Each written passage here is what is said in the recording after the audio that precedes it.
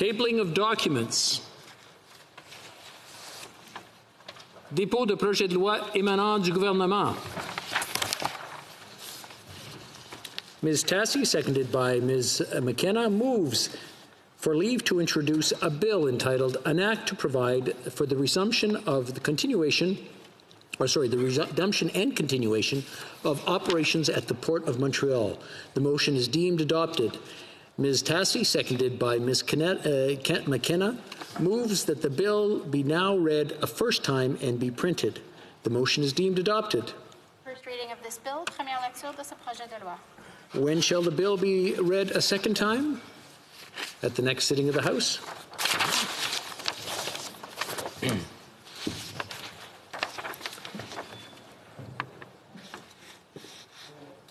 Statements by ministers. Rapport de délégation. Reports from interparliamentary delegations. Presenting reports from committees. The honourable member for Mississauga, Erin Mills. Merci, Monsieur le Président. Monsieur le Président. Thank you. Mr. Speaker, I have the honor to table in both official languages the 9th report of the Standing Committee on Justice and Human Rights, entitled The Shadow Pandemic, Stopping Coercive and Controlling Behavior in Intimate Relationships. Présentation de rapport. Presenting reports from committees. For Humber River Black Creek. Merci, le Président. I'm pleased to be able to present the 5th report of the Standing Committee on International Trade, a study on main estimates 2021-22, Vote 1 under Invest in Canada Hub, main estimates 21-22, Vote 1 under Invest in Canada Hub, in accordance with its order of preference of Thursday, February 25th, 2021, your committee has considered Vote 1 under Invest in Canada Hub and the main estimates for the fiscal year ending March 31st, 2022, and reports the same. Thank you, Mr. Speaker. Présentation de rapport de Presenting reports from committees. From committees, the honourable member for Coast of Bay Central Notre Dame. Thank you, Mr. Speaker. I have the honor to present in both official languages the 4th report on the Standing Committee of Canadian Heritage in relation to the motion adopted on Friday, October 23rd, 2020, regarding the challenges and issues faced by the arts, culture, heritage, and sports sectors during the COVID-19 pandemic. Pursuant to Standing Order 109, the committee requests that the government table a comprehensive response to this report. Thank you. Introduction of private members' bills. Première lecture de projet de loi d'intérêt public. First reading of Senate public bills. Motions. Mr. Poliev moves. Mr. Poliev, seconded by Mr. Dreeshen, that the 5th report of the Standing Committee on Industry, Science and Technology, presented on Friday, March 26, 2021, be now concurred in. Debate? Yes. The honourable member for Carleton. Thank you very much, Mr. Speaker. Today, I will be sharing my time with the member for Red Deer, or as I like to call him, the Earl of Red Deer. He deserves all of the credit for his work on this particular bill. He's the longest serving Conservative member on the Industry Committee. I'd like to thank him for his incredible and tireless work at that committee and for his contributions to this important study and the report that we are debating on that study today. Today we are addressing the, quote, the Investment Canada Act, responding to the COVID-19 pandemic and facilitating Canada's recovery. With the economic calamity brought on by the government's mismanagement of the COVID crisis and with its mismanagement of spending, regulations, and taxes, the Investment Canada Act came to the forefront of debate 1 year ago, and still resonates as this piece of legislation gives the federal government the power to review foreign investments in Canada under two broad criteria: national security and the net benefit review. foreign direct investment reviews are critical in areas that are sensitive to national security, but they can be absolutely necessary, as it is important to protect industries that are linked to the security of the nation. With the growing phenomena of rare earths and other minerals and resources that are not only furnish us with our quality of life, but protect our security and our sovereignty, it is important to ensure that we do not surrender these resources to hostile foreign powers.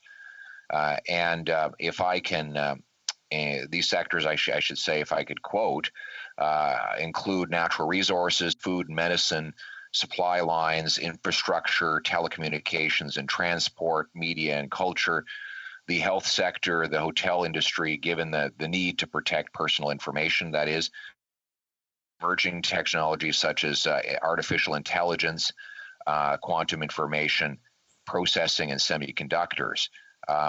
Now, it is clear that these sectors should have the ability to operate in a way that allows for competition and customer choice. However, it is equally important that they not become the successful target of hostile foreign powers who seek to acquire them not for any market-driven purpose, but rather to threaten the security and sovereignty of our nation. And that's why this report is so important. And to that end, I would like to now cede my time to the real expert on this subject, the member who has done more work than anyone on it, and that is the honourable member for Red Deer. Questions and comments? Questions et commentaires? Resuming debate, the honourable member for... Oh, I'm sorry. Sorry, yes, I'm terribly sorry. I just saw there are hands raised. The Honourable Parliamentary Secretary to the President of the Queen's Privy Council. Yes, thank you, Madam Speaker. And I must say I'm a little bit disappointed in the Conservatives, not surprised. Yet again, they're moving a motion to prevent the government from being able to debate what is very important issues before the House. I can understand there's certain aspects that the government, that the opposition doesn't want to debate. For example, the legislation on net zero, which was one of the scheduled pieces of legislation for some discussion. After all, their position in regards to seems to be flip-flopping on the price of pollution. Today, I think they're in favor of it. But anyway, Madam Speaker, I'm asking, does the member recognize the importance of allowing the government to be able to deal with absolutely critical legislation at this time of the year? Why do they continue to want to frustrate the government's legislative agenda? And then on the other hand, when they themselves will say, why isn't the government passing enough legislation? The honourable member for Carleton. Well, let me start by pointing out the obvious fact that everyone in the House recognizes, and that is that no one wastes more time in Parliament than that member. No one is, in fact, more capable of compressing so many words into so little substance as him. And indeed, I have had constituents say that they wish they could hit a fast forward button when he stands up in the House, and perhaps the legislative agenda of the government would move more quickly if he would say a little bit less and do a little bit more. And I'm also very sorry that the member does not want to discuss the protection of the sovereignty of our industries that are crucial to our national security. Maybe he just wants to sell all of our critical and strategic industries to communist China, whom his leader admires for its basic dictatorship. We in the Conservatives actually think Parliament should be discussing how we protect our strategic industries against hostile foreign takeover. And finally, if the member is so concerned about moving Parliament along, he should talk to his Prime Minister about why he shut the place down for 2 months straight. So that's how I would respond to his never-ending complaining about the opposition's use of Parliament to debate critical issues that affect the lives of Canadians. Thank you. Questions and comments. The honourable member for Timmins, James Bay. Thank you, Madam Speaker. Speaking of the Liberal filibusters, I'd like to ask my honourable colleague, we've finally gotten the documents from Victor Lee, although his lawyer says that it was We Charity, maybe the Kielburger brothers, who answered the committee's questions. I'm very concerned. Basic questions. In your role as CFO, what financial information was requested by the Government of Canada in their decision to award the CSSG? His answer, I do not know. What assurance did we give the government that it could handle the financial load? I do not know. This is their CFO. Your signature, Mr. Lee's signature, is on the service contract. Why was the contract retroactive to May 5th? He doesn't know. What assurances were you given on May 5th onwards that expenses would be covered? He doesn't know. I'd like to ask my honourable colleague about this. This is like $500 million plus that we were going to give to the Kielburger brothers. They just walked in, signed this deal, and their CFO can't answer basic questions about due diligence. Honourable member for Carleton. The member asked some very good questions. He's absolutely right. Look, the Prime Minister personally intervened to award a $500 million contribution to a group that had paid his family $500,000. That the Mr. Lee is supposedly the chief financial officer of the We Charity, yet doesn't have the most basic information about this $500 million grant that he would have presumably been administering as the CFO. This particular individual has gone missing for roughly a year now. When I originally asked for him to testify at the Finance Committee on the We scandal, he said that he wrote back saying he was too sick. So apparently he's still too sick to testify, and we asked him to answer questions in writing, and what do you know? His answer is that he doesn't know anything about anything. I guess he's taken a page out of the Liberal ministerial playbook, where they've said the government has sent ministers to the committee whose top answer to the most important We scandal questions has been, I don't know. Resuming debate, the honourable member for Red Deer Mountain View.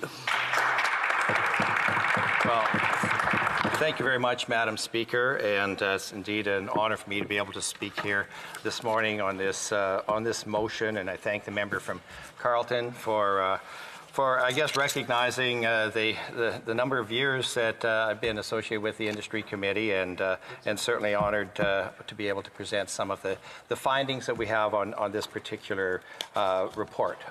Few things are as important to my constituents and to all Canadians as how the government supports workers, families, and businesses in these unprecedented times. Few things are as important to my constituents as ensuring a strong and prosperous recovery. So Canada's Conservatives have worked tirelessly over the last year to address and fix many of the shortcomings of the ill-designed and flawed assistance programs introduced by the Liberal government. We've stood up for Canadian workers who've tragically lost their jobs due to the Liberal government's slow and inadequate response to the pandemic. We stood up for businesses that have struggled to stay afloat during the pandemic and will continue to do so over the coming months. This is part of what the report from the Standing Committee on Industry, Science and Technology is all about. The report's recommendations will help to ensure that Canadian businesses remain drivers of economic growth for all Canadian workers. They will help to ensure that our most important intellectual assets stay in Canadian hands. Madam Speaker, over the last year, many countries around the world have taken concrete measures to prevent the predatory acquisition of businesses within their borders by actors connected with authoritarian regimes or by state-owned enterprises. The countries that have acted are pro-investment countries, such as Australia, India, Germany, and the European Economic Union. They've recognized that times of great economic difficulties for businesses leaves them vulnerable to predatory takeovers or acquisitions that can jeopardize ownership of intellectual property and to put jobs at risk. Canadian businesses are equally vulnerable. That's what the Standing Committee heard in testimony from many expert witnesses. But like everything else, the response from the Liberal government has been totally inadequate. Madam Speaker, shortly before the Standing Committee began its study, the Canadian Security Intelligence Services highlighted the risks posed by foreign takeovers in today's environment. Specifically, CSIS warned in a report that, and I quote, Canada's economic wealth, open business and scientific environments, and advanced workforce and infrastructure pose an enticing target to foreign investors. The agency said that while many foreign investors are not hostile, those investments from state-owned enterprises and firms with close ties to governments or intelligence services need to be weighed very carefully.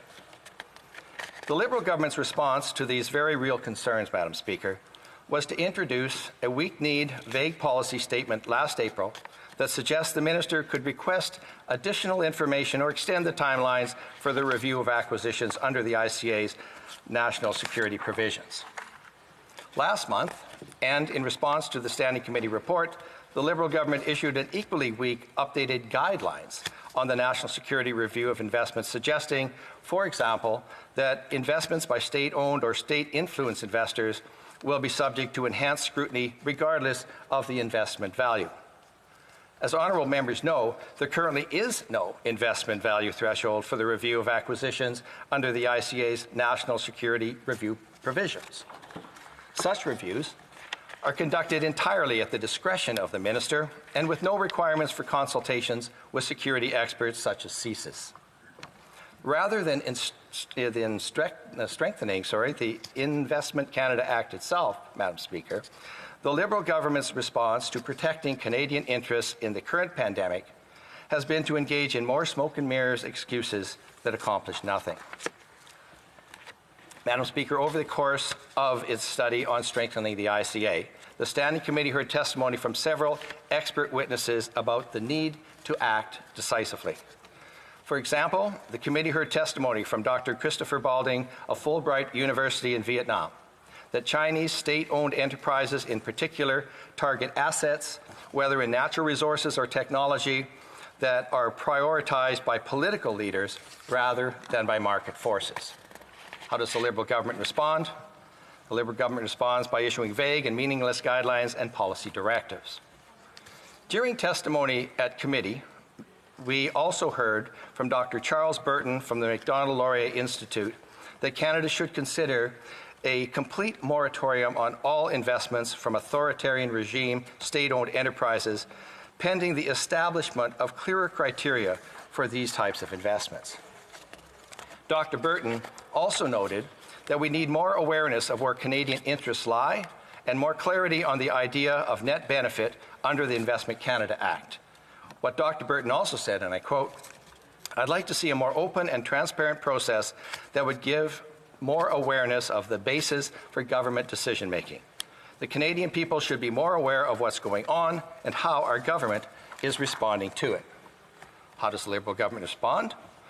They respond by issuing weak closed-door guidelines and policy directives without any consultation at all. Madam Speaker, during our review, the Standing Committee also heard testimony from Jim Balsillie, Chair of the Council of Canadian Innovators. Mr. Balsillie noted that the Investment Canada Act is a critical regulatory tool for ensuring Canada's prosperity and security. But he also noted that it does not reflect the contemporary economy where the most valuable national economic and security assets are intellectual property and data. He suggests that Canada needs to go beyond reviewing acquisitions by SOEs of authoritarian countries, because if the assets are critical to Canada's prosperity, security, and sovereignty, then we need to ensure they remain in our control, regardless of the foreign counterparty. How does the government respond? Quite simply, it doesn't. Madam Speaker, the recommendations in the Standing Committee report are balanced, appropriate, and timely. They are based on the testimony we heard from experts about the need to protect our interests while also continuing to attract foreign investment to Canada. In line with the testimony we heard, the Standing Committee report recommends reducing the threshold under the ICA's net benefit test to $0 from the current level of $428 million if the acquiring entity is a state-owned enterprise, and that all thresholds be reviewed on an annual basis. It recommends that the government should take steps to improve the treatment of intangible assets under the net benefit review process of the ICA, and it also recommends that the government should implement legal measures necessary to block any transaction that would undermine Canada's national security by transferring a sensitive asset to a non-Canadian entity. The report recommends that the Government of Canada take steps to protect our strategic economic sectors such as natural resources, agri-food, and the pharmaceutical industry. The committee also recommends that the Government of Canada immediately introduce legislation amending the Investment Canada Act to compel the minister to consult with the Canadian Securities Intelligence Services, the Royal Canadian Mounted Police, and the Canadian Security Establishment in the national security process. Strangely enough, Madam Speaker, there currently is no provision or firm requirements within the Act to do that, leaving everything up to the political discretion of the minister, and we all know this government's track record on that front. Madam Speaker, there's no question that foreign investment helps drive economic growth and creates jobs. Interestingly enough, while pro-investment countries such as Ireland saw foreign investment double between 2015 and 2019, foreign investment actually shrank by half a percentage point over the same period under the Liberal government here in Canada.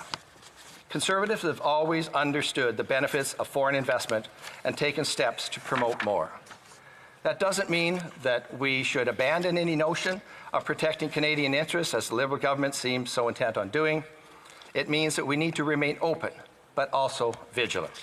I therefore urge all honourable members to support the motion before us today so that we can move forward to strengthen and modernize the Investment Canada Act to reflect both our present realities as well as the 21st century economy. Thank you, Madam Speaker.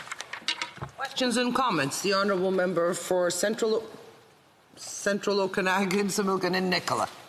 Thank you, Madam Speaker, and I certainly want to appreciate what this member has said. I come from an area of this great country, Madam Speaker, where we have 2 copper mines, and many of them have been funded by foreign direct investment. We also have seen this particular government, the Liberal government, Madam Speaker, approve a transfer of senior homes in British Columbia to a Chinese state organization called Ongbong, Madam Speaker, and that was a horrible mistake by this government. And when we raised it, when members, such as the member from Kamloops and I raised it, this government said it's all up to the provincial government. So, Madam Speaker, we cannot allow this government to continue to approve such large-scale transactions and effectively say, let the provinces figure it out. Does this member have anything further to say about the need to protect both our critical industries and Canadian lives, like are those of our seniors? Honourable member for Red Deer, Mountain View. Well, thank you very much to the member for that question, and thank you, Madam Speaker. There's 2 aspects of what the member has asked, and the first is how are companies in Canada and businesses supposed to be able to compete when they see investment dollars coming into our country from state-owned enterprises. And I think that's really the critical aspect of it. You know, there's so many businesses that, you know, they just kind of get the footing underneath them, and then they start to have this extra competition that is there. And I think that's really a critical aspect of it. We've seen it in the healthcare system. I know that the European Union was extremely concerned about what was happening there, and that's why they had taken action. The other aspect is this government's pushing all of the difficult decisions on the provincial government. And of course, we've talked about the pandemic, we've talked about vaccines, we've talked about all of the issues that have been downloaded to the government, to provincial governments, and I think that is something that we have to be cautious of and aware of. The Honourable Member for Abitibi-Témiscamingue. Thank you, Madam Speaker. I want to thank my colleague for the speech. He's also a committee from the Industry Committee, and I appreciate that. He said in the speech that it was particularly important to bring the threshold down to $0. That's, of course, the threshold for having an inquiry or an investigation. Could he tell us more about that? The Honourable Member for Red Deer, Mountain View. Well, I thank the member for his question and certainly for the good work that he does on committee. I think really that's one of the key considerations is to look at what is actually happening, not having some arbitrary number that triggers the review. Because when we're talking about national security, this is one of the main parts. And quite frankly, although the Liberals suggested that that didn't matter, the testimony that we had heard indicated that these different, the CSIS and national security folks would actually have the right to be able to access and to look at all of these acquisition potentials. So I think that's really an important aspect, and I thank the member for the question. The Honourable Parliamentary Secretary to the President of the Queen's Privy Council. Yes, thank you, Madam Speaker. I'm wondering if the member could tell the House why it is that the Conservative Party, as the official opposition, has chosen today to raise that issue. When they have opposition days, they've had many other opportunities to be able to raise it. Why today, when we have other legislation that we're wanting to be able to see debated, why does the Conservative Party continue to want to frustrate the government's House business? Honourable Member for Red Deer Mountain View. Well, thank you, Madam Speaker, and thanks to the member. I know that usually when anybody gets up to speak, he has a question of process, and I think I go back to what the member from Carleton had indicated. This government does not seem overly serious about passing any particular government legislation. They spent 2 months hiding from Canadians this summer under prorogation, and we continue to see them adding more and more types of legislation that really do not advance the betterment of this country, as we are trying so hard right now to look at the economy and trying to make sure that that Canadians are going to do better. Thank you. Resuming debate, the Honourable Parliamentary Secretary to the President of the Queen's Privy Council. Yes, thank you, Madam Speaker. And it truly is amazing when you stop and think about it. In the last number of months, we have seen the official opposition, the Conservative Party, continue to behave in an irresponsible manner, and playing a very destructive role inside the House of Commons. Even in the question that I just finished posing to the member, where he tries to give the impression that the government is not necessarily passing legislation. The government of Canada has been very much focused on Canadians and the pandemic and bringing forward legislation that is going to have the backs of Canadians in terms of supporting them. Whether it's legislation like C-14, or it's the budget that we just voted on yesterday, Madam Speaker. That has been the priority for Canadians. There are other important issues that the Government of Canada has been trying to get through the House of Commons. For example, today the legislation on net zero.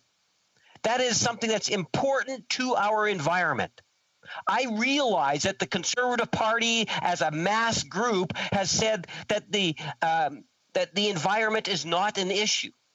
But recently we now have the Conservative leaders saying that the price on pollution is a positive thing. They don't want to debate the important issues that need to be debated, that Canadians want to see leadership.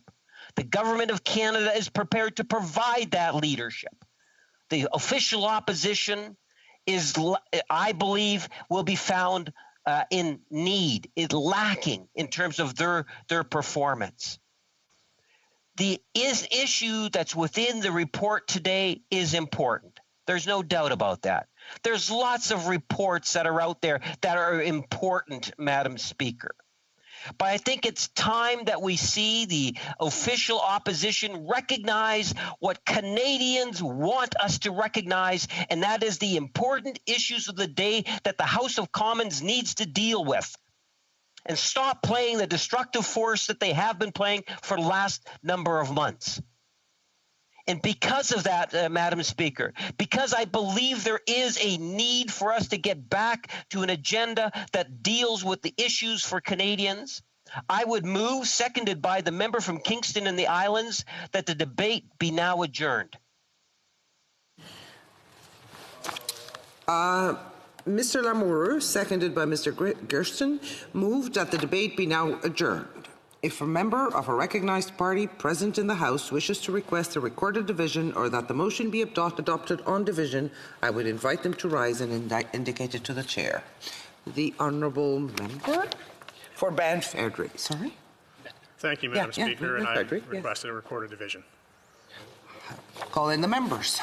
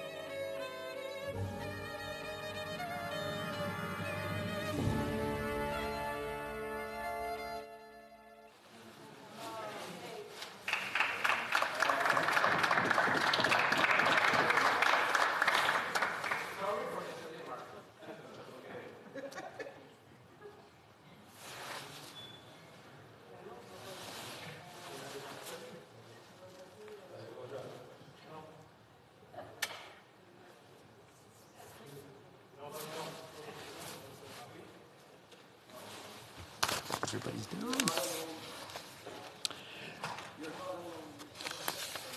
La question est la suivante. The question is the following one. By Mr. Garrettson, move that the debate be now adjourned. La période de 10 minutes. The 10-minute period for members voting electronically has started. And the House will now proceed to the vote for members participating in person. Those in favor of the motion will please rise. Mr. Garrettson. Madame Mendez. Madame Mendez.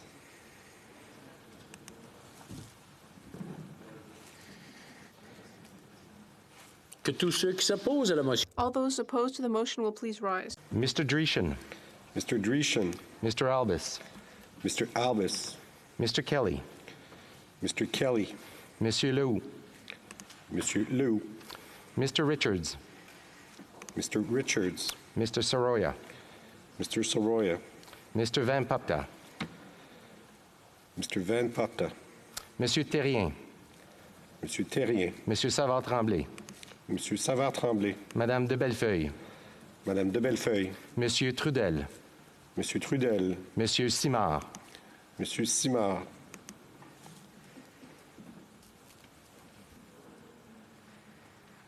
The House will now wait for the voting period to end before resuming the proceedings.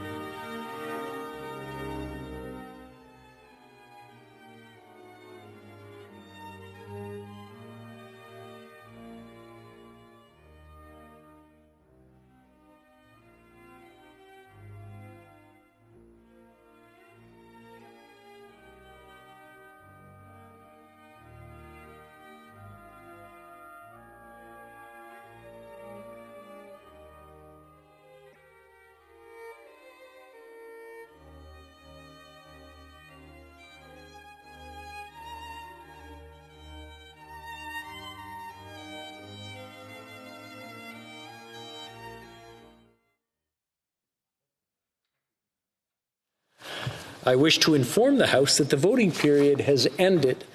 Si des députés n'ont pas... If members were not able to vote due to technical difficulties, they may now use the raise hand function, and the chair will recognize them. The Honourable Mr. Maguire. Mr. Maguire? Oh, okay. His vote was registered. Mr. Soroka. Yes, it says I voted nay, but yet I got a message saying confirm with the House first, so that's what I'm doing. Yes, we're confirming you did in fact vote nay. It's registered. Mr. Williamson. Yes, Mr. Speaker. Similarly, I voted nay and was asked to check the House that vote was in fact recorded nay. Nay has been confirmed. Thank you. Thank you. That's what you paid. The table will now compile the results of the vote. Oh, no, okay, it's fine. Yes.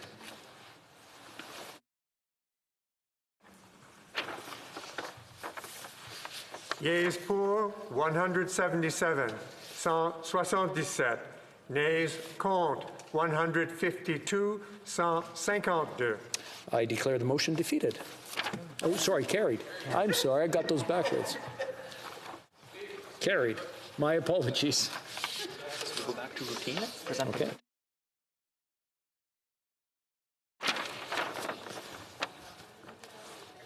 Presenting petitions. Yep. Presenting petitions. Présentation de pétitions. The Honourable Member for Beaches, East York.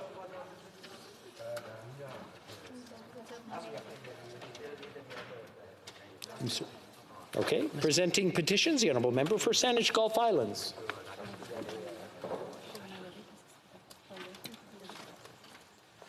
Thank you, Mr. Speaker. Presenting a petition this morning from residents throughout Saanich Gulf Islands and beyond this constituency, recognizing the climate crisis, recognizing an urgent ecological crisis and species extinction, and calling on the government to bring into place federal legislation to ensure that every Canadian has the right to a healthy environment. Thank you, Mr. Speaker. Thank you, Madam Speaker. The Honourable Member for Beaches, East York.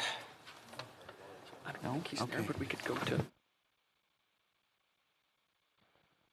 Kelowna Lake Country. Thank you, Madam Speaker. I'm tabling a petition today, number 11208878, on behalf of constituents in my riding of Kelowna Lake Country.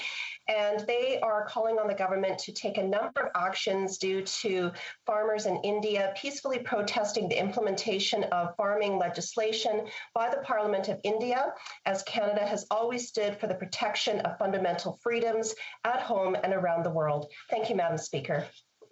L'honorable député de Longueuil-Saint. The Honourable Member for Longueuil-Saint-Hubert. Thank you, Madam Speaker. I have here a petition to ask Canada to impose all of the sanctions under the Magnitsky Act, including freezing assets, against foreign leaders who are causing human rights violations in China. They have been orchestrating for years the torture and the organ transplant or forced organ removal for transplant. There are political prisoners. There are religious minorities like the Falun Gong. There are also Uyghurs and Tibetans. This treatment of minorities in China must cease, and the people responsible must be sanctioned. Thank you. Sherwood Park, Fort Saskatchewan. Well, thank you, Madam Speaker. I'm presenting 4 petitions in the House today. The first petition is about Bill S-204, forced organ harvesting and trafficking. Petitioners are in support of that bill. It would make it a criminal offense for a person to go abroad and receive an organ taken without consent. The petitioners want to see Bill S-204 passed as quickly as possible. The second petition is highlighting the human rights and humanitarian situation in the Tigray region of Ethiopia and calling on the government of Canada to be engaged and active on that situation to a greater extent. The third petition highlights the persecution of Falun Gong practitioners in China. and it calls for the use of the Magnitsky Act, Justice for Victims of Corrupt Foreign Officials Act, to sanction officials involved in these human rights abuses, and further action from the government on forced organ harvesting and trafficking. The fourth and final petition I'm presenting today is on Bill C-6. Petitioners who have signed this petition are supportive of efforts to ban conversion therapy. They are concerned about the definition of conversion therapy used in Bill C-6, in particular that the definition does not apply narrowly to practices that actually amount to conversion therapy, but that would substantively end up restricting private conversations that happen out of any kind of pseudo-clinical or therapeutic context. Petitioners are calling on the government to fix the definition and work towards legislation that simply bans conversion therapy, noting that such a bill would certainly get the support of all members of this House. Thank you, Madam Speaker. Questions on the order paper. The Honourable Parliamentary Secretary to the Leader of the House, the Leader of the Government in the House. Thank you, Madam Speaker. I would ask that all questions be allowed to stand at this time, please. Is it agreed? Orders of the day. Ordre du jour. The Honourable Minister of Infrastructure. Madam Speaker, I move seconded by the Minister of Environment and Climate Change that in relation to Bill C-12, an act respecting transparency and accountability in Canada's efforts to achieve net zero greenhouse gas emissions by the year 2050, not more than 5 further hours shall be allotted to the consideration at second reading stage of the bill, and that at the expiry of the 5 hours provided for the consideration at the second reading stage of the said bill, any proceedings before the House shall be interrupted if required for the purpose of this order, and in turn, every question necessary for the disposal of the said stage of the bill shall be put forthwith and successively without further debate or amendment.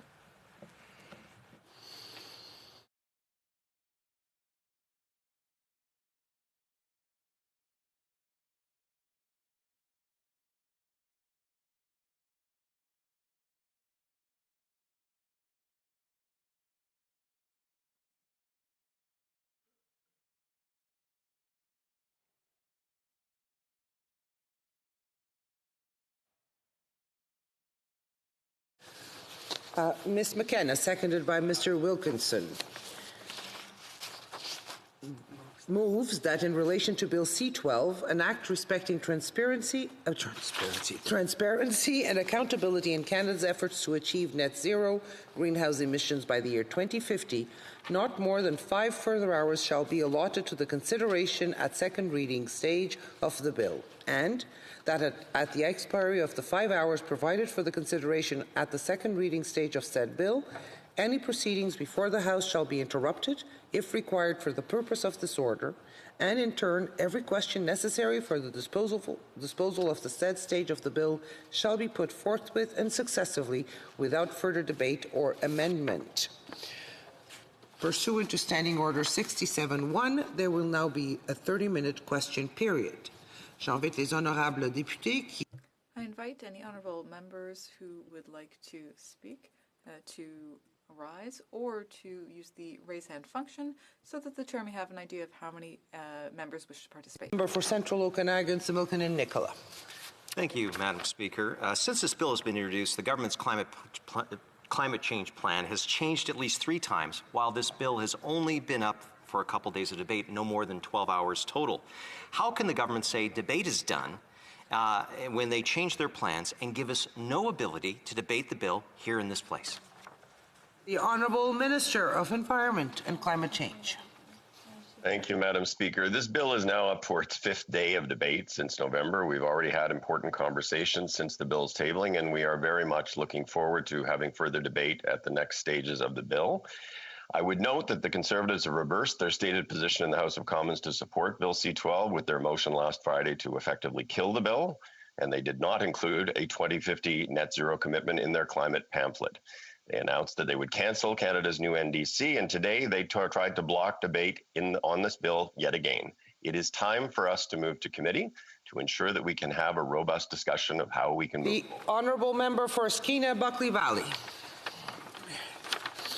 Thank you, Madam Speaker. I would echo the frustration that all of a sudden we find ourselves in a rush to push this bill through, since the bill was brought forward last November and then only appeared for 1 hour of debate in March. And now we find ourselves in April and we're in a huge panic to get this bill through to committee. We do support climate accountability, and I wonder if the minister could explain to us why he is so reluctant to commit to a specific number of megatons of greenhouse gases reduced by 2025 on the path to 2030. The Honourable Minister. Thank you, Madam Speaker. As I said, the bill is now up for its 5th day of debate since November. I'm a little surprised to hear that from my New Democrat colleague, given that my understanding has been that they support the intent of the bill. Certainly, we are focused on ensuring transparency and accountability, and we have been very clear with all members of the House, very much, including my colleagues in the New Democratic Party, that we are open to the consideration of ways in which to enhance transparency and accountability going forward. L'honorable député de Saint-Hubert. The Honourable Member for Saint-Hubert. Oh, sorry, for La Prairie. Well, listen, Madam Speaker, climate change is important, but I don't know why we're asking for time allocation over and over. The problem here is with the government leaders' management of the parliamentary schedule. I don't think it's normal that they should be adjourning debate so often in the House. We've spoken about this 4 times before. It's an important bill, and I would ask the government, why do you have such a hard time managing your legislative calendar? The Honourable Minister. Madame le Président, le projet de loi. Madam Speaker, the bill is now at its 5th day of debate since November. We've already had important conversations since the bill was tabled, and we are very eager to move it forward to the next stage. All parties have said that they want to send the bill to committee. The Bloc, the NDP, and even the Conservatives, up until last week, said that they want to do so, and they've only just recently backpedaled. Go Filings. Thank you, Madam Speaker. I'm afraid I find the Liberals' protestations that were on the 5th day of debate rather thin. They brought it forward in November. Did we see it again in December? No. January? No. February? No. Came back in March for 3.5 hours, conveniently on a Wednesday afternoon with very little time for debate. And then worse, we didn't see it again till one day in April, where we had 1 hour on a Friday morning. We have not yet arrived at a slot where it would be available for anyone who isn't a Liberal, Conservative, Bloc, or NDPer to speak. The Honourable Minister. Thank you, Madam Speaker. As I said, the bill is now up for its 5th day of debate since November, and we've certainly had some important conversations, but there will be opportunities for additional conversations at committee. It is important. All of the members in the House, even the Conservatives until last week, have suggested that they support the principles of this bill. We have said at committee that we are open to progressive and thoughtful amendments, and I think that there is a significant and appropriate time for consideration at committee, and I think it's time for us to move forward. For those of us who think that climate change is a priority, we need to move forward. Honourable Member for Kingston and the Islands. Thank you, Madam Speaker. Picking up on that last comment that the minister made, he said, for those that think climate change is important, indeed, this is an important topic and we need to move on with it. We've seen over the last number of months, procedure after procedure, procedural after procedural move by the Conservatives in order to slow down debate on virtually everything. Nothing seems to matter anymore other than proving that this government can't do anything, and they'll do whatever they can to make that a reality. Would the member not agree that given the current crisis that we have in front of us with climate change, we need to deal with this now? We need to get moving forward on this. The Honourable Minister. Thank you, Madam Speaker. Yes, and I have to say that I am very disappointed to see the approach the Conservative Party has taken on this bill. When it was first introduced, the Conservative Party critic said, it may raise some eyebrows that my party will be supporting this bill at second reading, but if we are to have any success, we need to find those things that we can agree upon and take action. The Conservative finance critic and member for Abbotsford said Conservatives in the House support this legislation. Last week, they reversed their stated position in the House to support this bill and effectively tried to kill it. They did not include a 2050 net zero commitment in their climate pamphlet. And to be honest with you, I think Canadians find it very unusual that the Conservative Party is not willing. The honourable member for Central Okanagan, Similkin and Nicola. Madam Speaker, first of all, the minister is completely wrong. He says that our climate plan, which will achieve our targets for 2030, is a pamphlet. The targets that this government put out last week, it didn't even have a napkin with a 40 to 45%. So I take no criticism from this minister on this. But generally, what is the urgency in pushing this bill? The government has already put forward a plan to hit existing targets, a terrible plan, but a plan nonetheless, as they have appointed the advisory group and filled it with anti-oil extremists. But I digress. They have been able to do many of the things that this bill purportedly says to do. Why not let members have more input? Particularly, Madam Speaker, since they have changed their own climate change goals 3 times since December of last year. Honourable Minister. Thank you, Madam Speaker. There are a whole range of issues that probably should be addressed in what the honourable member said. But let me talk about the Net Zero Advisory Body that will provide advice to the government as it charts the path to net zero. This group is comprised of exceptional Canadians with a wide range of experience and expertise. This drive-by smearing by the Conservative Party is not only ridiculous, but it is offensive. Some of the members include Gaétan Thomas, the CEO Conseil économique du Nouveau-Brunswick and the former CEO of New Brunswick Power, John Wright, the former CEO of Saskatchewan Power, Linda Cody, who served as Enbridge's chief vice president of sustainability. I have to give members the opportunity. L'honorable député de Rosemont. The honourable member for Rosemont-la-Petite-Patrie. Thank you, Madam Speaker. And this question is for the Minister of the Environment. You know, there are targets, but there's no real consistent, credible plan. But when it comes to parliamentary responsibility and periodic review, I mean, we agree with that. But the minister doesn't want this review until 2025. He wants it in 2030. Why wait? The Honourable Minister. Merci, Madame. Thank you, Madam Speaker. I agree with the need for transparency in this process.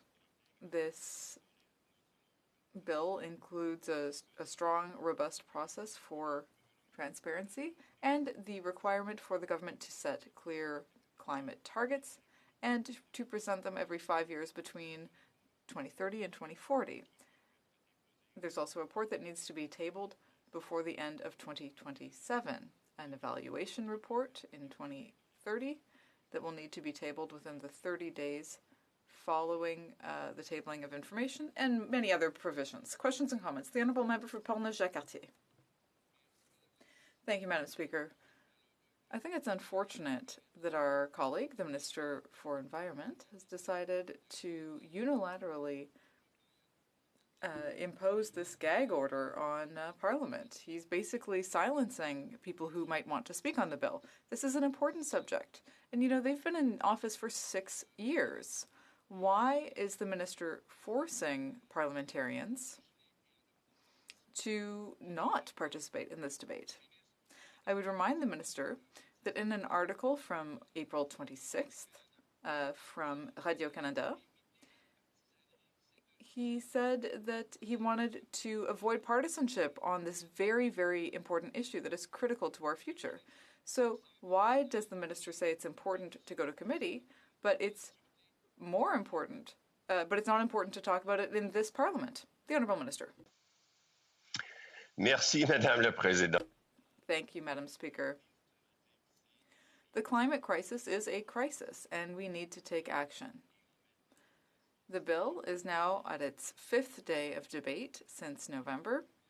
We have already had important conversations since this bill was first tabled, and we are eager to move forward to the next step.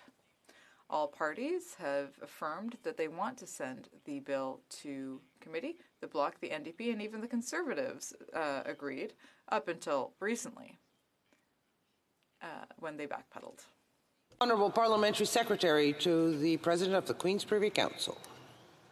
Yes, thank you, Madam Speaker. And I wanted to pick up on getting the minister's thoughts in terms of the conflicting messaging that's coming from the Conservatives. He makes reference to the legislation itself, but in general, with respect to the environment, when we have the Conservative membership as a whole across the country not recognizing that climate change is real.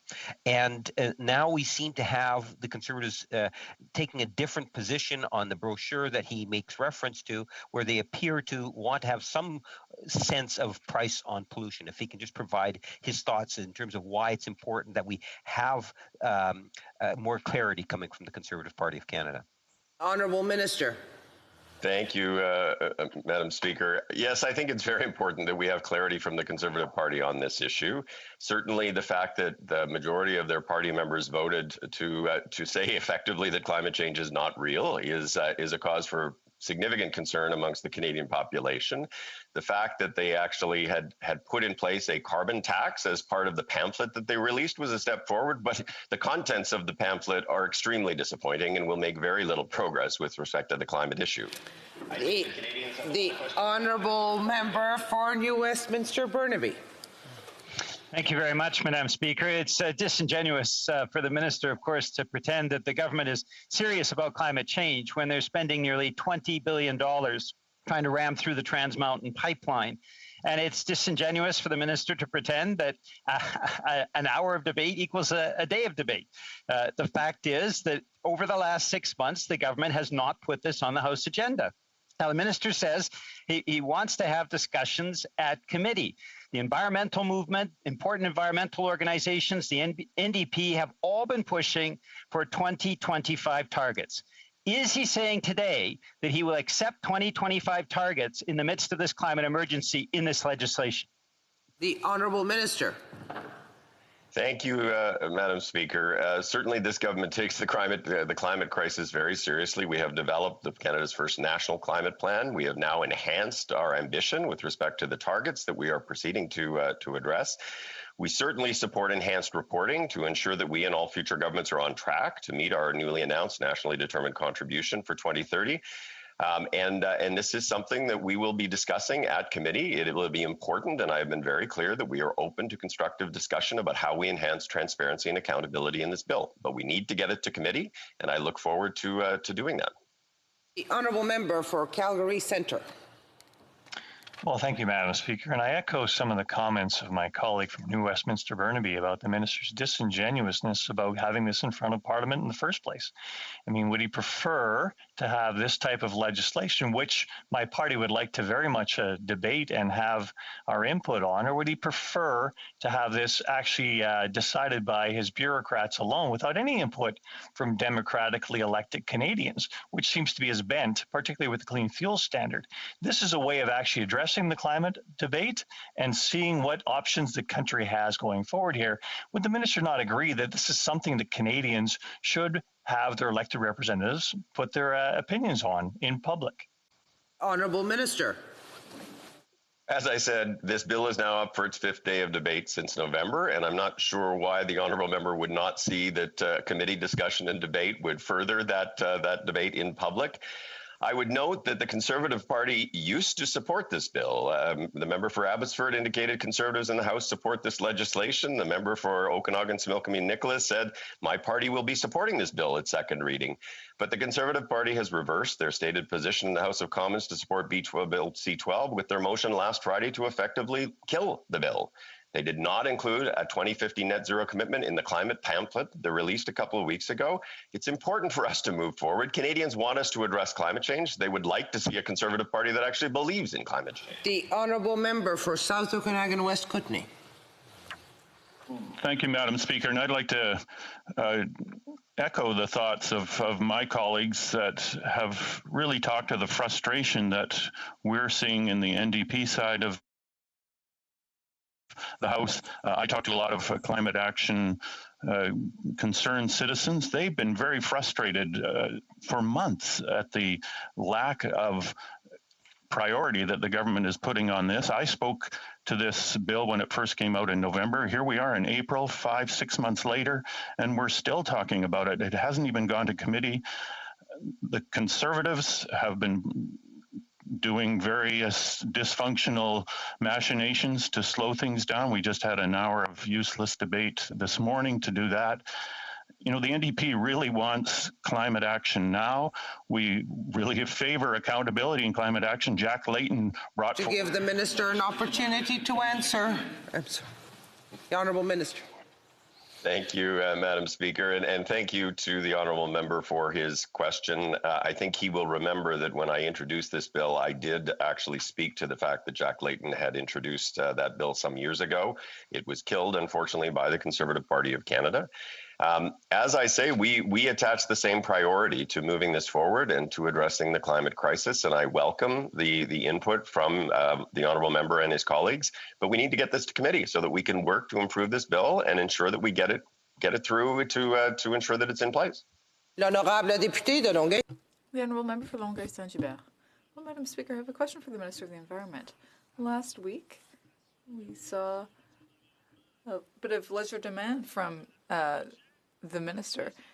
We're talking about budget targets of 36%, but 3 days later, they're announcing 45% of greenhouse gas emissions reductions. Now, Canada never managed to meet its own targets, let alone those that were set in international agreements. It's never happened. So what happened between Monday and Thursday? What changed? How did it go from 36 to 45%? The Honourable Minister. Thank you, Madam Speaker. In December, our government unveiled its improved climate change plan to increase our targets. That involved 64 new measures and $15 billion in investments to meet our targets. Last week, Budget 2021 unveiled additional measures, including greater harmonization with our trading partners, or rather our largest trading partner, the U.S., and we will be continuing to work with civil society, businesses, provinces and territories, Indigenous people, and all Canadians to ensure that we meet our targets. The Honourable Member for Nanaimo Ladysmith. Well, thank you, Madam Speaker. This is, in fact, the first time I've had an opportunity to speak to this bill, and I find it completely disingenuous on the part of the government to say that we've had enough debate on this. This bill is completely inadequate. We have not met any of our climate targets in the past, and this bill will not hold this government to account. It will not hold the next government to account. Our targets are inadequate. Point of order, Madame la Présidente, s'il vous plaît, Madame la Présidente. Oui. Oui, Monsieur l'honorable député de Portneuf-Jacques-Cartier, oui. Yes, the honourable member for Portneuf-Jacques-Cartier. Yes, I believe we have a problem with the interpretation. So I would like to be able to know what my colleague is saying. I believe there's a problem with the interpretation, if we can check that. Wonderful. I'll speak in English just to see if that works. Can we try to make sure that interpretation is working? No, it's not working. No, it's working? It's working now? Can you hear me now? Yes? Okay. The Honourable Member for Nanaimo Ladysmith. Would you like me to start again? So I started out by saying that debate on this bill has been completely inadequate. This is, in fact, the first time that I've had a chance, an opportunity to speak to this. And I've tried in the past to get up and speak and ask questions and raise comments. This government, this bill is completely inadequate. The Canadian government has failed to meet any of the climate targets that it is committed to, 9 of them in a row. This bill will not hold this government to account. It will not hold the next government to account.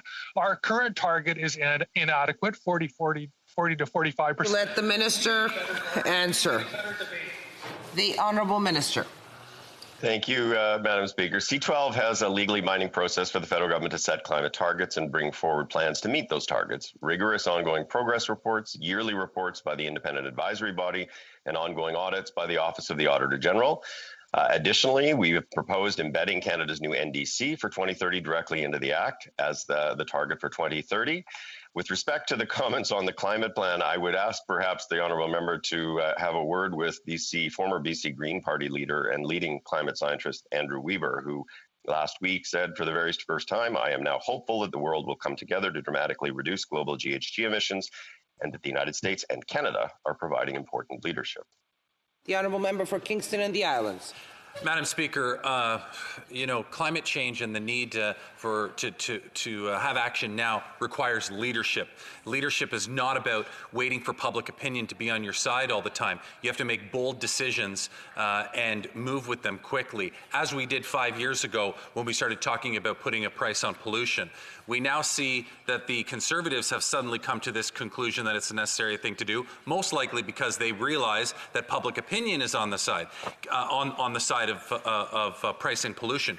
Can the minister comment on the struggles that him and his government have gone through over the last 5 years in fighting the Conservatives on this issue, but now they suddenly have come to realize it's the right thing to do?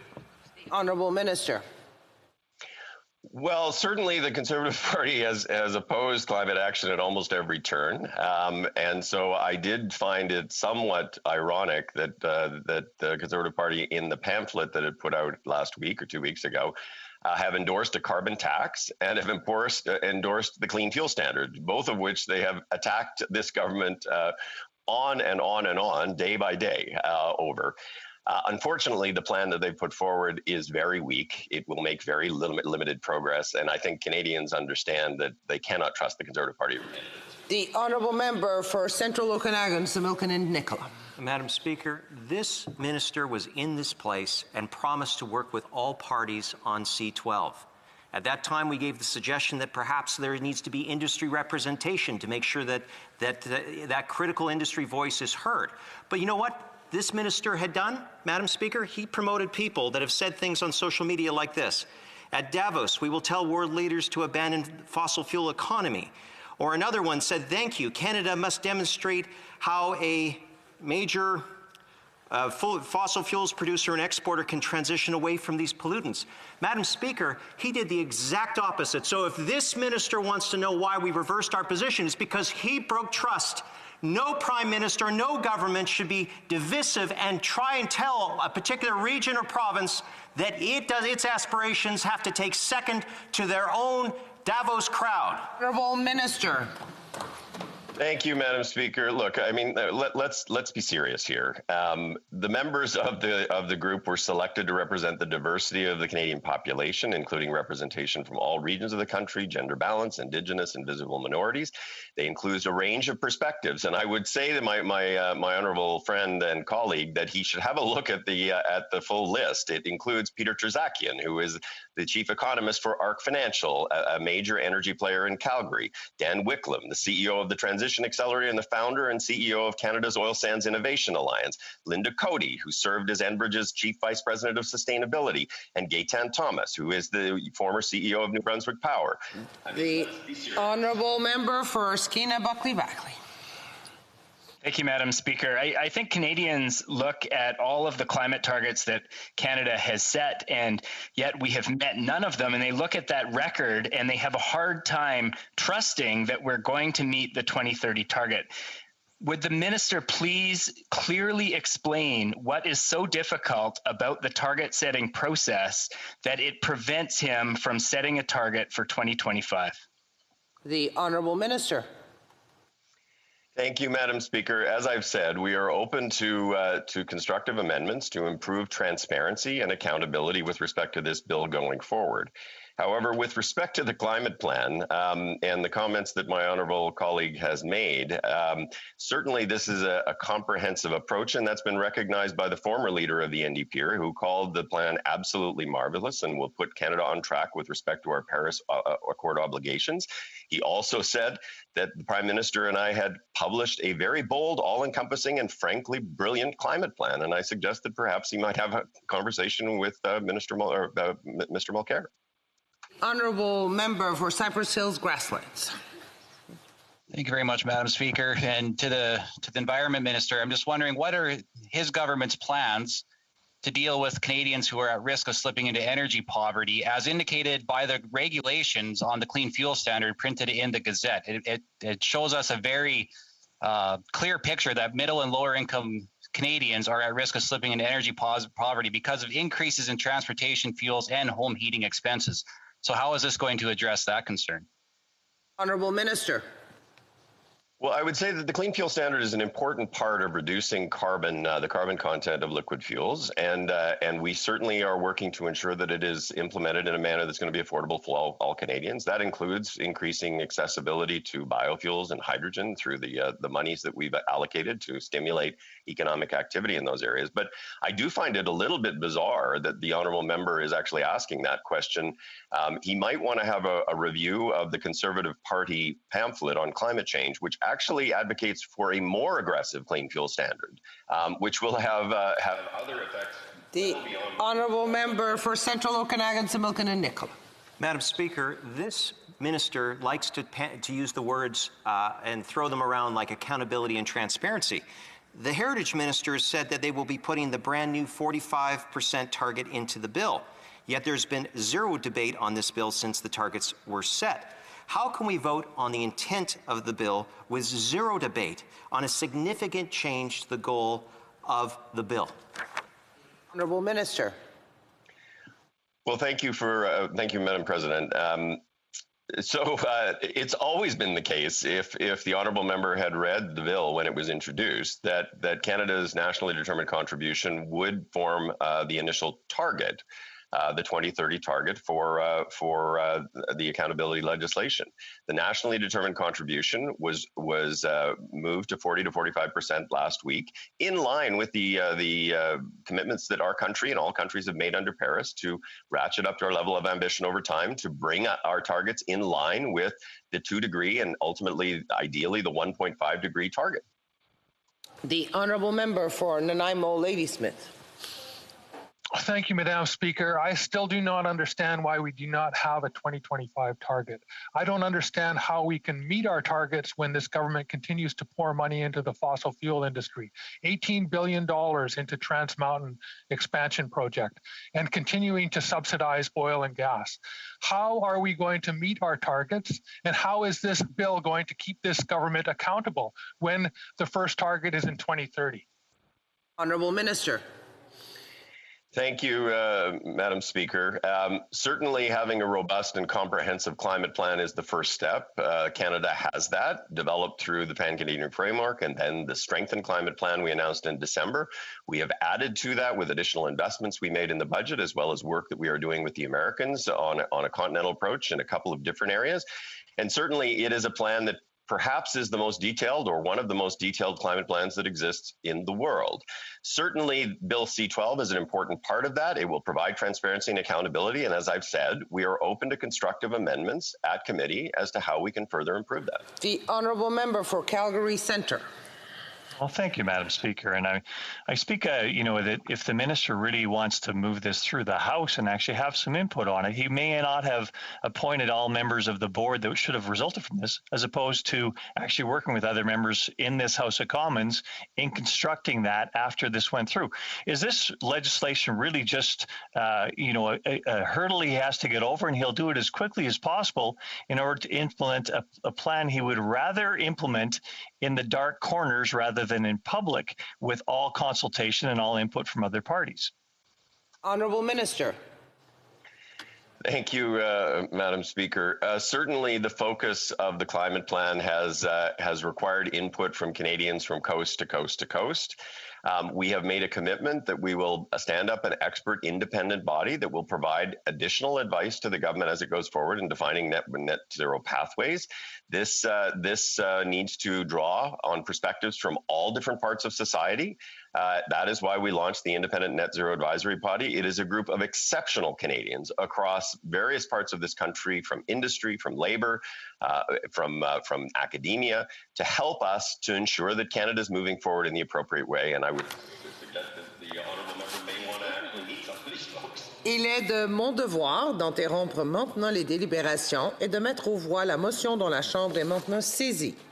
La question est la suivante. Madame McKenna, appuyée par Monsieur Wilkinson, propose que relativement au projet de loi C-12, loi concernant la transparence et la responsabilité du Canada dans le cadre de ses efforts pour atteindre la carboneutralité en 2050, au plus 5 heures supplémentaires soient accordées aux délibérations à l'étape de la deuxième lecture de ce projet de loi.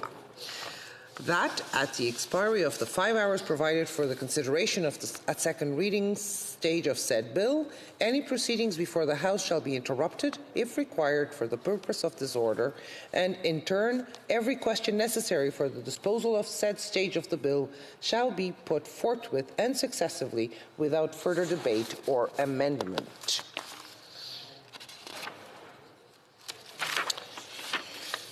If a member of a recognized party present in the House wishes to request a recorded division or that the motion be adopted on division, I would invite them to rise and indicate it to the chair. The honourable member for Kingston and the Islands. I would request a recorded division, Madam Speaker. Call in the members.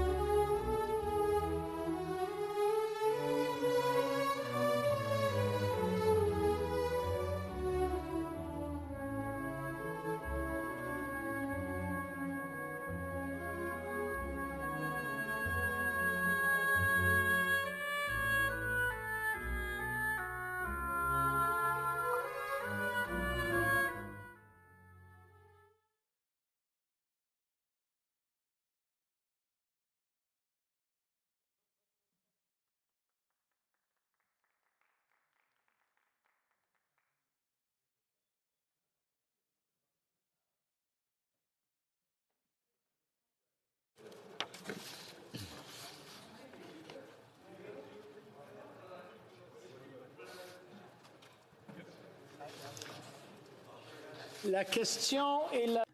The question is the following one. Ms. McKenna, seconded by Mr. Wilkinson, move that in relation to Bill C-12, an act respecting transparency and accountability in Canada's efforts to achieve net zero greenhouse gas emissions by the year 2050, not more than 5 further hours shall be allotted to the consideration at second reading stage of the said bill, and qu'à l'expiration that at the expiry of the 5 hours provided for the consideration at the second reading stage of the said bill, any proceedings before the House shall be interrupted, if required for the purpose of this order, and, in turn, every question necessary for the disposal of the said stage of the bill shall be put forthwith and successively, without further debate or amendment. The 10-minute period for members voting electronically has started, and the House will now proceed to the vote for members participating in person. Que tous ceux qui appuient la motion... All those in favor of the motion will please rise. Mr. Gerritsen. Mr. Gerritsen. Monsieur Boulris. Monsieur Boulris. All those opposed to the motion will please rise. Mr. Dreeshen. Mr. Dreeshen. Mr. Albus. Mr. Albus. Mr. Kelly. Mr. Kelly. Monsieur Lew. Monsieur Lew. Mr. Richards.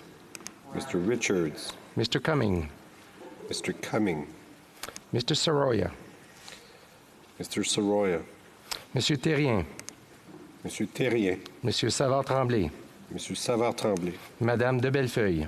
Madame de Bellefeuille. Monsieur Trudel. Monsieur Trudel. Monsieur Simard. Monsieur Simard. The House will now wait for the voting period to end before resuming its proceedings.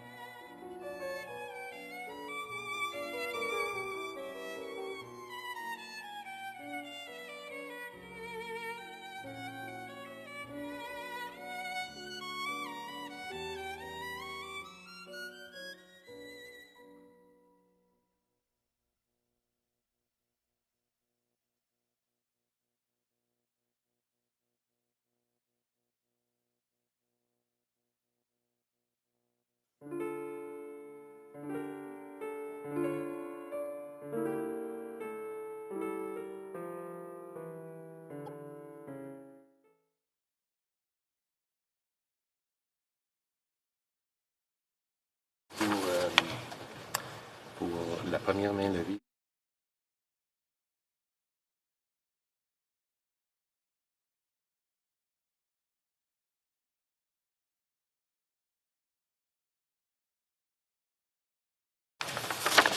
I want to thank the honourable member for Bow River keeping us in line. I wish to inform the House that the voting period has ended. Si les députés n'ont If members were not able to vote due to technical difficulties, they may now use the raise hand function and the chair will recognize them. Ms. Sahota.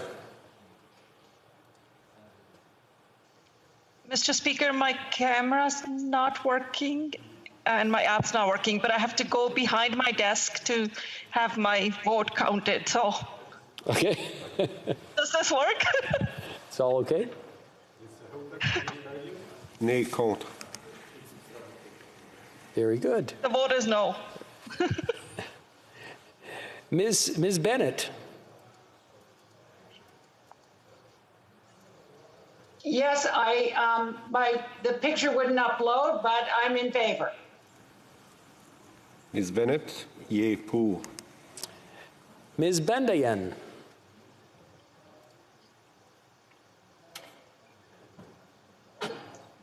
Madame Bendayan?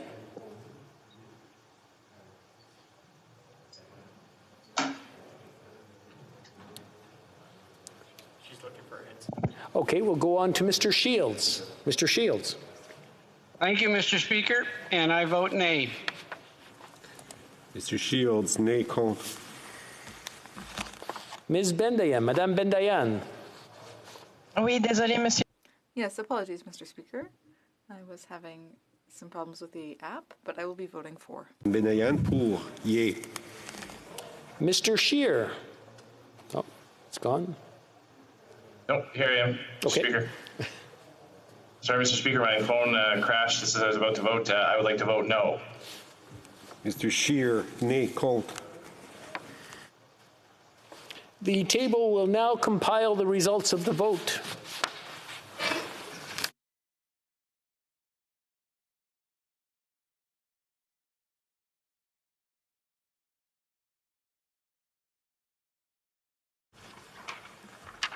Yeas pour 169, 169.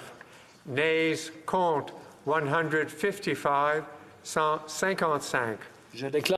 I declare the motion carried. Orders of the day. Orders of the day, ordre du jour, ordre émanant du gouvernement, projet. Government orders, government bills, resuming debate on the motion by Mr. Deltel on resuming debate. The honourable member for Portneuf Jacques Cartier has 8 minutes. Had 8 minutes remaining and 5 minutes of questions and comments. The honourable member for Portneuf Jacques Cartier. Thank you, Mr. Speaker. It's disappointing to see the government using time allocation and for members of parliament to be muzzled on such an important bill. The environment is an important matter, and our leader in the Conservative Party have, and I've said this many times. I wish the Liberals would understand that the Conservative Party of Canada, Mr. Speaker, recognizes climate change. I cannot stress that fact enough. We recognize its existence, and our leader has tabled an environmental plan, and I don't know if that's what provoked the Liberals, but I'd like to call to your attention, Mr. Speaker, the fact that in 1 week after our plan was tabled, the Liberals changed their target 3 times. On April 18th, a Sunday, it was 30%. On Monday, April 19th, in the budget, they moved it up to 36%. And Thursday, April 20th, in order to look good internationally, they moved it up to 45%. Mr. Speaker, I'd like to make a statement. I would like to say to all Canadians that in 2021, there will be a reduction in greenhouse gas emissions in Canada. And it's not because of the Liberals. The health crisis has caused a global reduction in greenhouse gas emissions, and I hope the Liberals will not try to take credit for that. They've been in office for 6 years, and unfortunately nothing's been done from 2005 to 2015. From 2015 to 2021, greenhouse gas emissions on the Liberal watch, they were a majority for 4 years and a minority for this second term of office. We don't know how long that will last, but greenhouse gas emissions have gone up by 5%. So that, Mr. Speaker, is a fact. And it's the Liberals. They have the nerve to try to shut us up on this, which is one of the most important subjects of the day. I have a big problem with that, Mr. Speaker, and this institution should be respected. This bill is called the title of the bill is the Canadian Net Zero Emissions Accountability Act. And I'd like to talk about this. An act respecting transparency and accountability in Canada's efforts to achieve net zero greenhouse gas emissions by the year 2050.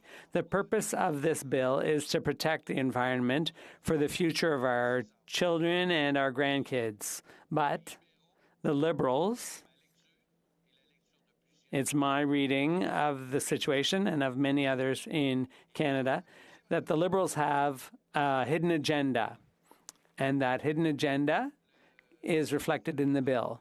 The government, there are 5 things when you read the summary of the bill. There are 5 points, and there's one thing that's really important to me, and I'd like to draw to your attention, something that bothers me, something that really worries me. And it's item C. It reads as follows: establishes an advisory body to provide the Minister of the Environment with advice with respect to achieving net zero emissions by 2050 and matters that are referred to it by the Minister. The makeup of that advisory body is 15 people appointed part-time for at most 3 years, and I'll go back to the text of the bill in order to be transparent, because I think that's something that's very important to us, maybe not to the Liberals, but according to the bill, an advisory group is to be set up to give the minister advice respecting measures and sectoral strategies that the Government of Canada could implement to achieve a greenhouse gas emissions target and any matter referred to it by the minister, and to conduct engagement activities relating to achieving net zero emissions. It's clause 21. And what follows that immediately is the terms of reference of the committee. So sub 2, the minister may determine and amend the terms of reference of the advisory body. Madam Speaker, as I said at the outset, there's a hidden agenda here. This Liberal government has a hidden agenda. In the makeup of the advisory body, as we now know, this government has appointed people, or has pre-appointed, if I might put it that way, the members of this advisory body. The selection of those members is worrisome. You know, Madam Speaker, this is the second part of my speech. In the first part, I talked about the fact that, yes, we recognize climate change, that it exists, and we have to work together. All Canadians have to work together to produce results. And we have a reserve of natural resources in Canada, which is called oil or hydrocarbons. No one was identified to actively take part in this advisory body from that sector. Madam Speaker, we buy oil from abroad, foreign oil, and we have no control over how it's extracted, and we import it here. Madam Speaker, we need to make an energy transition, and that transition should be done with the resources we have. I think to be intelligent, we should build together with all stakeholders. We should work together so that everyone contributes. And that's the problem with this bill. Madam Speaker, my colleague for Louis Saint Laurent moved a motion to decline to give this bill second reading and makes a very specific point. It mentions that after the government committed to working with Parliament on the makeup of the advisory group, the government appointed climate activists whose influence, if acted upon, would lead to the destruction of the oil and gas sector, disproportionately threaten certain regions of the country and their essential industries, and weaken national unity. Madam Speaker, this government that boasts about how inclusive it is, well, could we work together to find solutions? And what we find in the government's attitude currently is that they don't want to find solutions. They have a hidden agenda, and that's what's unfortunate. That's what's regrettable here. Madam Speaker, we all recognize the need to work together on climate change. I can see, Madam Speaker, that my time is up, so thank you. Questions and comments? Questions and comments? L'honorable député. The honourable member for Rosemont-le-Petit-Patrie. Thank you, Madam Speaker. And I'd like to thank my colleague for his speech. I have a very simple question, because we're not against the principles of this bill. It's a step in the right direction.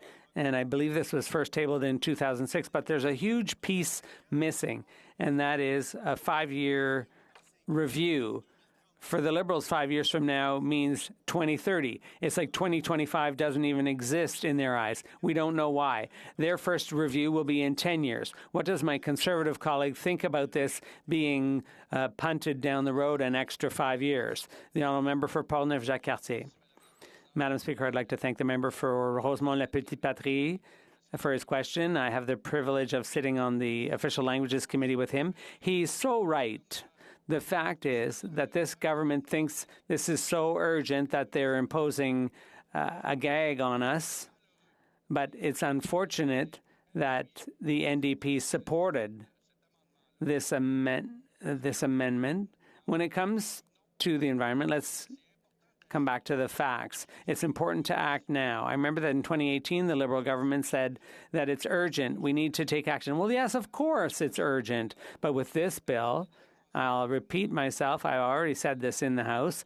This bill, there are 2 majority governments and 1 year of a minority government before we even began to see results. It makes no sense, Madam Speaker. Questions and comments? The honourable member for Lac Saint Louis. Excusez-moi, Madame la Présidente. Excuse me, Madam Speaker. Can you hear me now?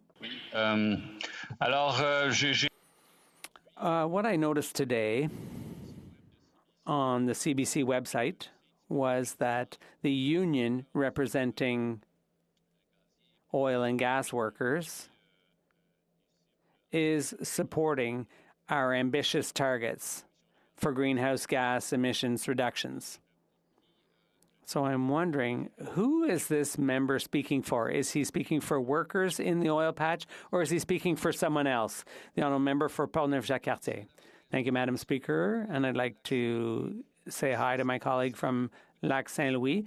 If he had listened to my speech, I mentioned that all stakeholders need to work together from various industries, related industries. And yes, of course, the workers want to have an impact and they want to participate, but they're not part of the advisory body, and neither are any of the businesses in the oil patch. They've simply been excluded from this undertaking. The government, the Liberal government, claims to be so inclusive. Why don't they bring everyone to the table so that there's a unanimous result and so that we can have a concrete impact on the environment for our kids' and grandkids' sake? Questions and comments? I would remind everyone that comments have to be addressed to the chair and not directly to members opposite. Questions and comments? The honourable member for Longueuil-Saint-Hubert. Madam Speaker, I have a pretty simple, quick question. one of the Liberals' key promises was to plant 2 billion trees, 200 million a year, so 2 billion in total over 5 years. I think they've only planted about 100,000 so far, so that promise has not been kept. What does my colleague think about that promise and its contribution to fighting climate change? The honourable member for Portneuf-Jacques-Cartier. I'd like to apologize for my previous intervention for not addressing my comments through the chair. Now, to answer the last question, that tree planting promise is just another example of an unkept promise. Yes, planting trees is important. It does have a positive impact. All environmentalists and scientists agree on the benefits of planting trees. But I'd like to repeat that all members of the Conservative Party have planted a lot more trees than the Liberals have in the past 6 years. Thank you, Madam Speaker. Nanaimo Ladysmith. Brief question. Well, thank you, Madam Speaker. We are indeed in a climate crisis, and this Parliament voted to affirm that. And I'd just like to ask the honourable member whether he thinks that we should have a target for 2025 and that the government should be responsible for meeting that target in 2025, whether it's whoever is running the government. Honorable député de Portneuf. The honourable member for Portneuf-Jacques-Cartier. Thank you, Madam Speaker. I'd like to thank my colleague from Nanaimo Ladysmith, and I agree things need to be done now in order to have an impact as quickly as possible. We have a health crisis on our hands right now. The Liberal government was slow in responding, slow to close the borders. So yes, rapid action is needed to have an impact on the climate crisis. Resuming debate, the honourable member for Mississauga East Cooksville. Well, thank you, Madam Speaker, and it's always an honor and privilege to be a strong voice for the hardworking people of Mississauga East Cooksville. I know firsthand just how devastating the impacts of climate change can be on their lives. My riding and the city of Mississauga has had to deal with some of the worst flash flooding in the country. Extreme weather events that happened every 40 years in the past are now happening every 6 years.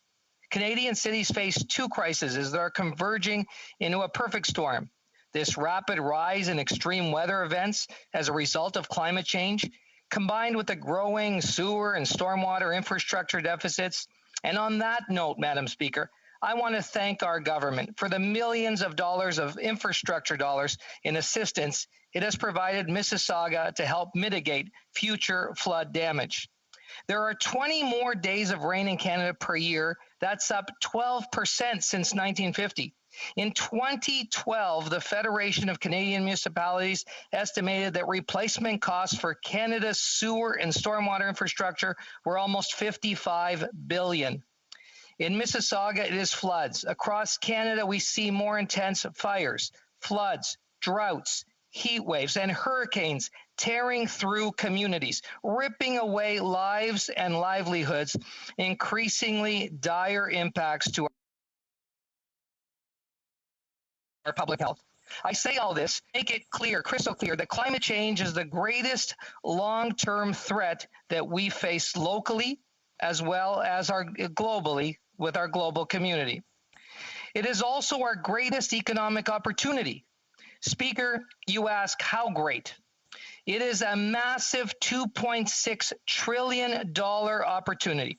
By taking bold climate action, we will create new jobs for the future, strengthen our economy, and grow the middle class, while also ensuring clean air and water for our kids and grandkids. Canada has become a global leader in clean technology, with 11 Canadian companies appearing on the 2021 Global Clean Tech 100 list of the most innovative and promising clean technologies from around the world. Our neighbor to the south, our greatest trading partner and friend, the United States of America, has resolved to take bold action on climate change as an opportunity to create millions of good-paying middle-class jobs. Going forward, Canada will continue to work closely with the United States and other countries to reach our ambitious climate goals, creating growth and improving the well-being of all people. Speaker, again, you may ask yourself, how will we achieve all that? And it's spelled out through our government's ambitious Bill C-12, Canadian Net Zero Emissions Accountability Act.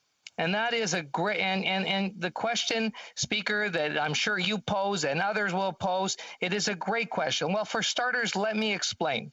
Let's look at some of this government's most recent investments. Since October 2020, we've invested $53.6 billion to establish Canada's green recovery for the COVID-19 pandemic, create jobs, and secure a cleaner future for everyone. On top of that, Budget 2021, announced last week, also builds on that approach, including through a new investment in Canada's Net Zero Accelerator that will incentivize Canadian businesses and industry to develop net zero technologies and build our clean industrial advantage. Budget 2021 also includes new measures to make life more affordable and communities more livable, by helping more than 200,000 Canadians make their homes greener and working towards conserving 30% of Canada's lands and oceans by 2030. These new measures will help Canada exceed its Paris climate targets, reduce pollution, and help us reach net zero emissions by 2050. Speaker, since 2015, we have been committed to finding real solutions to help tackle the climate crisis while also creating jobs, strengthening our economy, and growing the middle class and those working hard to join it. We have put a rising price on pollution that puts money back into the pockets of Canadians, made new investments in public transit, and banned harmful single-use plastics to protect our oceans. Together, we will continue to take action in fighting against climate change and secure a better future for Canadians. Canada has set an ambitious emissions reduction target under the Paris Agreement by 40 to 45% below 2005 levels by 2030. Speaker, Bill C-12 brings the accountability and transparency that is required to achieve our goals. This act has robust accountability and transparency included within it, a requirement to put in place a target and establish an emissions reduction plan, both to be tabled in Parliament with 6 months of coming into force of the act, a legal binding process for the federal government to set climate targets and bring forward ambitious climate plans every 5 years between 2030 and 2050, a 2030 progress report, which must be tabled before the end of 2027, a 2030 assessment report to be tabled within 30 days of the 2030 National Inventory Report data, and an annual report detailing how the federal government is managing the financial risks of climate change and the opportunities, and a review by the Commissioner of the Environment and Sustainable Development within 5 years of coming into force of this act. The very structure of the Paris Agreement is based on the year 2030, as our plans in provinces like BC, to be commended, and Quebec, and those around the world. So, Madam Speaker, Bill C-12 includes best practices that we have found around the world, like the creation of an advisory body. This is consistent with the undertaking that we've seen by our peer countries, including the United Kingdom, Germany, New Zealand, and France. An advisory body composed of up to 15 experts is established to provide the Minister of the Environment and Climate Change advice with respect to achieving net zero emissions by 2050. This advisory body will engage with experts, stakeholders, Indigenous peoples, and the public to make sure its advice is grounded in the priorities and ideas of all Canadians. The advisory body will submit an annual report to the Minister of the Environment with respect to their advice and activities. Bill C-12 provides an opportunity to secure a prosperous and sustainable future. By taking this decisive action now, we are creating the industries of the future, creating good-paying jobs, Madam Speaker, advancing innovative technologies, and protecting our country and the world of the utter destruction of climate change. I encourage my fellow parliamentarians to support Bill C-12 and its speedy passage. You are voting for a bill that sets a strong foundation for a healthier environment, economic growth, and possibilities for today and beyond. Thank you, Madam Speaker. Questions and comments? The honourable member for North Okanagan, Central Okanagan, Similkameen Nicola. Thank you, Madam Speaker. So this member just voted to have this steamroll through. I really hope that he's interested in debating today. So his minister, the Minister of the Environment, Madam Speaker, has put forward an advisory council where members of that advisory council have actually made comments against oil and gas, saying that they want to phase it out, specifically the Davos approach, Madam Speaker. Does this member agree with that kind of rhetoric? Does he agree with the targeting of Alberta? And let's not forget Newfoundland and Labrador, that also has its own aspirations, oil and gas, as well as British Columbia with liquefied natural gas. Does this member agree with having that kind of division sowed upon giving advice to this minister? The honourable member for Mississauga East Cooksville. Mr. Speaker, Madam Speaker, I respect the honourable member, but I reject the premise of that question. That honourable member and the member's party, the Conservatives, have been obstructionists to any kind of climate change policy for the last 6 years, have blocked, have stymied, have done everything possible to stop legislation in Canada from moving forward on a real opportunity and from meeting our targets. So, Madam Speaker, that member does not have the ground to stand upon. And I have to say, the party, the Conservative Party of Canada, their members voted that they believe that climate change is not real, Madam Speaker. And Madam Speaker, when it comes to the Advisory Council, I have to say it's representative of all of Canada. We have all sectors. We have Indigenous peoples, gender. It is the type of advisory panel that you would want to see represented in the Parliament of Canada. The honourable member for Drummond. Thank you, Madam Speaker. I appreciated my colleague's passion. It reminded me of Jean-Marc Chaput, a remarkable Quebec speaker who died unfortunately last year. Now, Madam Speaker, in 2017, the Liberal government added new standards for greenhouse gas emissions for products used to produce insulation, which can be very polluting. New standards were created in 2017 to be implemented in 2021.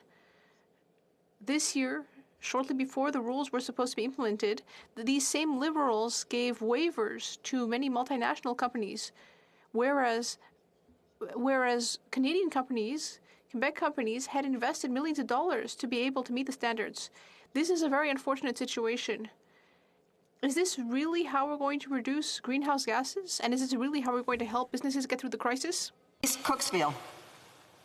Madam Speaker, I thank the honourable member for the question. My condolences for the loss of his friend and the member that was passionate about climate change and the subject. Madam Speaker, when it comes to looking at industry and understanding about jobs, I can say that the industry has gotten behind this legislation. We have seen the forestry industry. Just one example. example. We've seen Labour, and Madam Speaker, Jerry Dias, Unifor National President, Canada can meet its international climate change obligations, create good jobs at the same time. We are working together with all stakeholders to make sure that we get this right. And thank the member for the question again, Madam Speaker. Time for a brief question. The honourable member for Timmins, James Bay. The honourable member has to put his mic on. Thank you, Madam Speaker. I'm getting real bad flashback. My mic is. Do you have my mic? Are we on? I would just say I'm getting really bad flashbacks to 2005 when Stéphane Dion was standing in the House making the same kind of wild statements about making the world a better place, when in fact there were no standards, there were no plans, and year in, year out, our greenhouse gas emissions have arisen, as they have under the Liberals. So the last year, the Liberal government put $18 billion into the oil and gas sector. How is it credible that they can tell the world that they're leading when they're not putting the money into alternatives and they continue to maintain the 20th century economy as it was? A brief answer from the honourable member for Mississauga East Cooksville. Thank you, Madam Speaker, and I thank the member for the question. And maybe the member didn't have an opportunity to hear some of my remarks during debate.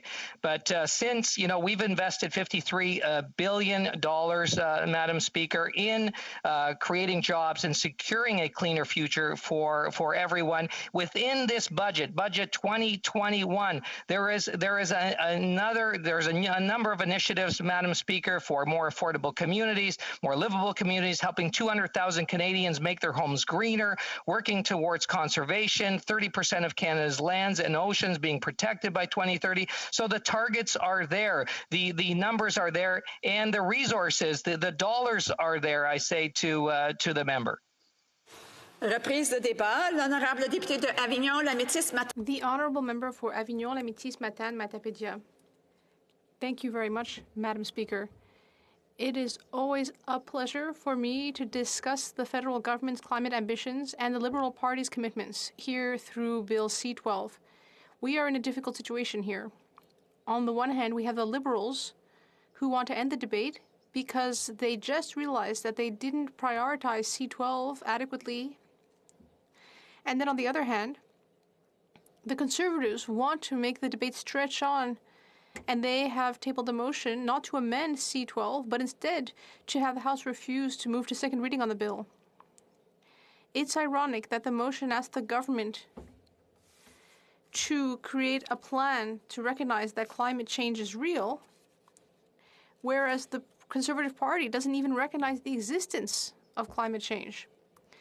There was recently a convention of the Conservative Party where 54% of members ultimately refused to approve a motion to recognize the existence of climate change.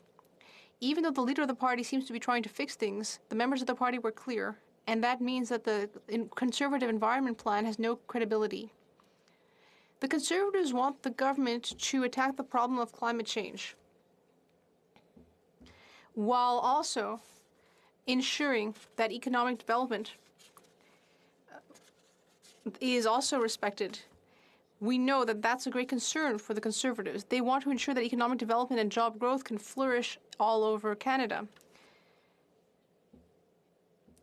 The Conservatives feel that if we were to go green, it would destroy the economy. Recently, a Conservative member, through a motion, asked that the Chamber recognize that replacing oil and gas by more ecological options is not feasible technologically or economically.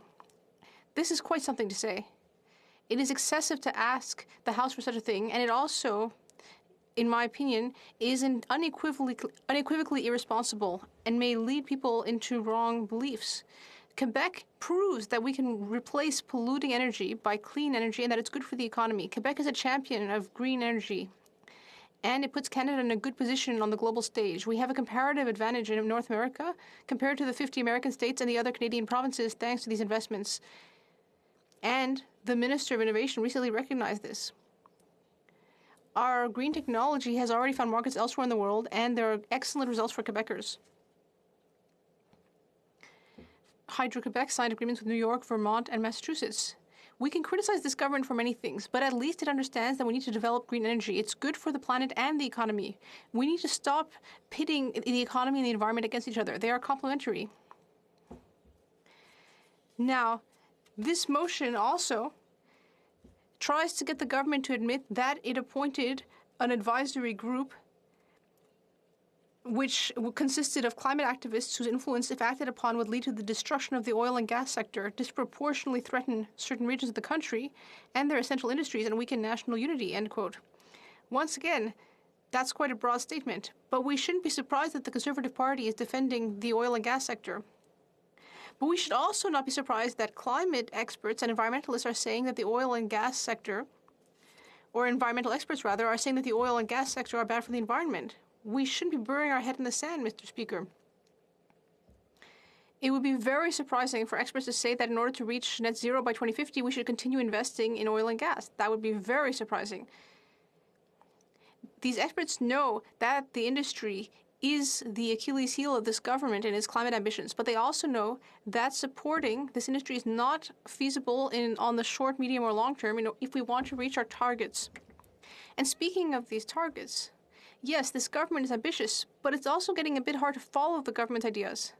Since it's been in power, its target for greenhouse gas emissions reductions has gone from 30% by 2030, below 2005 levels. That is the Paris Agreement target and also Harper's target.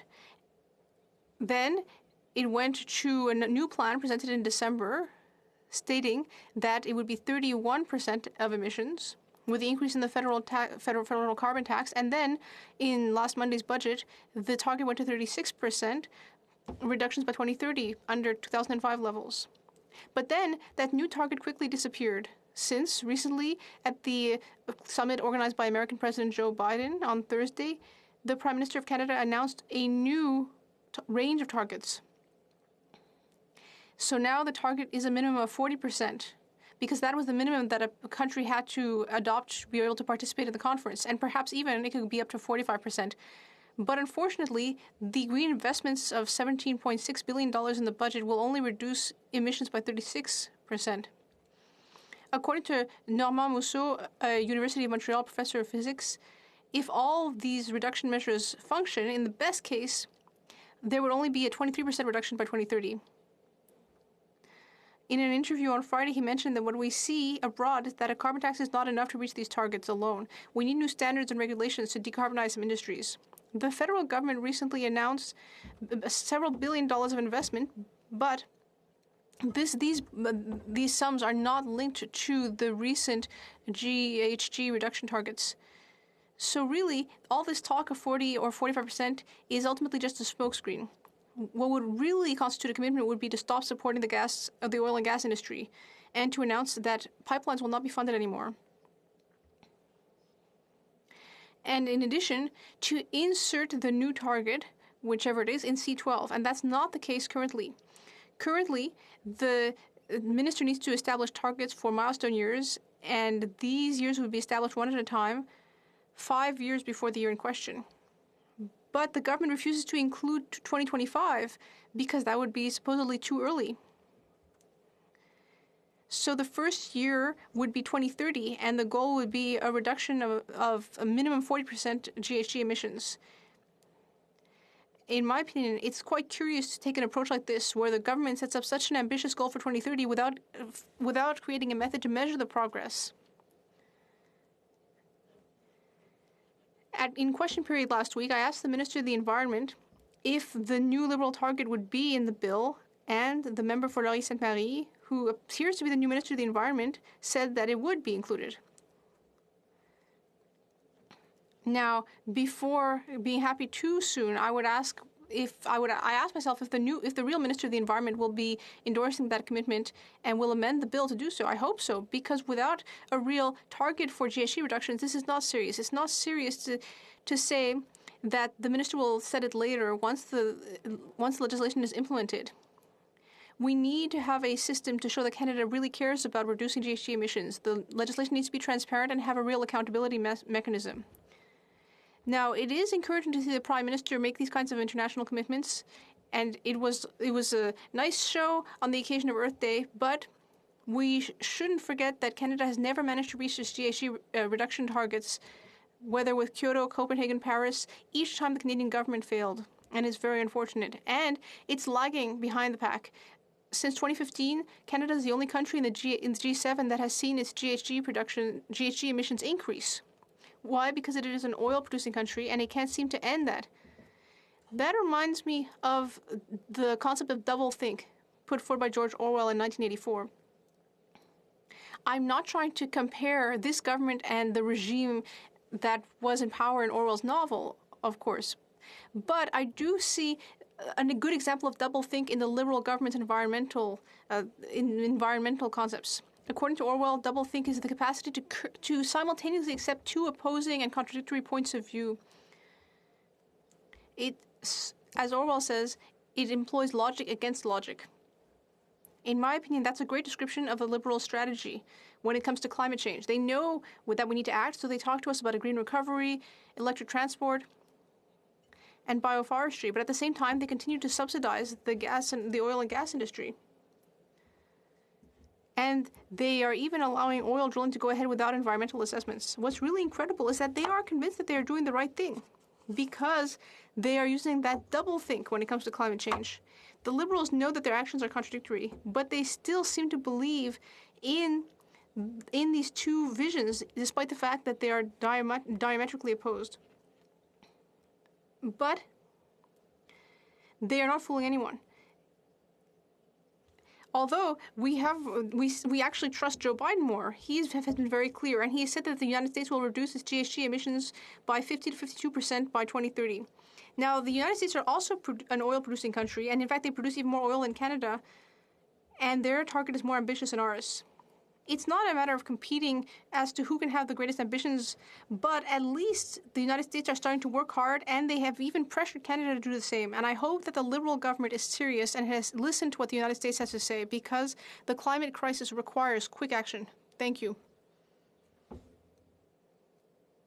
Thank you very much, Madam Speaker. I thank my friend from Avignon, Lamitis-Matane-Matapedia, for her comments. I know that this is a topic she's very passionate about. However, I will note to her that it is Canadian industry in many ways that are leading the way in the fight against climate change, whether it's energy, forestry, mining, cement. We're seeing Canadian industry reducing GHG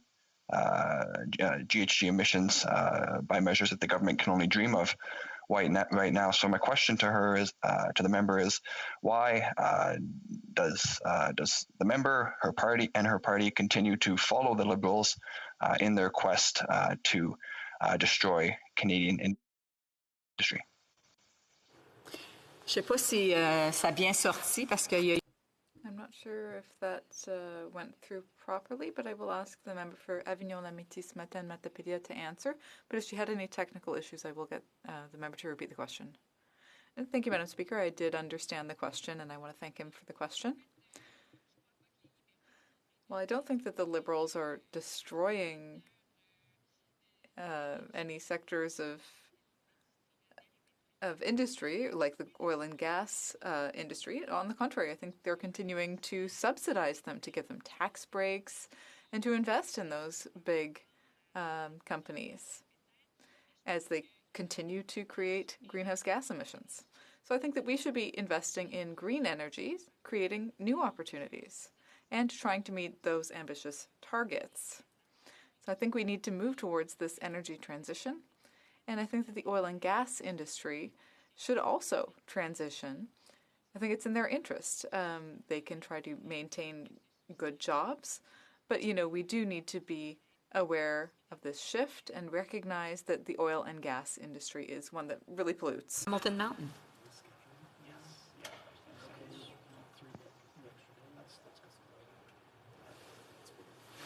I'm sorry, the honourable member's mic is not working. Could he try again? Maybe check to make sure it's plugged in properly, or? Is that okay, Madam Speaker? Yes, that works now. Okay. Thank you. And I want to thank my colleague for her comments. Madam Speaker, the Liberals have chosen to continue the trend of putting off climate action and left out any real accountability for the next 10 years. Does the member agree that backloading climate action is the wrong approach and that accountability should start now, not in 2030? L'honorable député. The honourable member. Thank you, Madam Speaker.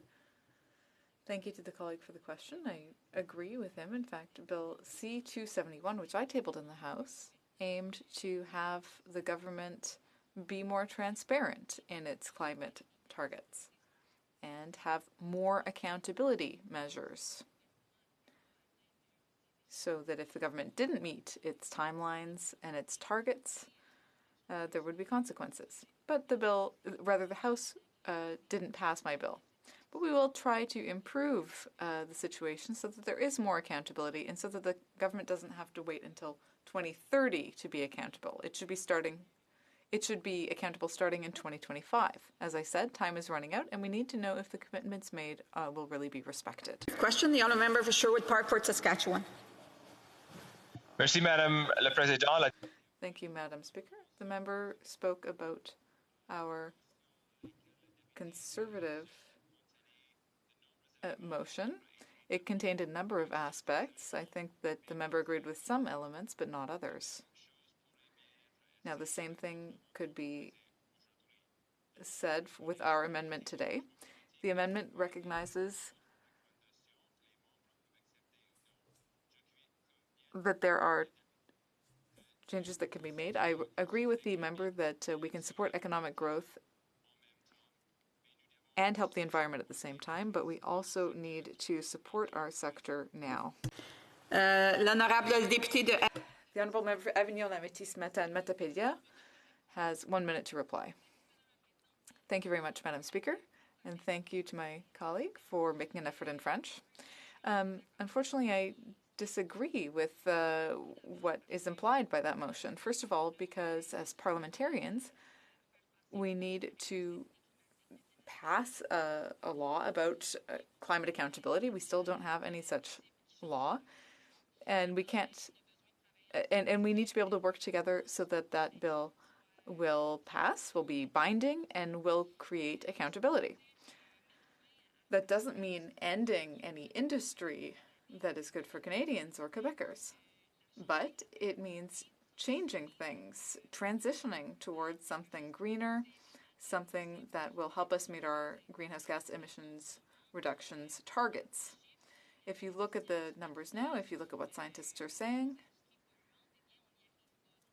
we're not getting there because we have too many sectors that pollute too much. So we need to change our way of doing things.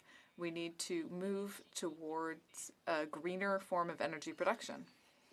I'm sorry, I was trying to give you a little extra time, but we do need to cut you off. The honourable member for Yellowhead. Madam Speaker, today I am speaking on Bill C-12, the Canadian Net Zero Emissions Accountability Act, and some of the bill's flaws, not least of which is the vital role our oil and gas sector and the role it will play in getting us to net zero. When the Liberals first introduced this bill to the House back in November of 2020, they introduced it primarily as a political wedge. I want to be clear, although we are opposed to this legislation, Conservatives do support the aspirations of reaching net zero by 2050. We proposed an amendment to the legislation to recognize the importance of the role of oil and gas in reaching net zero. This position is also consistent with the Liberals' own Natural Resource Minister's comments. Without this amendment, I cannot support this legislation. The reality is, Madam Speaker, Conservatives want to reduce our emissions, as most Canadians do, and we join Canadians in the goal to reach net zero emissions by 2050. Where we differ from the Liberals is how we get there. While the Liberals are content raising taxes on Canadians, making everything from home heating to groceries to driving to work more expensive, Conservatives believe there is a better way, one that does not penalize the average Canadian, the very people the Liberals are claiming to help. Madam Speaker, Conservatives are the party of conservation. We want to conserve low tax rates for future generations. We want to conserve economic opportunity, and we want to conserve our environment. These are all elements of our plan to secure the future. Now, when I talk about conserving the environment, I mean that on a number of fronts. The overarching goal of this legislation is to reach net zero emissions by 2050, and balancing carbon emissions from industry is at the forefront. However, another aspect less talked about is the environmental conservation of our national parks and protected lands that, when properly taken care of, also help us in lowering emissions by acting as carbon sinks. The leading cause of emissions coming from our national parks is forest fires. Unfortunately, forest fires devastate large areas of land far too often, and when fire erupts, they exponentially emit carbon as the fire grows. One thing that is contributing to the large size of forest fires when they occur is in the western part of the country is the infestation of mountain pine beetles. These beetles are an invasive species that destroy thousands of pine trees every year. When these trees die, they naturally emit carbon, and the dry brush from standing or fallen trees would rapidly burn in the event of a forest fire. Mountain pine beetles are causing great damage along the eastern slopes of the Rockies, and the government must take action to control this invasive species and save our pine trees. With investments in forest fire management and technology to extinguish these fires when they do occur, we can help curb emissions from forest fires and protect our parks. My riding of Yellowhead is home to Jasper National Park, one of the largest and most beautiful parks in Canada, and is also a UNESCO World Heritage Site. There is often a misconception that Conservatives do not care about the environment, and in fact, that is not the case at all. My riding, by percentage, in the last election was one of the most conservative in the country, and voters were interested in our plan for the environment. The narrative that Conservatives do not care about the environment must change because it is simply false. Recently, I visited Enhance Energy's carbon sequestration wells in Clive, Alberta, and was beyond impressed with the emerging technology they are using to safely sequester carbon. This one company alone sequestered enough carbon in its wells that it is equivalent to the carbon emissions saved by every electric car on the road in Canada today. Any of my colleagues listening that are intrigued by this post-COVID, I encourage you to visit and see the carbon sequestration wells in person. This technology has huge beneficial, is very exciting. This Alberta home-grown innovation will change the world in terms of how we safely sequester emissions and store carbon. The path forward to achieving net zero by 2050 will not be an easy one, but with the political will, innovative science, and smart investments, it is a worthy goal we can achieve. My riding has business owners, environmental stewards, farmers, oil and gas, and other natural resource workers. It doesn't matter what line of work they are in. Even a vast majority of resource sector workers I meet are deeply care about the environment because they know that sustainability is important. As we transition to a greener economy, these workers must not be left behind. Madam Speaker, I've recently noticed a change in the Liberals' messaging on our oil and gas sector. The throwaway line they used to use when talking about oil and gas and to justify the purchase of the Trans Mountain Pipeline was economy and environment go hand in hand. But now they are not even using that line. Instead, they are avoiding talking about the economic benefits of our natural resource sector altogether. As exemplified in our new Conservative plan to secure the environment, Conservatives know that the economy and environment do go hand in hand, which is why our plan to cut emissions without cutting jobs. My colleague, the member from Edmonton Manning, recently put forward his motion M61, which I'm proud to jointly second and support. I mention this because I believe my position on both M61, a motion calling on the House to support oil and gas, and Bill C-12, the Canadian Net Zero Emissions Accountability Act, are intertwined. If we achieve net zero by 2050 by simply transferring our emissions to other countries, potentially adding worldwide emissions, commonly known as carbon leakage, destroying our economy in the process, what have we really accomplished? Canadian oil is extracted with the highest environmental and labor standards in the world. If we phase out our oil and gas industry, but continue to import from oil from other countries with lower environmental and labor standards, we are hurting both our economy and the environment. It just doesn't make sense. Instead, we need to champion our oil and gas industry and recognize the vital role that it plays within our economy now and the vital role it will continue to play into the future. Fooling Canadians by offloading our emissions to other countries through carbon leakage is a serious concern for Conservatives, and addressing this is an important element of our plan to safeguard the environment. As we work towards net zero by 2050, we must remain conscious not only on the goal of reaching net zero, but cutting the 1.6% of global emissions we are responsible for. The Conservative plan to introduce carbon border tariffs aims to stop carbon leakage and make sure we are truly cutting our emissions and not transferring them elsewhere. When I read Bill C-12, I read the word accountability 8 times within the bill. However, for a bill that talks so much about accountability, I believe it lacks it. This bill ensures accountability for future governments, but what about our current government? The Liberals have failed to meet their 2020 targets by 123 million tonnes. The aspirations of this bill to achieve net zero is clear, but the Liberal plan is not working. The Auditor General's report revealed that the Liberals' carbon tax is in fact not revenue neutral, and the federal government collected $225 million more than it paid out in carbon tax rebates. Under the Liberals, we see high taxes and higher emissions. We need an environmental plan that works for Canadians, a plan that puts more money back in their pockets while reducing emissions, and a plan that creates jobs in emerging sectors. In closing, while I agree in the aspirations of this bill to achieve net zero emissions by 2050, I cannot vote in favor of it without recognizing the importance of our natural resource sector will play in getting us there. Thank you, and I look forward to your questions. Questions and comments. The Honourable Member for La Pointe-de-Lille.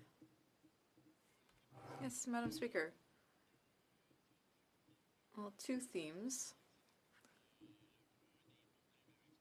First of all, I agree that one of the problems with this bill is that there's no accountability mechanism. There's no obligation concerning results. So I'd like to know what my colleague thinks could be added to this bill, like what mechanisms could be added to really make sure that there is an obligation to get results. You know, it's all well and good to talk about targets, but we need results. And next, would my colleague agree that gradually we will have to wean ourselves off of oil and that we will have to move towards sectors based on renewable energies? Or does he think that we will be able to continue putting all of our eggs in the oil basket and solving things that way? The Honourable Member. Thank you, Madam Speaker, and thank you to the member.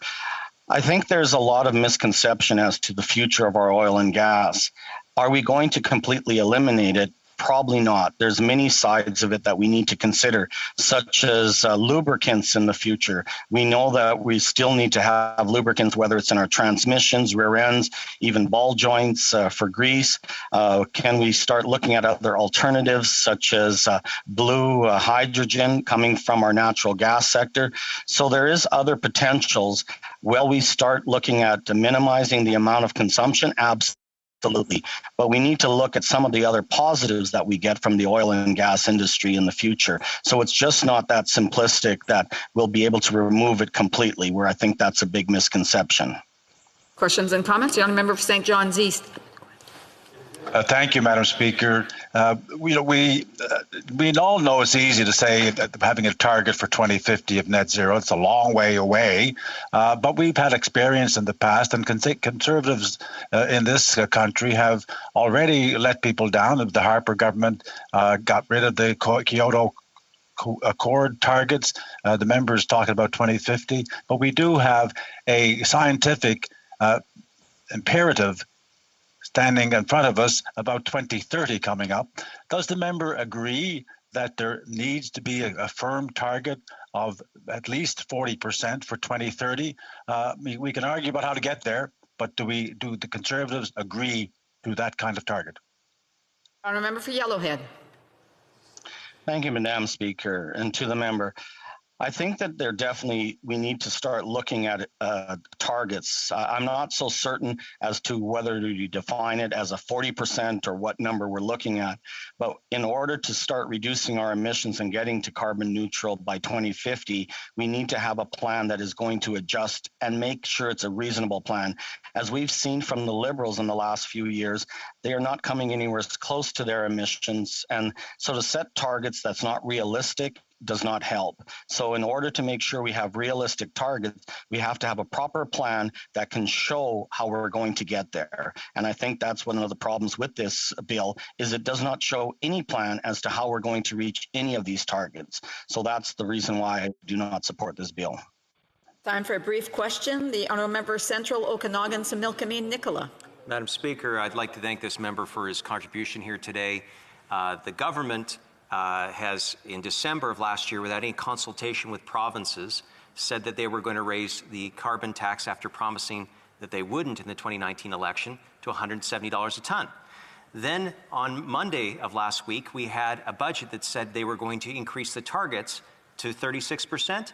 And then late last week, we saw a range of 40 to 45%. And the minister specifically cited that the methane regulations may be a target for helping to bridge the gap. Madam Speaker, does this member find this government has any credibility when it comes to working with provinces, or does he just simply not trust them, with their plans on the environment?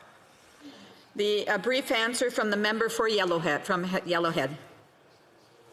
Okay, thank you, Madam Speaker, and to the member. It's very easy to go and say no because they have failed on so many attempts. I believe these are nothing more than just election promise words in order for them to say, don't worry, we're going to have a plan, keep putting faith in us, trust us. That does not build any confidence whatsoever, nor does it guarantee they're going to do any of these emissions. All they're doing is just throwing out numbers, hoping that people will believe them. So no, I do not believe they have a plan that'll reach any of these targets that they're trying to get to. Resuming debate, the Honourable Member for Saanich Gulf Islands. Thank you, Madam Speaker. I'm pleased to finally be able to speak to Bill C-12, the Climate Accountability Act, to reach net zero. It was introduced in November, and now we find ourselves with time allocation. It really does need to be debated in this place. I note how very carefully the parliamentary secretary and the minister, when they speak of all parties in this place ready to support this bill, somehow don't mention the Green Party of Canada, the party that's known and trusted by Canadians more than any other to put climate at the center of what we do to ensure sustainability, to ensure future generations have a hospitable climate, one that will sustain the human civilization going forward. So when we hear these words, Climate Accountability Act, and we hear the words net zero by 2050, it really does sound good. And I know a lot of people will be stunned to realize that someone who's worked on the climate issue for as long as I have, starting in 1986, working through the early stages of negotiating the UN Framework Convention on Climate Change, being at the Rio Earth Summit, being at far too many conferences of the parties. I don't even want to go back and remember all of them. How is it that I'm struggling with how I'm going to vote on this bill? How is it that I think that it could be dangerous? So let me explain why that is, and I'll take my comments in two parts. First, to the science. This is all about the science. We have to get it right. And there are such things as carbon budgets, which are not included in this legislation. We know that they're talking about net zero by 2050. Let me reference for a moment what Greta Thunberg, I think we all know she's a very dedicated climate activist. What Greta Thunberg says about net zero by 2050 is quote unquote surrender. Because you give politicians the illusion that we've got time. We got a couple of decades. We can work towards this. We can figure it out. That's not the case anymore. Let me quote someone the Liberals will have heard of, Mark Carney, in his book Values, who explains carbon budgets probably better than anyone I've ever heard.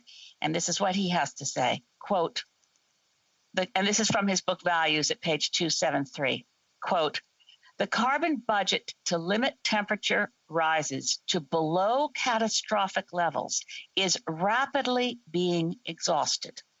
If we had started in 2000, we could have hit the 1.5 degrees C objective by halving emissions. And I'm going to stop to say, because I'm reading out loud, halving, in other words, cut in half, by halving emissions every 30 years.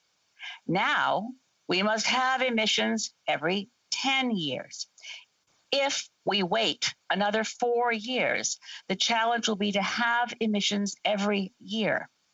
If we wait another 8 years, our 1.5 degrees Celsius carbon budget will be exhausted, close quote. So how can we have a Climate Accountability Act that has its first milestone year at 2030? Clearly, that is too late. I'm going to switch to French on my translation device. Parce que maintenant je veux... Because now I'd like to quote from President Emmanuel Macron, the President of France, in his speech at the summit organized by the U.S. President Joe Biden last week. It was on Earth Day, and I quote Emmanuel Macron here. He said, everyone's ambitions must be increased in order to reach the goal of 1.5 degrees. 2030 is the new 2050. You can't get much from that. 2030 is the new 2050. And here we have legislation that tells us we'll be all right. We'll have our first milestone year in 2030. That's past any accountability to this government, past any accountability to probably the next one either. And what we need to do is make this bill work. I think it can be fixed, but I'm very, very worried because the Minister of Environment asked me and the Green Party to propose amendments back in December, and we've proposed the key things without consulting Parliament, without waiting until we got the second reading committee. He's already negated one of the key things that needs to be fixed in this bill. Turning now from the science to the policy, there are climate accountability acts all around, in about 12 countries around the world right now. The gold standard, if you will, is the law brought in the UK, brought in 2008. It set up an expert, independent, arm's length group, a Climate Accountability Institute, that actually advises government as a whole, not just to the minister, and not just a multi-stakeholder group, an expert group with arm's length capacity. That was one of my key recommendations to the minister. Make sure this group that's advising you is an expert group made up of scientists. Without waiting to go to committee to see if my amendment might pass or not, we now have the group appointed. And what is it? It's a multi-stakeholder group without independence from government, advising the minister and creating delays in the way you negotiate and move forward. To have a 2025 milestone year, we need to do one thing. We need to know the minister is open to it. And he's already told the media he's not open to it. We need to have the target for 2025 baked into the legislation before third reading. Right? We need to at least say that now the government says that 45% is where they're headed, which is far too weak if we're looking at the science, which I'll get back to if I have a moment. We need to be able to say by 2025, let's have a 25% reduction or even 15%. Bake it into the legislation so we have some accountability baked in. Because the way the legislation works, it also says 2 years before you hit the first milestone year, you have your first reporting event. That would be very consistent with the Paris Agreement and the requirement for a global stock take year in 2023. So to get on the right page with that, we really do need a 2025 milestone year. Again, looking at climate accountability legislation all around the world, what else do they have in common? Again, every time one passes, their first milestone year is within 5 years. The UK, as I mentioned, passed in 2008. Their first milestone year was 2025. New Zealand brought in their legislation within 5 years of the first of it passing. 2025, their first milestone year. It's unfortunate that we hear Liberal after Liberal using talking points that mislead this House. And I don't blame them personally. I think the bad advice is coming from within Environment Canada itself. I don't understand how the department is unfamiliar with what we negotiated in Paris, but I can be very clear about this. 2030 is not the only year referenced in the Paris Agreement. 2023 is the first global stocktake year, and under agreements negotiated in Paris, specifically the COP21 decision document at paragraph 24, Canada was supposed to improve our NDC in calendar 2020. We ignored that requirement. Now we're seeing improvement in Canada's stance based on the announcements that the Prime Minister made last week at President Biden's climate summit, but they're clearly inadequate. The minimum Canada should be doing is 60% below 2005 levels by 2030. So can we fix Bill C-12? Yeah, I think we can. But the reality, and it's a harsh reality, is that the suggested amendments that we've made so far have already been rejected by this government. Now we have a 5-hour closure on debate, and I very much fear that I won't be able to vote for Bill C-12 as is, not because I don't want climate action, but because, as Greta Thunberg says, without a near-term target that's meaningful, net zero by 2050 is surrender. Thank you, Madam Speaker. Questions and comments? Questions et commentaires? The Honourable Parliamentary Secretary, the Government House Leader. Thank you, Madam Speaker. And I guess I look at the legislation and I do see... I believe that there's an issue with the Honourable Member's mic again, so he can maybe just make sure that it's close to his mouth and that it's plugged in properly. We've stopped the clock to make sure that we can get the length of time in there. I know we had problems yesterday. Yes. That works much better. This works much better? Okay, thank you. Thank you, Madam Speaker. Now, where was I? Madam Speaker, the government, in bringing forward this legislation, I believe is responding positively to what the population as a whole wants to be able to see. The government has indicated, in the past, legislation might not necessarily be perfect, and it's one of the reasons why we want to go into committee to listen to what amendments could be brought forward to improve the legislation. But the idea of net zero and the creation of an advisory committee, I think is very positive. And my question specific to the member is the member familiar with some of the appointments that have been made to the advisory committee? And if so, she could provide her comments on the quality of the appointments. Honourable Member for Saanich Gulf Islands. Yeah, I thank the Honourable Parliamentary Secretary, but I will not comment on the individuals involved. Many of them are colleagues, friends. It doesn't matter. The structure is wrong. This is not a time for a multi-stakeholder group. I strongly recommend, and I have done so to the Minister, that this government bring back the National Roundtable on Environment and Economy that was killed by Stephen Harper in the Omnibus Budget Bill C-38. We do like multi-stakeholder advice. We like multi-stakeholder committees, but this is not a place for a multi-stakeholder committee. This is a place for a panel of experts to make sure this government understands the science, because so far they do not seem to. And comments? The Honourable Member for Sherwood Park, Fort Saskatchewan.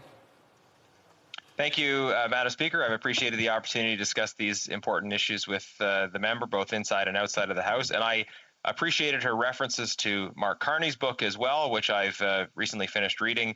I have to say, on his call to more action on the environment and also greater fiscal responsibility, he seems to be putting himself outside of his chosen party on a number of issues. And I hope that the members who fawned over his speech at convention would consider reading his book and absorbing at least some of his insights. I wanted to just ask the member about the Conservative amendment, which formally under the rubrics of debate we are considering right now, which is an amendment that does call for the government to take a second run at the bill. We might not agree between the Conservative and the Green Party on the precise conclusions, but the amendment calls for the government to implement a real plan that recognizes the challenges of climate change, and also to come up with a way of integrating concern for the economy and the environment. What is her take specifically on the amendment from our House Leader? The Honourable Member for Saanich Gulf Islands. Thank you to my friend for Sherwood Park, Fort Saskatchewan. I'm afraid I tend to agree with the Liberals on this one, that it would have the effect of killing the bill. Now, if the bill isn't going to be fixed, we might as well kill it, but I think it's too soon to decide to do that. I do note, by the way, that the Liberals managed to have Mark Carney speak to the convention without letting him give an actual speech. He was interviewed by the honourable member for Toronto Centre, and I had looked forward to hearing his words on many things. I found the book Values extremely significant and worth reading for every Canadian, because it really speaks to a new way of governing to build our society back better on many levels. And I regretted that he was only interviewed. We have time for a brief question. The honourable member for La Pointe de l'Île. Yes. Thank you to my colleague for her speech, which was very interesting. Earlier, we heard talk from a Conservative member who seemed to really be all about sequestering carbon. I'd like to hear what my colleague has to say, a bit more about what she has to say about that. And also, environmental organizations have pointed to the shortcomings of this bill, including the fact that there's no obligation of results, there's nothing binding. So I'd like to know what she thinks, for example, of the idea of establishing accountability mechanisms and for the government's measures to be examined by an arm's length authority. I'm sorry, I asked for a short question. The honourable member for Saanich, Gulf Islands, short answer, please. Thank you, Madam Speaker. I'll try to be brief on carbon. There's never any harm in looking at speculative technologies, but this one so far has proven to be very expensive, doesn't work terribly well, whereas renewable energy works very well, and we need to move fast. And as to the accountability mechanisms, there aren't any in this bill. All the minister does, if he or she 10 years from now has failed, is say, I'm really sorry, these are the reasons we failed. Before I go to the next speaker, I do want to advise him that unfortunately I will have to stop him at one point, but he'll be able to continue his speech after question period. Resuming debate, the honourable member for Sherwood Park, Fort Saskatchewan. Well, thank you, Madam Speaker. I appreciate the opportunity to speak, albeit briefly, to C12 and the amendment that the Conservative House Leader has put forward. Now, we have been critical of many aspects of this bill from the beginning for a specific reason, because this bill is another signaling bill without substance. Too often we've seen from the government on many issues, many important economic, environmental, cultural challenges facing the country, the government opts to signal their concern for the issue without putting in place a real or effective plan.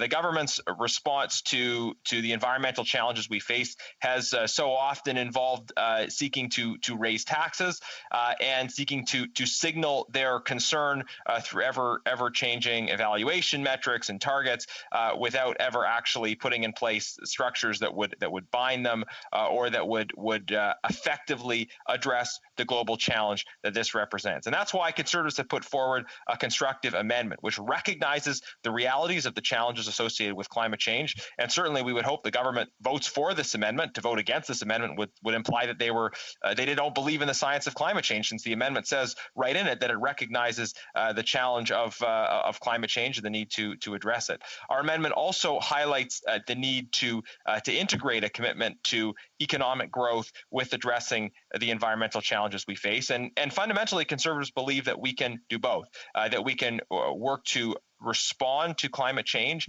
and that we can build and strengthen our economy in the process. We hear lip service paid to this idea from various parts of the House, the integration of a concern for the environment and concern for the economy, but we very rarely see a plan that actually responds to the global challenge and strengthens our economy at the same time. From a Conservative perspective, we're looking at the challenge of climate change as a global challenge. And we believe that the specific policy measures we take in response to this global challenge have to have some recognition of the global scope of that problem.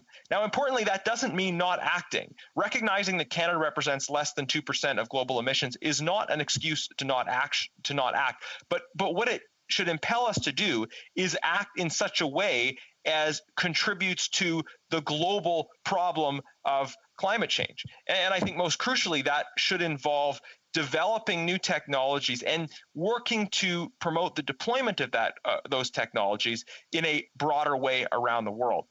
Because we are not going to respond to the global problem of climate change simply by taking action that reduces our emissions here in Canada, if the effect of those emissions reductions is simply greater emissions outside the country.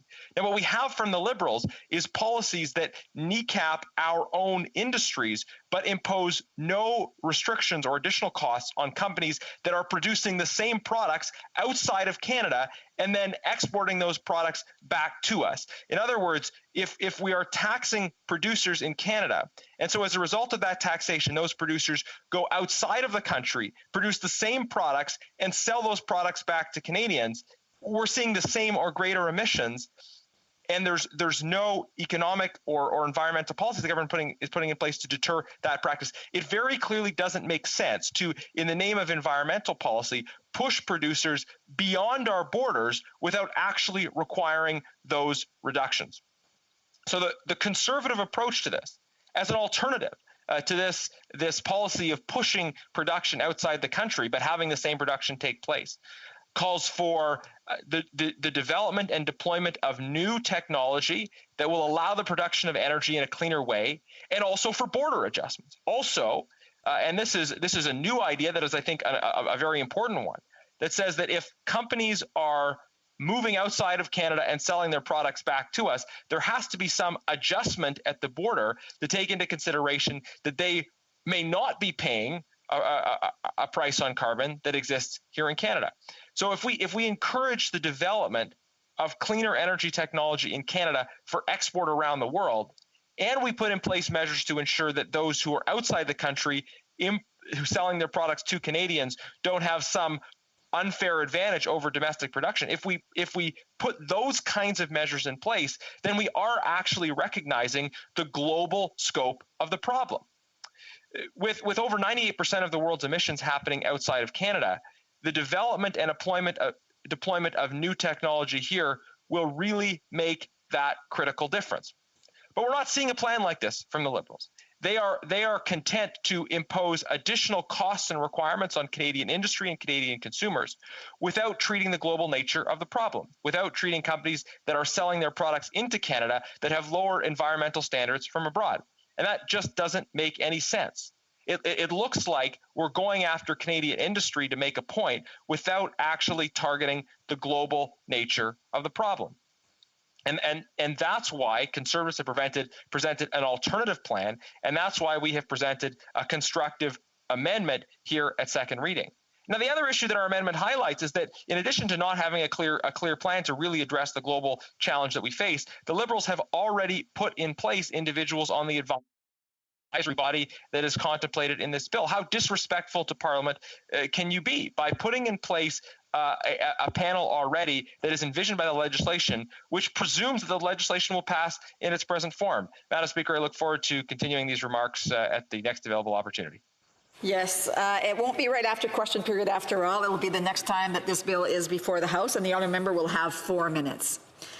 Statements by members, déclaration des députés. The honourable member for Burnaby North Seymour. Madam Speaker, it is important to address complex issues like climate change head on, not just for the benefit of our children, but for all future generations on this planet. Our government has taken more action on fighting climate change and protecting the environment than any other government in Canadian history, and we will continue to increase our ambition to do more. We have introduced legislation to ensure Canadians have a right to a healthy environment. We put forward a detailed plan to exceed our 2030 emissions targets, and we are creating a credible path to becoming a net zero emissions nation. In addition to our revenue neutral price on pollution, we've invested more than $100 billion on building a clean and green future. I would encourage everyone to read Canada's ambitious and transparent plan for the climate, as it is now one of the most detailed plans in the entire world. For details on what we're doing in Burnaby and North Vancouver, please read my quarterly reports, which are available at terrybeachmp.ca. Thank you, Madam Speaker. The honourable member for Cariboo Prince George. 2 years and another political scandal later, this Prime Minister finally tabled a budget. For Canadians across the country, British Columbians in my region, this budget was a massive letdown. Workers in our forestry, tourism, seasonal industries, workers that have lost their jobs or had their wages slashed were abandoned and left behind once again by this Liberal government. For Canadians struggling with mental health issues or opioid addiction, this budget misses the mark. Job losses and endless lockdowns because of a failure to vaccinate Canadians continues to worsen our mental health crisis. We're battling a third wave of this pandemic because of this Prime Minister's failures. And the reality is this: less than 3% of our population has been vaccinated. The Prime Minister had to take from third world countries to secure what little vaccines we have today. Sadly, Canadians are stuck hearing Liberal backbenchers take Twitter victory laps about how they've exceeded their targets. Canadians are angry and they're frustrated. Let's face it, all the Prime Minister is hoping for is a self-engineered pandemic election. You want proof? Just look at the Liberal election platform. Budget. The honourable member for Mississauga, Erin Mills. Madam Speaker, violence in the home is an unfortunate reality for too many women in Canada, and the COVID-19 pandemic has made it more frequent and more severe. There's been much focus from our government to tackle this tragic issue, having an emergency debate in the House, to my tabling of a report with recommendations by the Justice Committee to budget 2021 investments in combating gender-based violence. In my city, Peel Police, under the leadership of Chief Nishant Durayappa, has joined forces with Safe Centres of Peel and social service agencies to create a 50-officer-strong intimate partner violence unit, offering greater support for survivors through a trauma-informed approach and to reduce rates of violence. Collaborative initiatives like this are milestones in the right direction to combat intimate partner violence. Thank you to the women and men of Peel Police and Chief Durayappa for your leadership in building safe communities. Thank you. L'honorable député de... The honourable member for Avignon-La-Métis-Matane-Matapédia. Mr. Speaker, the region where Quebecers are happiest is Gaspésie. That's what the Léger polling company says with its Quebec Happiness Index. According to the poll, the Gaspésie-Magdalen Islands region is the best place to live. No one who lives here is surprised. It's hard not to be happy when you spend time daily near the rivers, the bay, mountains, forests, and of course, the people. Gaspésie isn't just a great place to spend your holidays. It's a place where it's wonderful to live and dream big. The pandemic has made all of us realize that it's important to be close to nature. But in the Gaspésie region, we've already known that for a long time. Gaspésie is a beautiful and vast region full of young, dynamic people who are moving there and prioritizing good work-life balance and quality of life. Happiness does exist, and you will find it in my beautiful region. The honourable member for Hochelaga. Thank you, Mr. Speaker. Today, I would like to celebrate the 200th anniversary of a historic monument in the Hochelaga neighborhood, the Château du Frêne, which represents 200 years of history in the eastern part of Montreal. Today, it has been turned into a museum dedicated to the preservation of the history and heritage of the East End. Oscar was one of the two brothers who founded the chateau, and he played an important role in the development of the sector in the East End. He directed many companies to manufacture shoes, and he played an important role to create a francophone culture in Montreal. And the other brother, Marius, also participated in town planning in the neighborhood and supervised important projects. They both were important players in the economic history of the eastern part of Montreal, and our government recently recognized in the budget this long history of industrial activity. We will continue to work hard to revitalize the sector for tomorrow. After renovations and the pandemic, Château du Frêne is finally open, and I would invite everyone to visit and discover the history of the neighborhood. Thank you. For Red Deer Mountain View. Mr. Speaker, the Korean War was one of the most significant chapters in our country's proud military history, and I want to honor two veterans from our community who will be missed with their recent passings. Don Holloway's lifetime of military service included time in the Korean War as a combat engineer. His dedication to veterans and the community was recognized with the Red Deer's Honorary Senior Citizens of the Year Award. Lance Corporal Smiley Douglas was awarded a military medal for saving his comrades' lives when he picked up a grenade and threw it clear of them. He was also a friend and a neighbor. He was my first recollection of what war was, juxtaposed against an infectious laugh and sense of humor over the hand he lost in battle. I remember my father saying that Smiley could do more work with one hand than most men could do with two. In moments like these, we pause to humanize the courage of those who went not without fear into the face of war. May we honor these men in death through the examples they set in life with bravery, love of community, kindness, and generosity, lest we forget. The honourable member for Kitchener-Conestoga. Mr. Speaker, it's an honor to rise in the House and recognize two of our local newspapers from Waterloo Region who are both celebrating their 25th anniversary in 2021. The Kitchener Citizen provides over 60,000 Kitchener households with local news each month. I want to thank editors Carrie DeBrone and Helen Hall and all volunteers and contributors for their hard work over the past 25 years. And also celebrating 25 years is the Woolwich Observer, which serves Woolwich and Wellesley townships here in Kitchener-Conestoga. It's an independently owned weekly paper that brings local content, news, opinions, and a crossword puzzle. So thank you to Joe Merlihan, the whole team at the Observer, past and present, for their hard work and dedication supporting our local communities. Local journalism remains an integral part of our community here in Kitchener-Conestoga and across Canada. So congratulations to the staff and volunteer of the Kitchener Citizen and the Woolwich Observer for 25 years of dedicated service to our communities. Thank you, Mr. Speaker. The honourable member for Humber River Black Creek. Mr. Speaker, every 3 days someone dies a preventable death waiting for an organ transplant. We celebrate Be a Donor Month in April here in Ontario to raise awareness for organ and tissue donation. By registering to become a donor, you have the power to save a life. In fact, one organ donor has the potential to save 8 lives and enhance 75 more through tissue donation. And although more than 90% of Ontarians are in favor of donations, only 35% have actually registered. This month, let's make sure that we change that. I encourage the residents in my riding of Humber River Black Creek and all the people of Ontario to show their support by registering their consent for organ and tissue donation. You can register in only 2 minutes by visiting beadonor.ca. All you need is your health card number. We've spoken so much about what we need to do to protect each other through this pandemic. Now let's save more lives by registering to become an organ and tissue donors. Thank you, Mr. Speaker. The honourable member for Cypress Hills Grasslands. Mr. Speaker, I rise in the House today on behalf of the incredible people of Southwest Saskatchewan. Many of who are continually asking for a plan to safely reopen the economy, get Canadians back to work, and secure our future. So I was disappointed that Budget 2021 included none of the above. Instead, it is proposing a reimagined Canadian economy that dabbles in risky economic ideas, like abandoning Canada's world-leading sustainable natural resource industries, leaving our economy in a precarious position and alienating Western Canadians even more.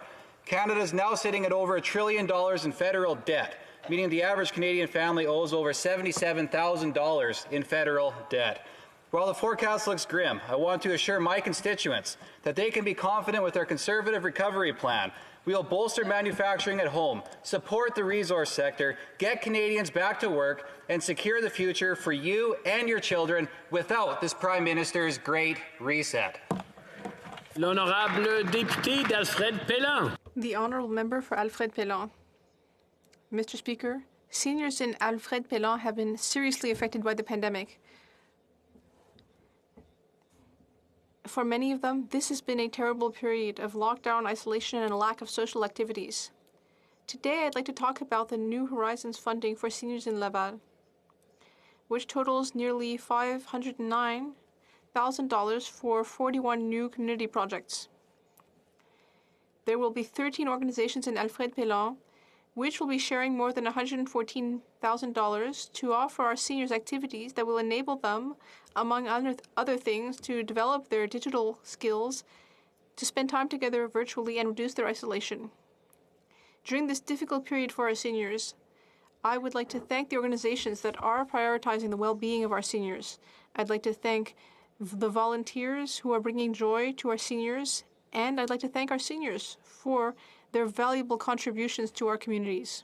Thank you, Mr. Speaker. The honourable member for Parry Sound, Muskoka.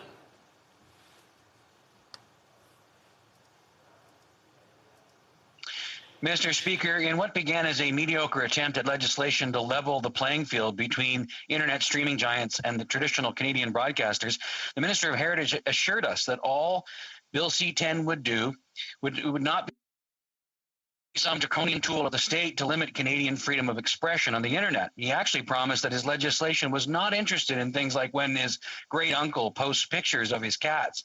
In the original bill, there were exemptions to protect the freedoms of Canadians posting their online content. Just the other day, the minister ordered the section removed. The minister muses about granting himself the power to remove internet content that he deems objectionable, and now he is granting authority to the CRTC to control what Canadians post online.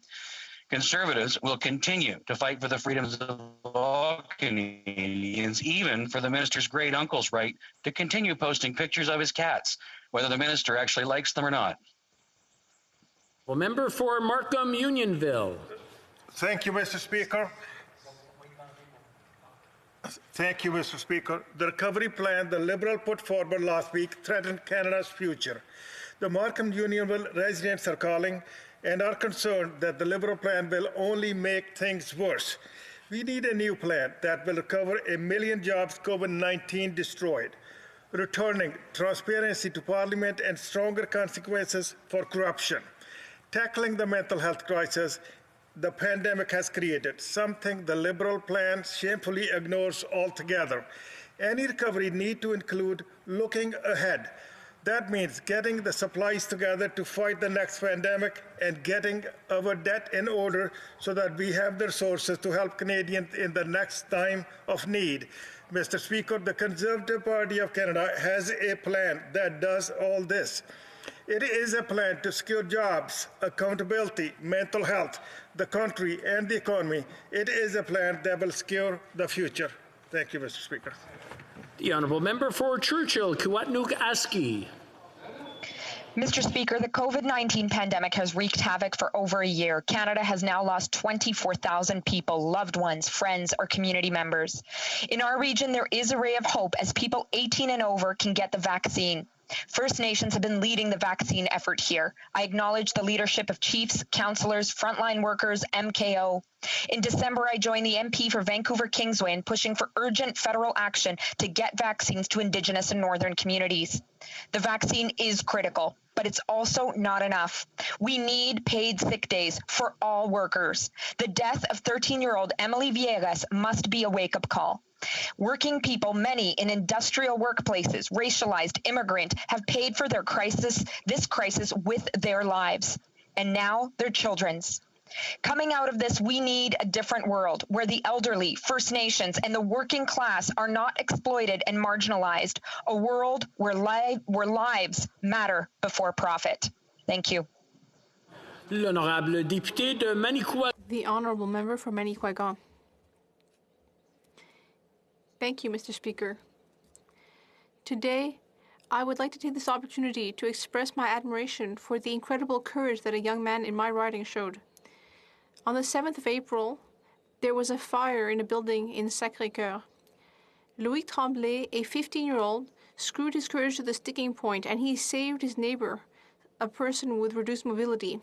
Thanks to what he did, despite the fact that the building was almost completely destroyed, no one was hurt.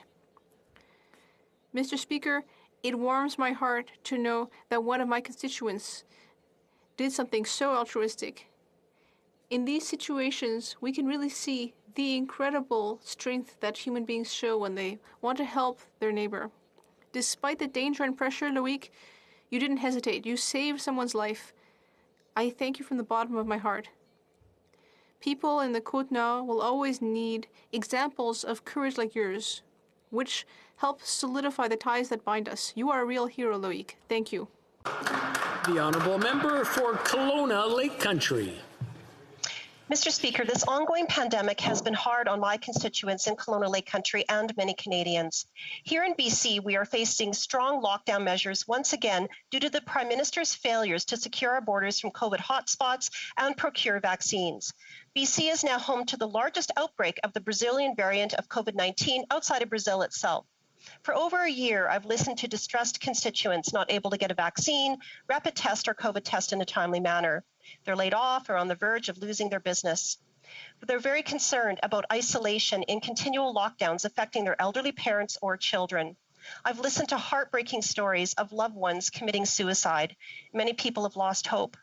Conservatives will establish a Canada Mental Health Action Plan to increase mental health funding to the provinces and provide employer incentives for mental health coverage for employees.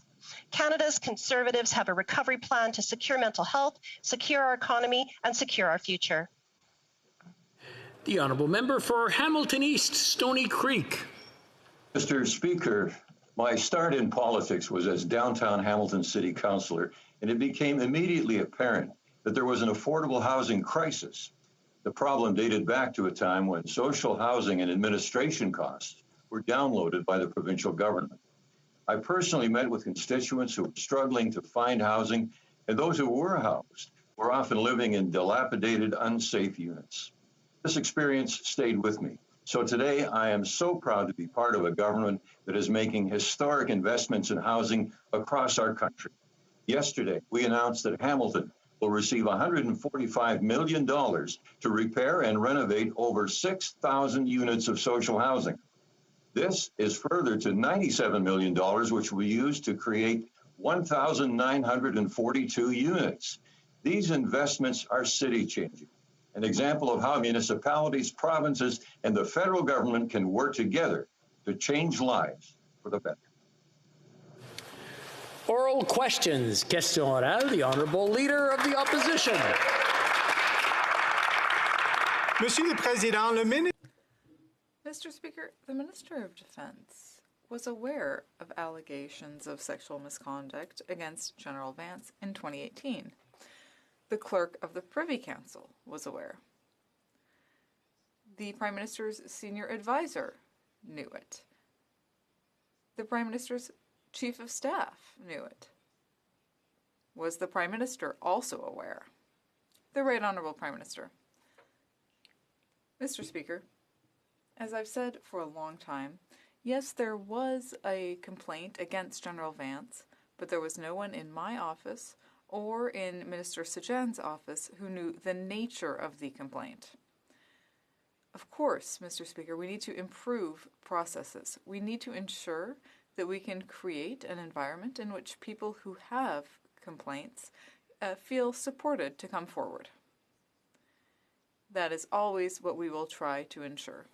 The Honourable Leader of the Opposition. Mr. Speaker, the Minister of National Defence was aware of sexual misconduct allegations against General Vance in 2018.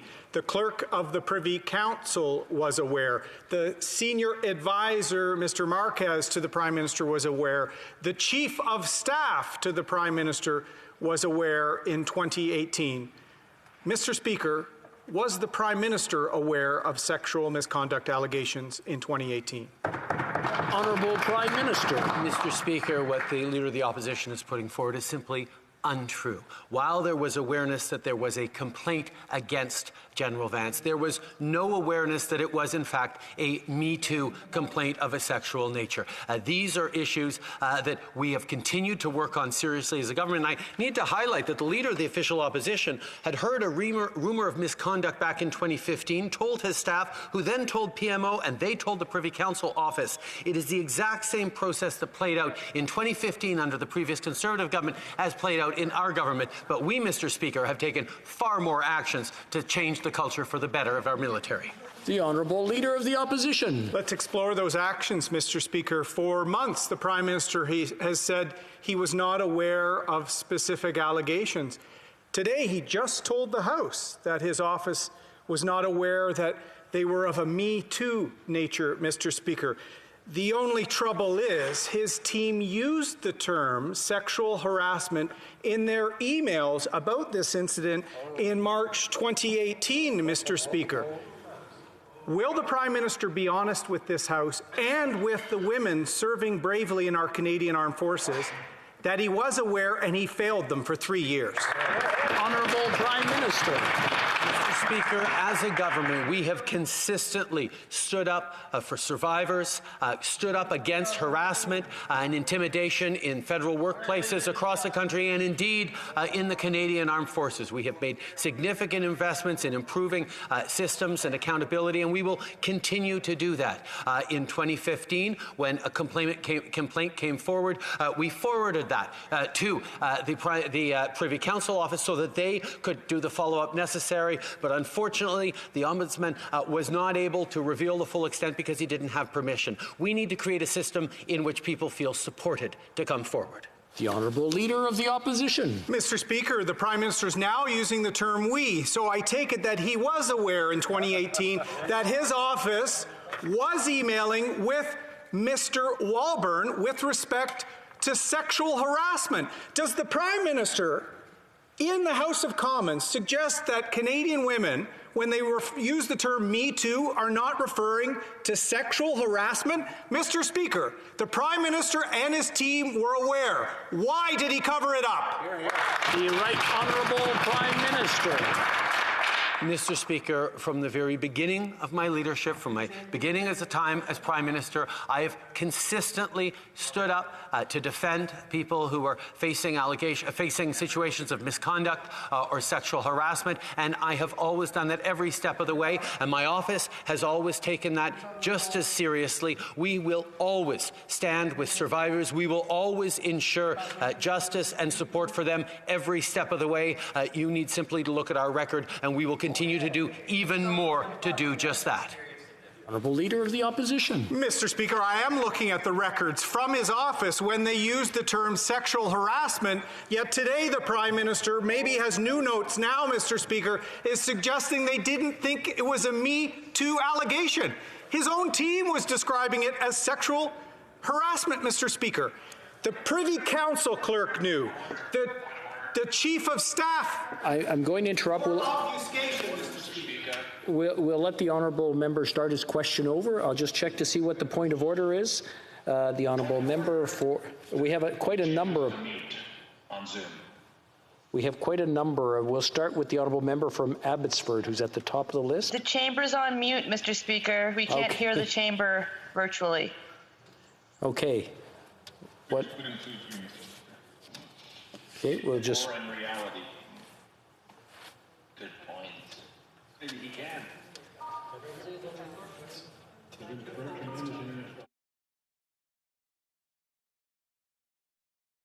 Just test. Can everyone hear? Very good. We'll return to the Honourable Leader of the Opposition. Thank you, Mr. Speaker. It seems with this cover-up, the country's been on mute with respect to these allegations for 3 years. So, Mr. Speaker, the Prime Minister knows that his own office was using the term sexual harassment with respect to this allegation in 2018. All of the senior members of his office knew and used the term sexual harassment. So it's embarrassing to suggest that he wasn't aware that it was a Me Too style complaint. Mr. Speaker, the clerk of the Privy Council knew. His senior advisor, the Chief of Staff to the Prime Minister of Canada knew for 3 years. Why did she lie to him? The Right Honourable Prime Minister. Mr. Speaker, my office and my Chief of Staff specifically has from the very beginning always taken extraordinarily seriously any allegations of personal and professional misconduct, particularly allegations of a sexual nature. We have consistently stood up in defense of survivors, consistently pushed back against cultures that tolerate and accept marginalization or diminishment of women or other minorities. That is something that we will continue to stand up for. We will continue to defend anyone who comes forward with stories of allegation and allegations of misconduct. That is what this government has always stood for. The Honourable Member for Belleuil-Chambly. Thank you, Mr. Speaker.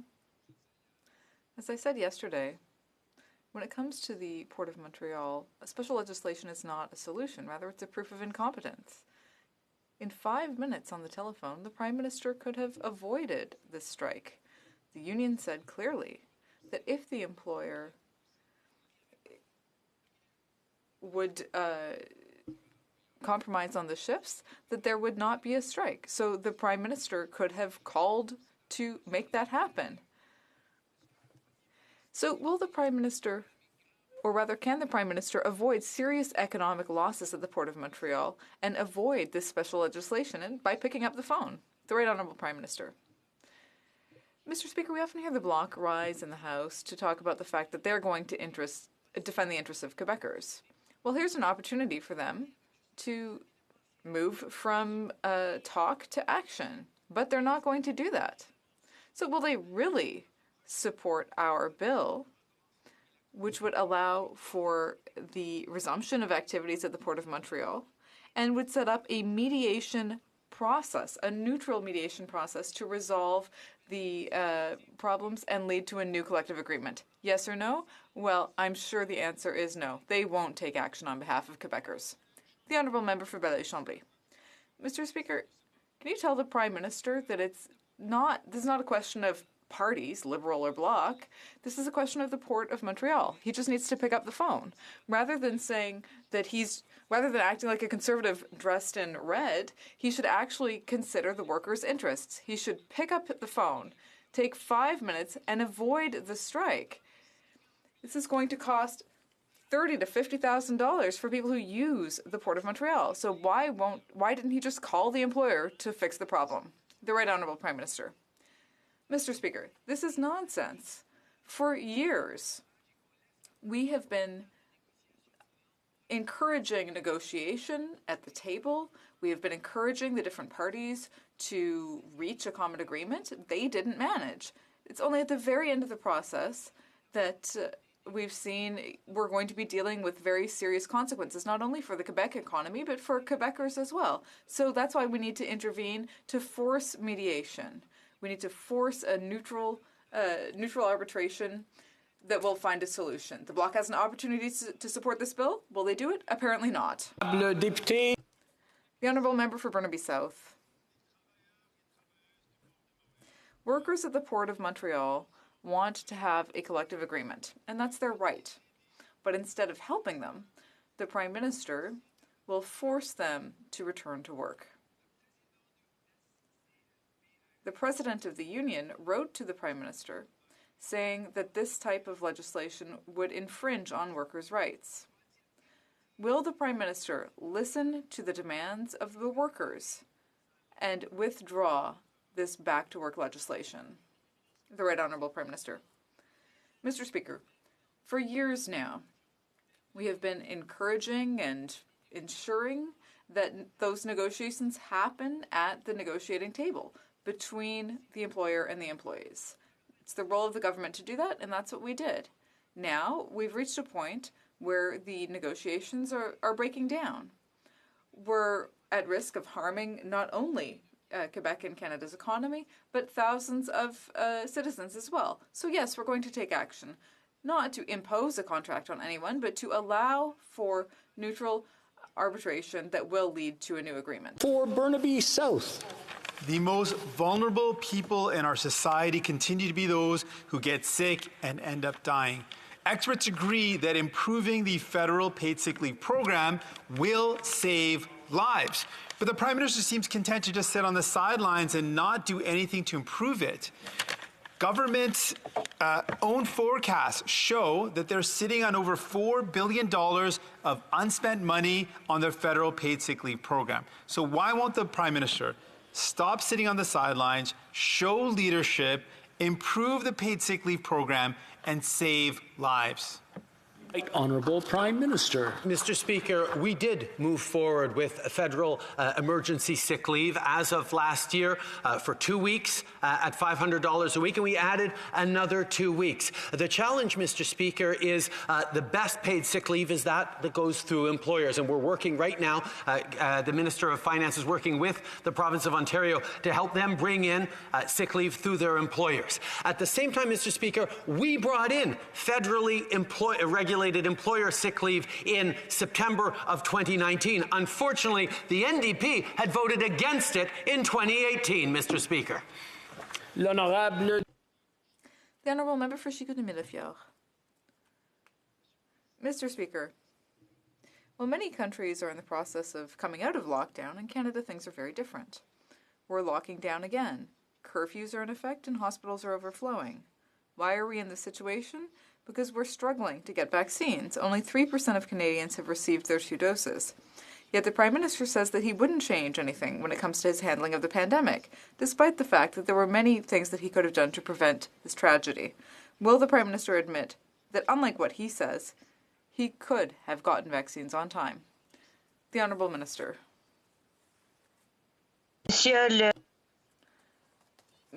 Mr. Speaker,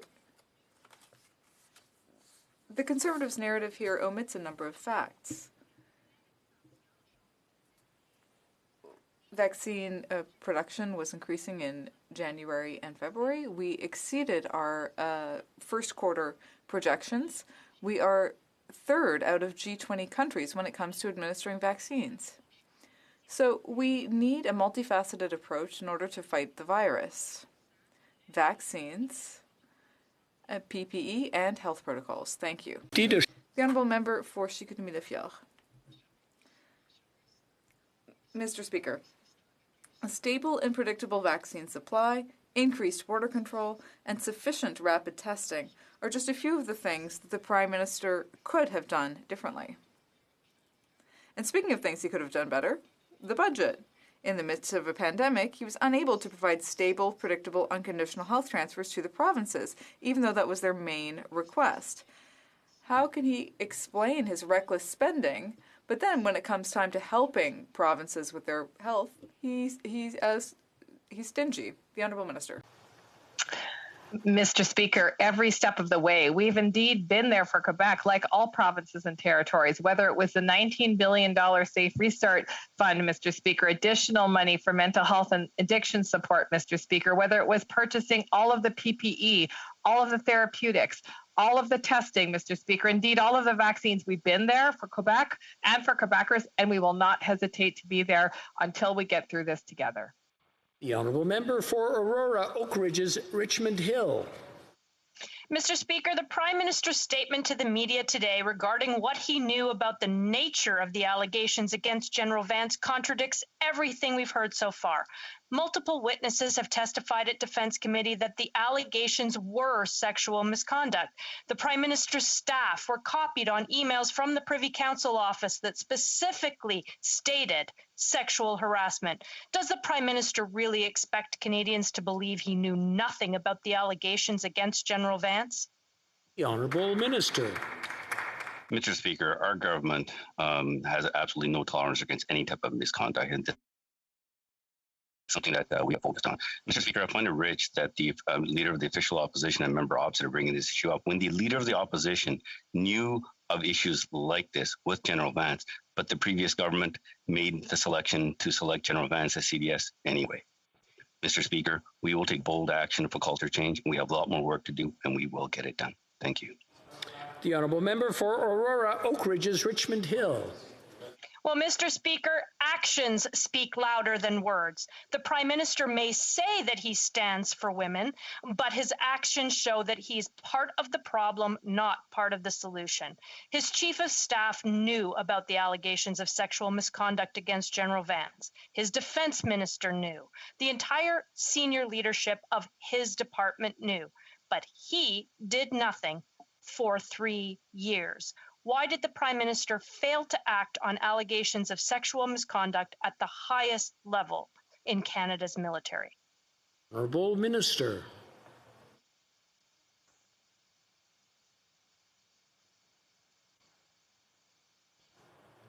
The Honourable Minister. Sorry, Mr. Speaker.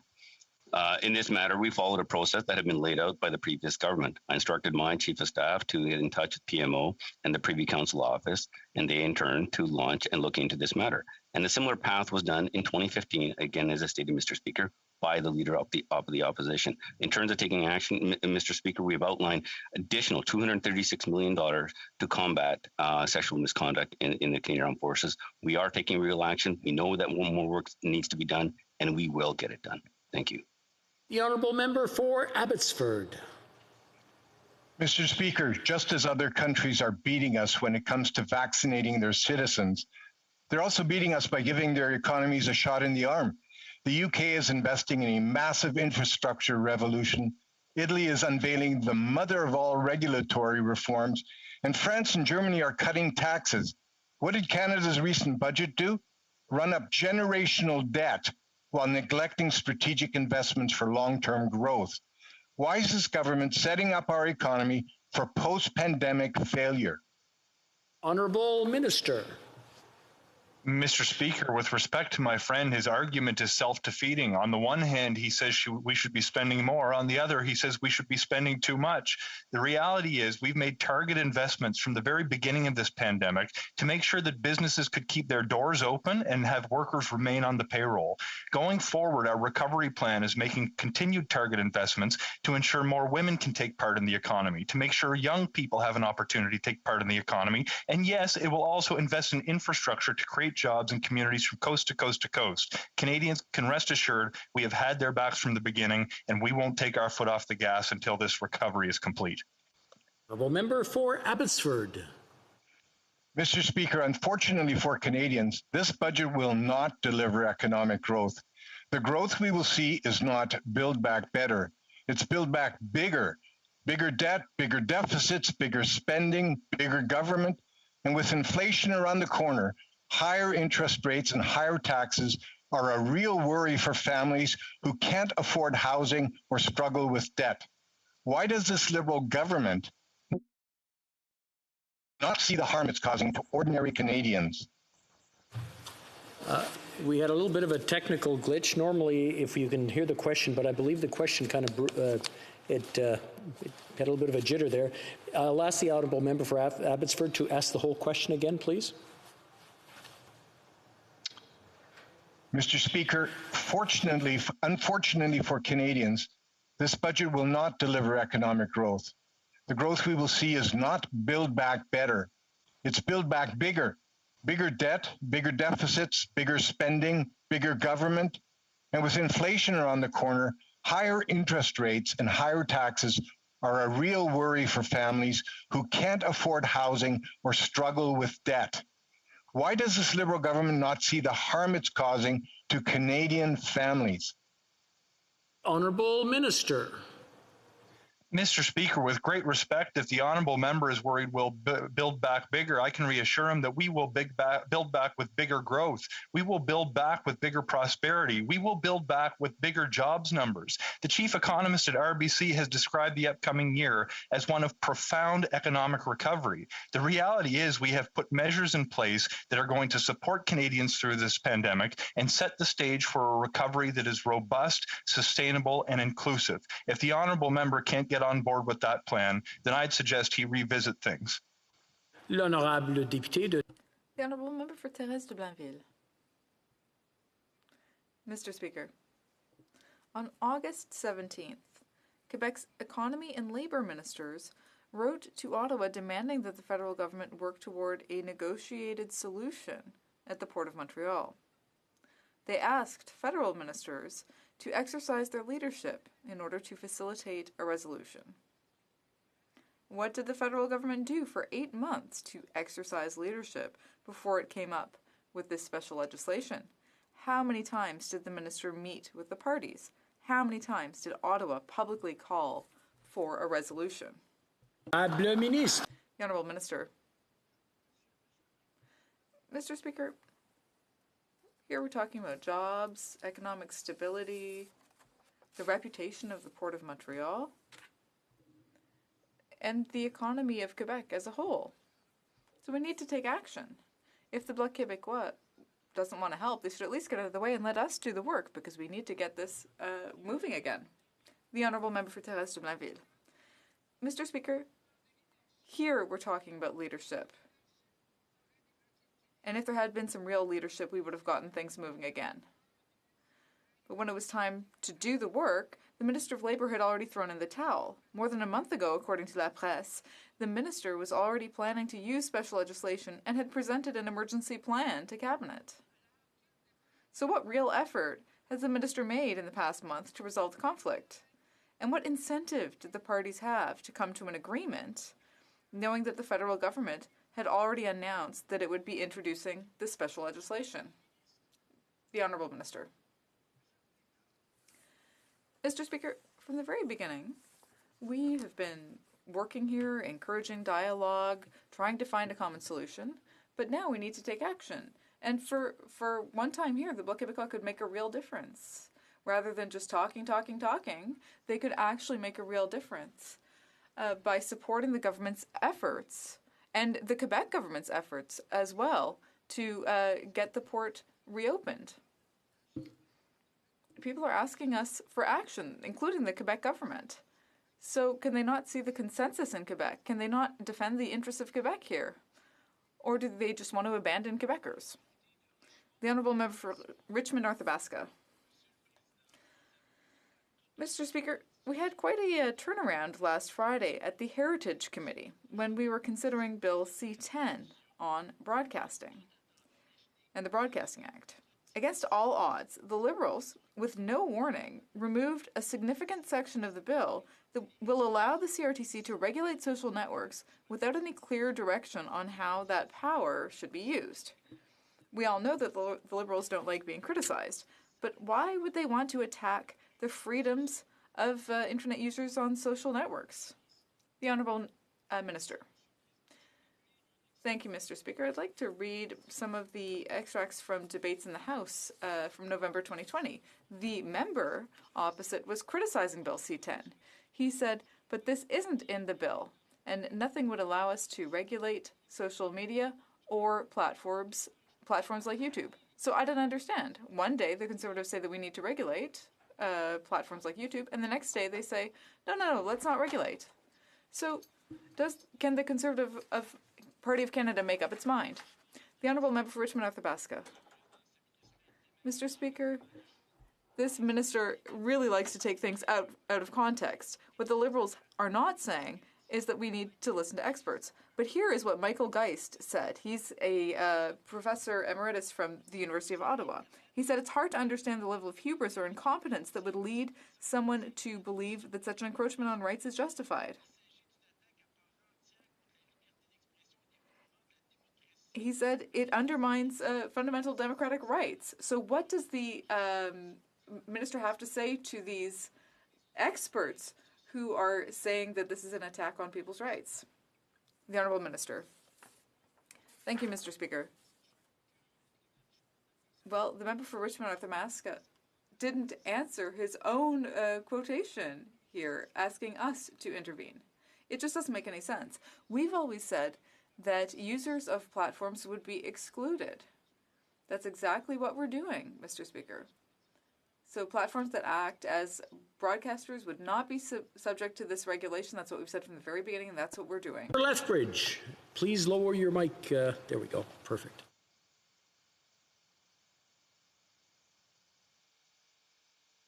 I'm afraid the honourable member's on mute. Oh, we're not hearing a thing.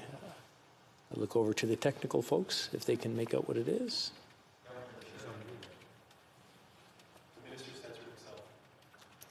Maybe check on the bottom corner. There's two places to mute, sometimes on the headset itself and sometimes on the program. My apologies. Thank you. Very good. The honourable member. The minister is misleading the House. Amendments are being proposed that change this legislation from what it was in the fall. The current government has shown an ever-increasing disregard for the rights and freedoms of Canadians. Under Bill C-10, they are now wanting to amend the Broadcasting Act to allow for government censorship of video content on social media. According to the minister, it's all about restricting content that, quote, undermines Canada's social cohesion. But what does that even mean? Soon, they'll create Ministry of Truth, which just sounds like a weird cult, let's be honest. So why is the Prime Minister trampling on the rights and freedoms of Canadians? And why is this minister choosing to mislead Canadians? Honourable Minister.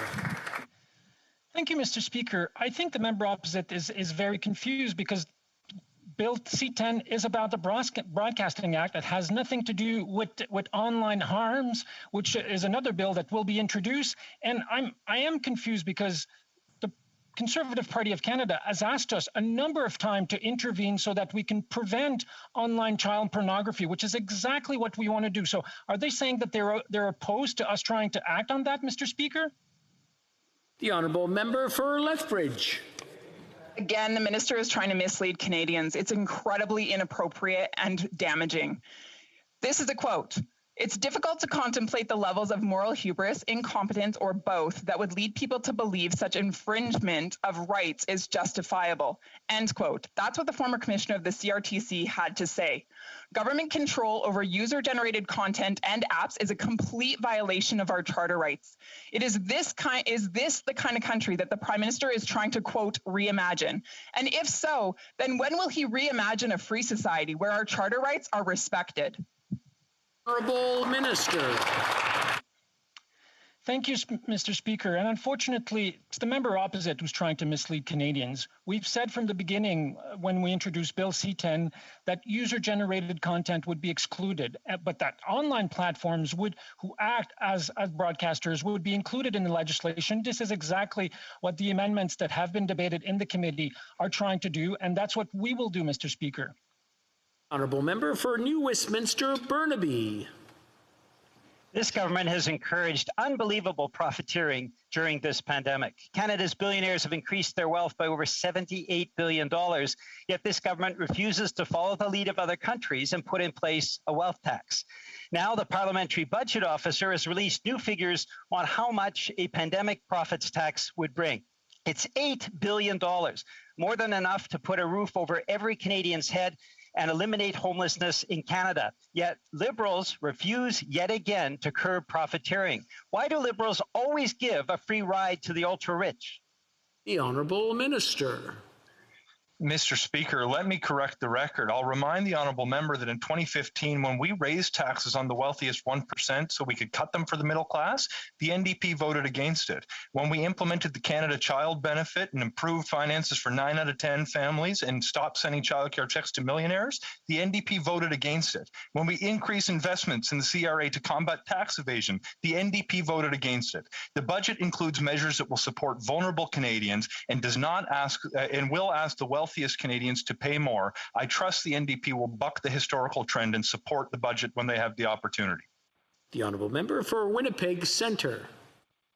Mr. Speaker, this government is almost 2 years late releasing a national action plan to uphold the calls to justice of the National Inquiry into Murdered and Missing Indigenous Women and Girls. And what do we see? Internal emails showing a continuation of a fragmented, uncoordinated response by the RCMP, a failure to address Call to Justice 9.5. COVID is not an excuse. Indigenous women and girls, 2S LGBTQIA individuals continue to go missing and murdered. When will this government release a national action plan to stop this ongoing genocide? Honourable Minister. I thank the member for the question, and as always, our hearts are with the survivors, the families, and the missing and murdered Indigenous women, Two-Spirit and gender diverse people, and they're helping us develop the best possible effective and accountable national action plan.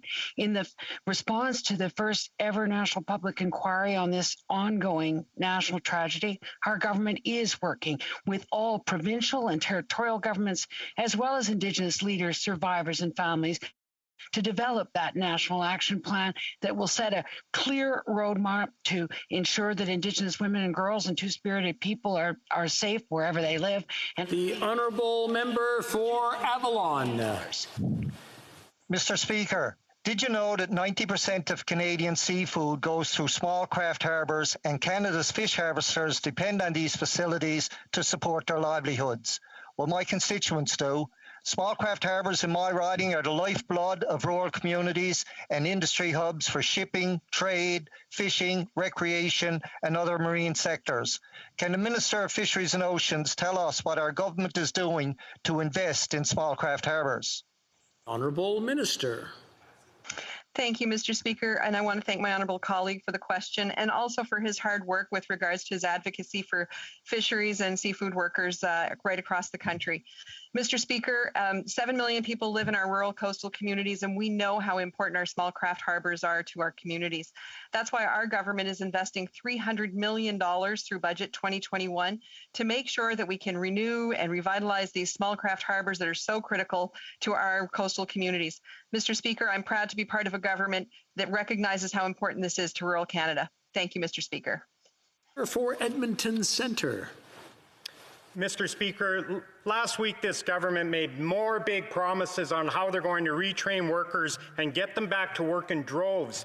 Yet they haven't told us what jobs these will be, who will employ them, or how long that retraining will take. Can the minister please tell us what specific jobs Canadians are being reskilled for?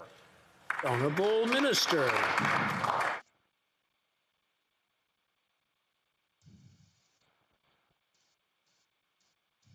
The Honourable Minister. Thank you, Mr. Speaker. The nature of work and the way businesses operate are indeed changing at an ever-increasing speed. That's why in Budget 2021, we are investing nearly $2.5 billion to help employers train and reskill people, help workers transition to new jobs, enhance foundational and transferable skills, and create a new apprenticeship service for the trades. We are creating 500,000 new training work opportunities, including 215,000 new job and training opportunities for youth, supporting businesses in the most affected sectors such as tourism and arts and culture, and accelerating investments in digital transformation of small and medium-sized businesses. This is how we're putting our government on track to meet our commitment to create 1 million jobs by the end of this year. The Honourable Member for Edmonton Centre. Mr. Speaker, well, that was all over the map. And I'll give a little advice. There's numerous energy projects across this country awaiting approval. Now, these are real projects, real jobs. Thousands of them, in fact, are shovel-ready and employ those who already have the skills. Now, while we're waiting for the government's great master plan to reskill Canadians, can we at least get these Canadians back to work now? Honourable Minister. Absolutely, Mr. Speaker. And in fact, that's why we're investing in sectors and communities and specific job transitions. We're investing in young people. We're investing in people with disabilities. We have a comprehensive plan that's not scattered or all over the map. It's just comprehensive. And perhaps the Conservatives haven't seen such a plan before. We're creating jobs. We're training and upskilling workers, and we will continue to be there for Canadians. The Honourable Member for Calgary, Rocky Ridge. Mr. Speaker, Greg runs an auto service business in Calgary that opened in late 2019, just before COVID, and does not qualify for assistance. This government's continuing failure to deliver vaccines and rapid results screening tests to safely reopen the economy means that more and more businesses are at risk of failing, and the ones that were brand new when the pandemic hit are among the worst affected. The budget contains nothing for these businesses that are still denied support because they opened just before COVID. Why? The Honourable Minister.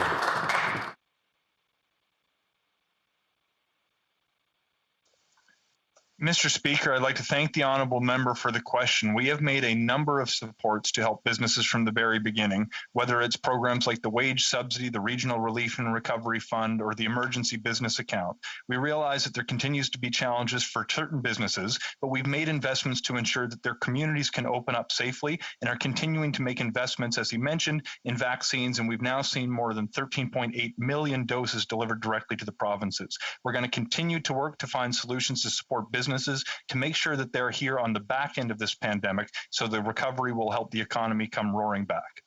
The Honourable Member for Calgary, Rocky Ridge. There's nothing in that answer that will help Greg's business. I raised this issue in question period in February. The Parliamentary Secretary for Small Business said that they were working on it. I raised the issue at Finance in March, and the Deputy Prime Minister admitted that they have failed businesses like Greg's. There's been a speech from the Throw in a Fall economic statement, and finally a budget, and there's still nothing. They've admitted that there is a problem. That's the first step. When will they actually do something? The Honourable Minister. Mr. Speaker, we are very aware of this situation. I want to thank my colleague for raising the important issue. When we created emergency relief programs, our government sought to support as many Canadian businesses as possible, as quickly as possible. At the same time, we know that all of these programs needed to be designed so we can also ensure their integrity as we ensure they're reaching as many businesses as is humanly possible. This can be a very challenging balance to strike, and we're working to find that balance so we can support new businesses as well as those millions who've already received support. L'honorable député de Pierre Boucher. The honourable member for Pierre Boucher, Les Patriotes Verchères. Mr. Speaker, in this morning's edition of La Presse, the CEO of CN says the impact of the strike at the Port of Montreal won't be as bad as feared because we've all seen this coming for weeks. Businesses have rerouted their cargo to other ports like Halifax, and shipping routes have been altered. Everyone's just waiting for the dispute to degenerate. I'm just going to interrupt the honourable member. We seem to be having a technical problem. I'd ask him to start his question over because we missed part of it. The honourable member for Pierre Boucher, Les Patriotes Verchères. Mr. Speaker, in this morning's edition of La Presse, the CEO of CN says the impact of the strike at the Port of Montreal won't be as bad as feared because we've all seen this coming for weeks. Businesses have rerouted their cargo to other ports like Halifax, and shipping routes have been altered. Everyone's just waiting for the dispute to degenerate ever since the federal government indicated a month ago that it was prepared to table back-to-work legislation. Why have they completely abdicated leadership in favor of sitting back and waiting for the talks to fail? Where has the Prime Minister been? The Honourable Minister. Mr. Speaker, we've been there from the beginning. As far back as 2.5 years ago, we've been helping the parties to negotiate. There have been 100 sessions with the federal negotiator, and there's a consensus in Quebec, the government of Quebec and Ottawa and economic circles. Everyone wants workers and families. Everybody agrees we need to protect the economy and we need to move forward. The Bloc has an opportunity here, an opportunity to stand up and pitch in and help us move forward. But no, they won't do that. They just want to play partisan politics here. It's time to get rid of the Bloc in Quebec. The honourable member for Pierre Boucher, Les Patriotes Verchères. Well, every time this government's involved in a dispute, it degenerates into an economic crisis. Last year, the labour dispute at CN was allowed to drag on until the propane shortage put farmers' crops at risk. They let the Wet'suwet'en crisis get so bad, the Prime Minister even recommended setting in the police to break up Indigenous protesters. And today, they're watching the talks at the Port of Montreal and waiting for a deadlock to introduce back-to-work legislation. Is it really too much to ask for the Prime Minister to try governing? The Honourable Minister, look, why don't they stand up for Quebec instead of just grumbling and picking quarrels? We're talking about economic stability here. The reputation of the Port of Montreal and Montreal itself are at stake. This is of huge economic importance. The Bloc should listen to the government of Quebec, to economic circles, to families and workers and everyone who's worried. If the Bloc isn't willing to help, they should get out of the way and we'll do the job. On behalf of the Quebec economy, it's time to unblock Quebec. Kenyon. Mr. Speaker, home ownership is becoming impossible for Canadians to attain, a trend that has only grown exponentially worse over the course of the pandemic. The stats back this up. CREA reports that the national average home price rose 31.6% compared to March of last year. Why has the Liberal government's 2021 budget completely ignored first-time home buyers and the housing needs of young Canadians? Honourable Minister. It's very good to see the Conservatives finally talk about housing. I remember a Prime Minister called Stephen Harper who told me once as a reporter to go read the Constitution because housing wasn't a federal responsibility. But let me assure the member opposite that not only will we be taking steps to invest in first-time buyers and supporting them cross the bridge to home ownership, not only will we invest $75 billion in a national housing strategy to make rent more affordable. Not only will we put a tax on foreign speculators in the Canadian housing market, we are not done yet. There are new steps to be taken. We believe in making sure Canadians have a choice, and that choice should be safe and affordable and secure. We will get this done. We will not take advice from the Conservatives who are missing in action for 10 years.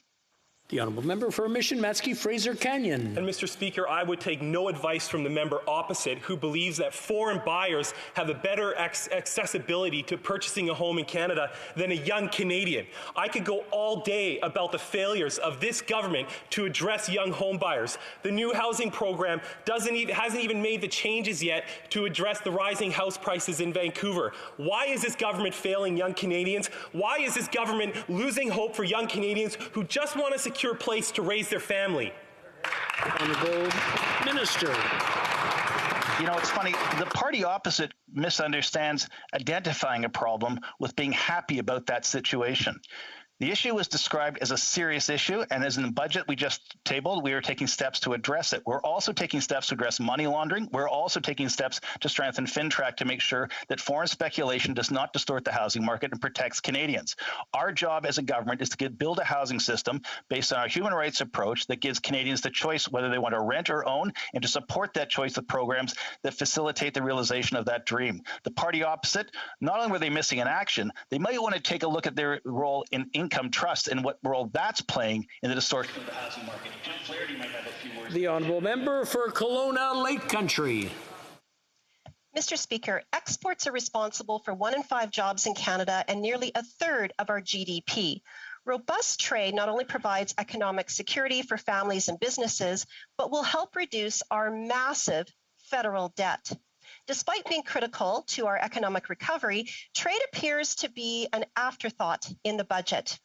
This isn't a surprise. This same government missed the deadline to implement the Trade Continuity Agreement with the UK and still has not negotiated a Buy America exemption. Why did the government fail to make trade a priority in its recent budget? The Honourable Minister. Thank you very much, Mr. Speaker, and I'm happy to take this question because only a few weeks ago, Canada ranked number 2 in the entire world in terms of foreign direct investment attractiveness. We take our exporters very seriously in this country. They are an integral part of our economy and will form an integral part of our economic relaunch. We are certainly going to continue supporting our exporters. And when it comes to having their backs, this government has consistently been there for them, as we will continue to be through the other side of this pandemic. Thank you, Mr. Speaker. The honourable member for Dorval-Lachine-LaSalle. Thank you, Mr. Speaker. Last week, our government tabled Budget 2021. It's one of the most important budgets in generations. It's a plan to invest in students, young people, families, and vulnerable people from coast to coast to coast. Beyond the pandemic, job creation will be a key feature of our economics recovery. Could the Minister of Employment, Workforce Development and Disability Inclusion tell the House what this government's doing to bring the number of jobs in Canada back to their pre-pandemic level? The Honourable Minister. Thank you very much, Mr. Speaker. I'd like to thank the member for Dorval-Lachine-LaSalle for her advocacy on behalf of her constituents. Mr. Speaker, our budget is a plan that invests in growth for all Canadians and an economic recovery that leaves no one behind. We're investing close to $2.5 billion to help train and reskill workers and help Canadians transition to new jobs. We're also creating 500,000 new training and employment opportunities, including 215,000 opportunities for young people. In addition, we're extending the wage subsidy and creating the Canada Recovery Hiring Program to help businesses hire and retain workers. Mr. Speaker, we are on track to keep our commitment to create 1 million jobs by the end of the year. The Minister of Finance has stated, because interest rates are low, Canada can afford this massive debt and enormous, endless deficits. She seems oblivious to the fact that interest rates have nowhere to go but up. Finance Minister Paul Martin stated that, and I quote, "The debt and the deficit are not inventions of ideology. They are facts of arithmetic. The quicksand of compound interest is real," end quote. Mr. Speaker, future generations who have to pay this massive debt want to know if Paul Martin was wrong or the current minister. Honourable Minister. Mr. Speaker, there is no question that the emergency measures we put forward to support Canadians during an unprecedented public health and economic crisis have been expensive, but doing too little would have been far more expensive. I point the honourable member to the report of the IMF that indicates had we not put forward these measures, our deficit would be of the same scale, but our economy would have experienced economic scarring that would have hamstrung our recovery for a generation. I point the honourable member as well to the recent reaffirmation of our AAA investment grade credit rating from the major credit rating agencies. It turns out those socialists at the credit rating agencies also believe that supporting families during their time of need and keeping workers on The honourable member for Beauce. Mr. Speaker, the government has failed on another file, foreign workers. they awarded a sole source contract to a unilingual English-speaking company in Toronto for all their COVID tests. There's a business in my riding that's been waiting 19 days now for something that's only supposed to take 14 days. For 5 days, my constituent has been trying in vain to get through to somebody. I know the minister is going to tell me they've signed another contract, but that doesn't solve the problem for those who are still waiting on Switch Health. What does the minister have to say to businesses in my riding? The Honourable Minister. Monsieur le Président. Mr. Speaker, all federal departments have worked together to accelerate the entry of all foreign temporary workers, and we have launched a new partnership with Dynacare to facilitate COVID tests for temporary foreign workers arriving by plane. And as of April 8th, support services will be dedicated in English and French and other languages. This agreement will help meet the increased demand for tests in the months to come. The Honourable Member for Lévis-Lotbinière. Mr. Speaker, temporary workers have been delayed coming to Canada and reaching farms in Quebec. They're still waiting for supposedly rapid test results from a company that, in addition to being slow, only operates in English. Mr. Speaker, precious time wasted and flagrant disrespect from this government for our French-speaking farmers in Quebec. What's the government going to do to accelerate the process for those already waiting and to serve Francophones properly? The Honourable Minister.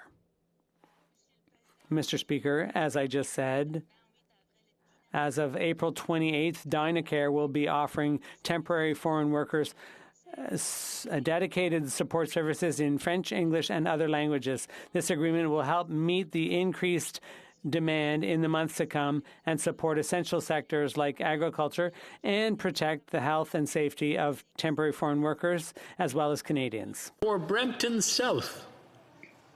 Mr. Speaker, Brampton has been one of the hardest hit communities by the pandemic in Ontario.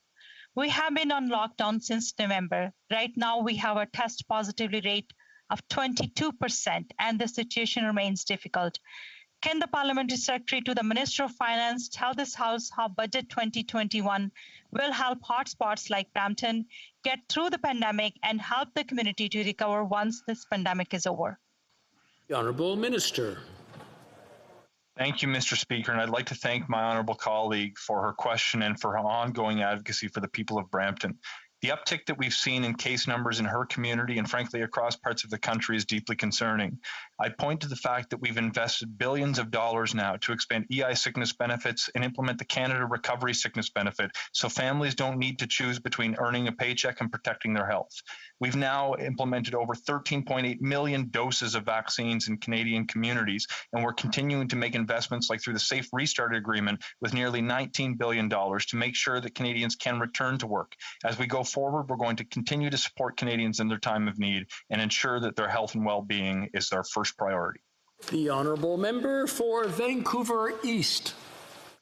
The Housing Parliamentary Secretary admitted that Canada is, quote, a very safe market for foreign investment, but not a great market for Canadians looking for choices around housing. He also said that Canada's housing market is, quote, driven by speculation. The cost of housing in Canada has increased by 31% over the last year alone. This 1% vacant homes tax for non-Canadians living outside of Canada is not going to cut it. Will the government increase this tax, bring in a foreign buyer's tax, and put in new money for the construction of social housing for those in core need? Honourable Minister. Mr. Speaker, having just heard the NDP House Leader talk about solving the housing crisis with an $8 billion investment, I'm a little reluctant to take the advice of the NDP on housing policy. After all, they've already spent that money on pharmacare, fighting climate change, basic income. I'm not sure quite for how far one simple tax will stretch.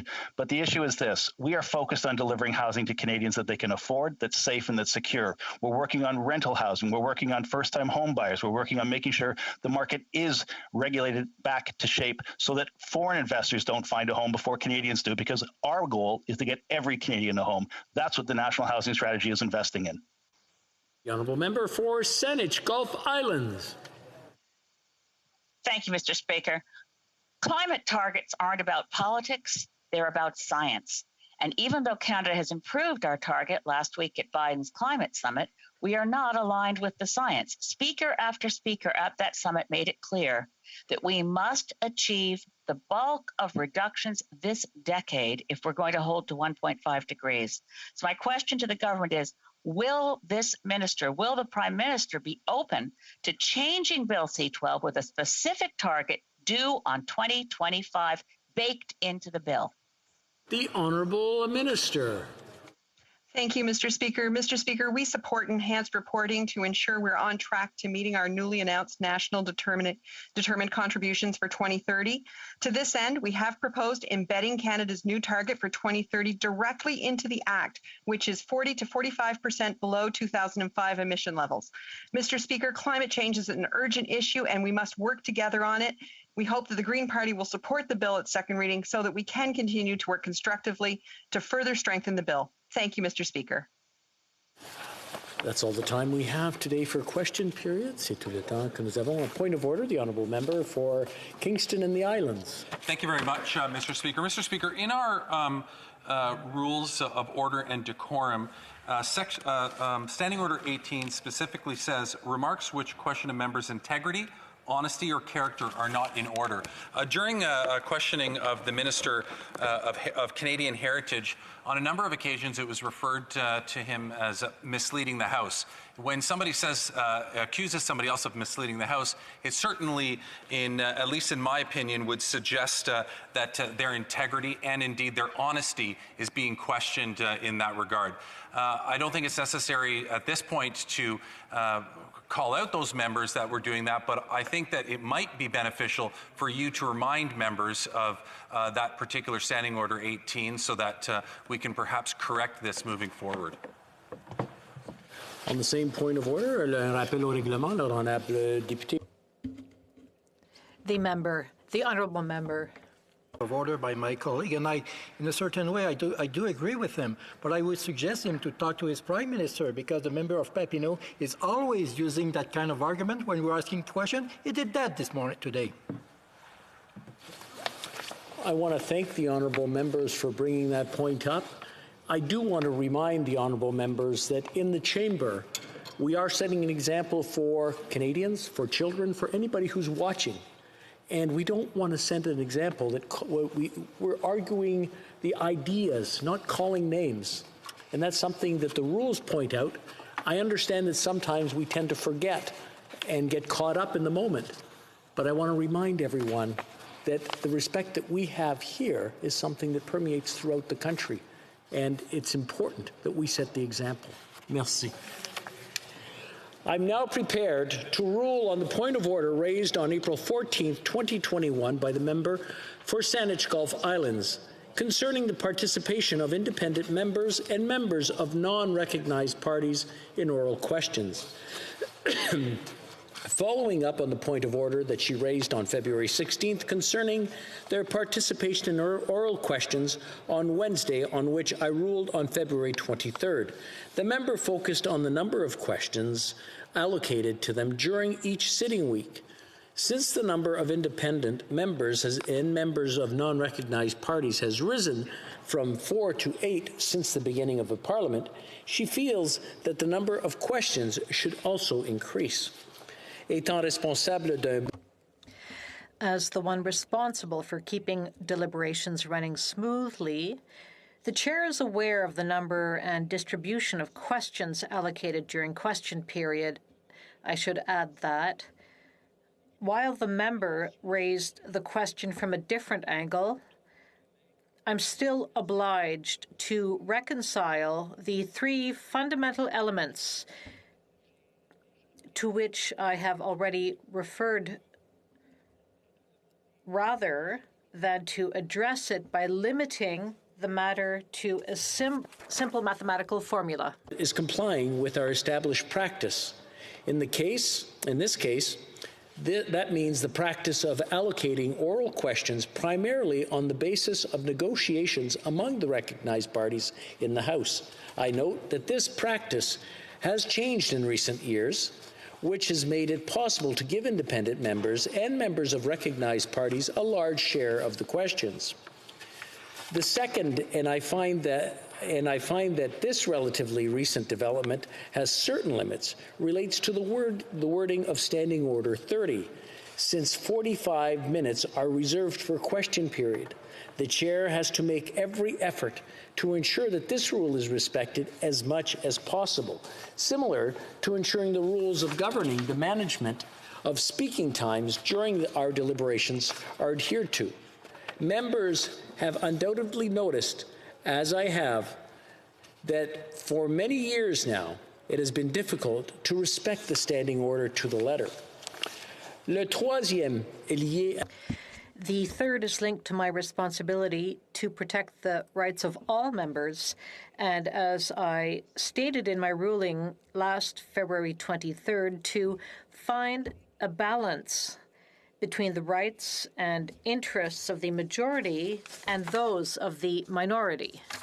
In doing so, the chair must try to be equitable and fair without tipping the balance too far on one side or the other.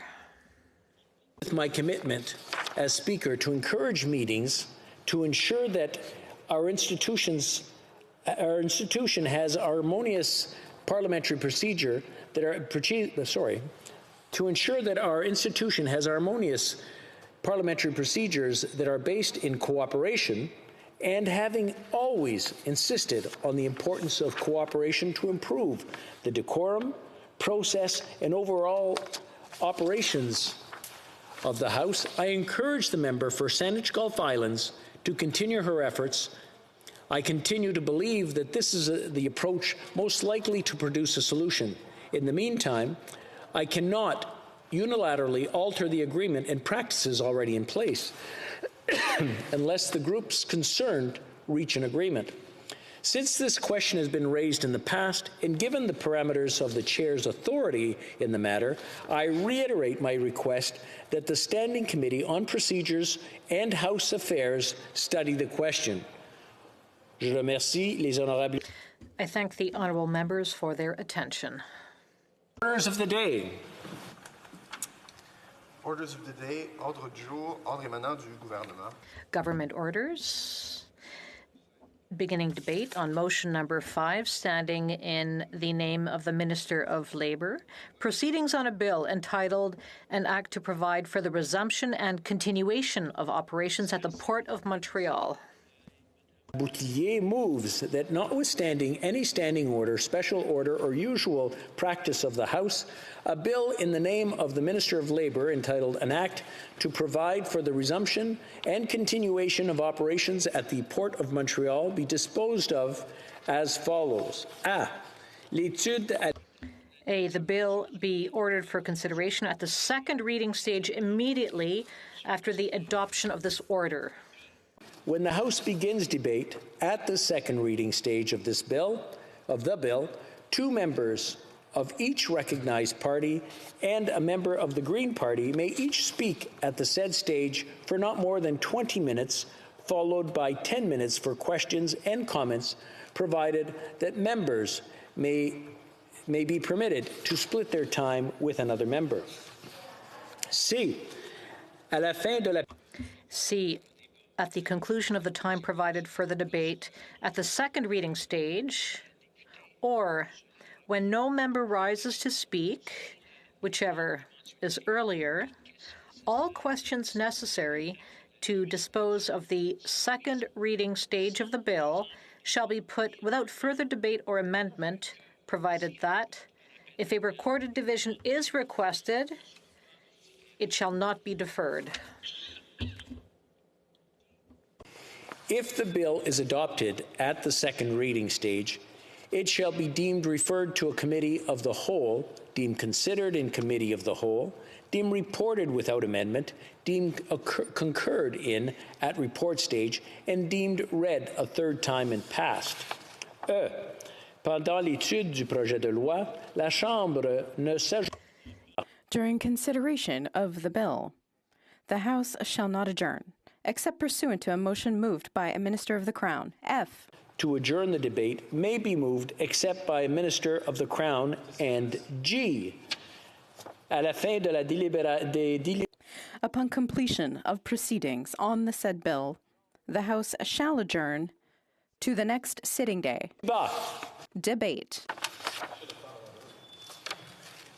L'Honorable Ministre, the Honorable Minister of Labour.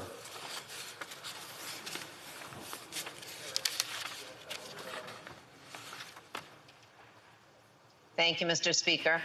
I'd like to begin by acknowledging that I am joining you from the traditional territory of the Haudenosaunee and Anishinaabe peoples covered with the Dish with One Spoon Wampum Agreement.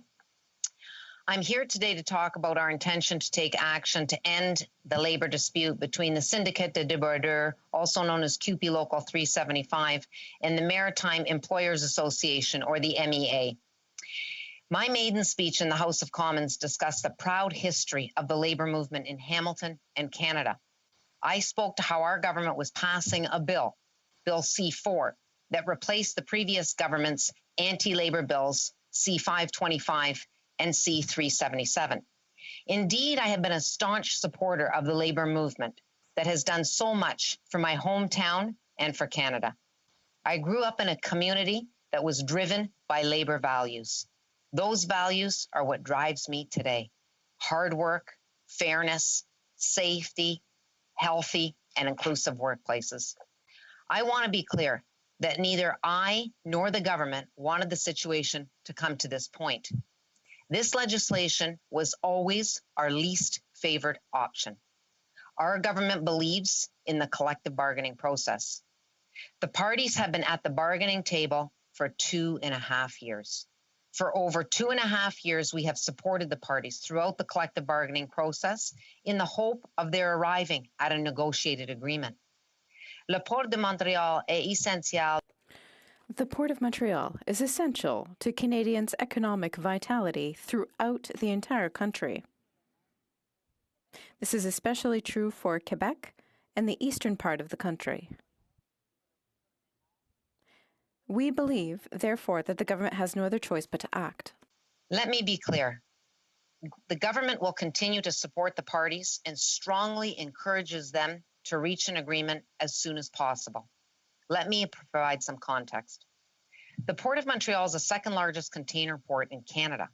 Every year it handles over 1.6 million 20-foot equivalent units and 35 million tons of cargo, representing approximately $40 billion in goods. It is also a major link in the various Canadian and American supply chains for raw materials and consumer goods. The work stoppage we are seeing right now is causing harm that has the potential to cause severe, immediate, and lasting damage to the economies of Montreal, the province of Quebec, and of Canada. This work stoppage affects more than 19,000 direct and indirect jobs associated with transit through the Port of Montreal, including in the rail and trucking industry.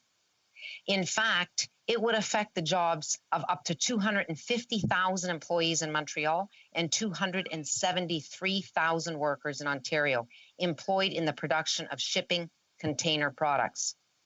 Mr. Speaker, shippers who have been forced to reroute to other ports may not return immediately. They may not even return in the long term, meaning that the negative impacts on Montreal and Quebec and all of Canada could last longer as the work stoppage continues. Indeed, as I mentioned, the Port of Montreal is a major link in many Canadian and American supply chains of raw materials and consumer goods. These goods are fundamental to the manufacturing, agriculture, and health industries, among many others. Vital PPE arrives via the Port of Montreal. Important goods to various manufacturing industries do as well. The August 2020 strike had a disruptive and protracted effect on the East Coast transportation system.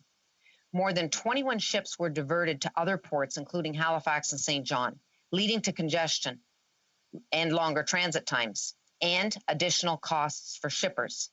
The current work stoppage is leading to similar rerouting to other ports, including in the U.S., and this is having a strong negative economic impact.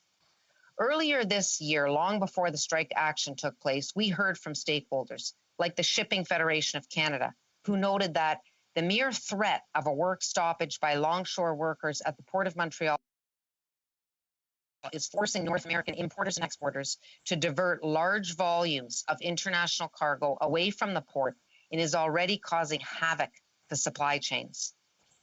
At that time, Montreal Port Authority also confirmed that some of its clients had preemptively diverted container goods to other ports. It's important to point, of course, that we are in the midst of the pandemic and COVID-19 has exacerbated this situation. If these diversions to American ports become permanent, they can have long-lasting negative effects on the integrated transportation and logistic network around the Port of Montreal. A direct effect would be lower demand for rail and trucking services in Canada that support the movement of cargo between Canada and the United States. We also know that the production in manufacturing of natural resource sectors, such as forestry, were seriously impacted during the strike last summer. These sectors are once again seeing major impacts to their supply chains with this latest action. For example, the Prince Edward Island Federation of Agriculture has said seed fertilizer, crop protections, and other important inputs arrive at the port destined to farm gates across the region who need them to successfully get their crops in the ground. Small businesses that rely on the Port of Montreal for supplies will be especially hard-pressed to absorb the extra costs associated with the work stoppage if the work stoppage is left to continue for a long period. Many of these smaller businesses can't afford the high-cost alternatives, such as expediting cargo through busy ports along the east coast of the U.S. at the last minute. They often can't afford to pay workers while their businesses remain idle, waiting for operations at the Port of Montreal to return to normal. All of this comes at a precarious moment in Canada's economic recovery from the ongoing pandemic. Supply chains have been disrupted for over a year now. Industries are working very hard to recover from and manage these complexities. These industries employ workers. These workers aren't just numbers. They are people who depend on their jobs to take care of themselves and their families and all those who depend on them. For businesses in Central and Eastern Canada, this second major work stoppage at one of the main gateways to international suppliers and markets is a serious blow in an already challenging COVID-19 environment. Mr. Speaker, the impact on our economy from these disruptions to supply chains will be devastating. Ensuring the uninterrupted flow of commodities and goods to and from international and domestic markets through the Port of Montreal is essential to the economic well-being of Canadians across the country, particularly now as we enter a period of economic recovery from the COVID-19 pandemic. The Government of Canada has provided significant assistance to the parties. Over the last 2.5 years, a federal government mediator has supported over 100 bargaining sessions. Despite our best efforts and over 2.5 years of support from federal mediators, there is no agreement in sight as the parties remain unable to find a common ground. This has now resulted in yet another disruption at the port with the very real consequence of multiple industries that depend on access to international markets. Our government firmly believes that the best deals are reached at the bargaining table. However, intervention is sometimes necessary when the parties are at a significant and long-standing impasse, particularly when a work stoppage is causing significant harm to Canadians. We cannot allow the situation we saw in August 2020 to repeat itself. And now too, particularly in the midst of this pandemic. If the current stoppage continues, serious accumulated negative impacts will continue to be felt all over Canada. Mr. Speaker, Canadians are counting on us to help the parties resolve their differences as quickly as possible to avoid a worsening of the situation. Stakeholders are counting on us as well, many of whom already have reached out directly, urging the government to do everything in its power to protect the economy, workers' jobs, and the well-being of Canadians. As I have mentioned earlier, the government will continue to support the parties in their negotiations and strongly encourages them to reach an agreement as soon as possible. We take the use of this legislation very seriously. It is our least favored option.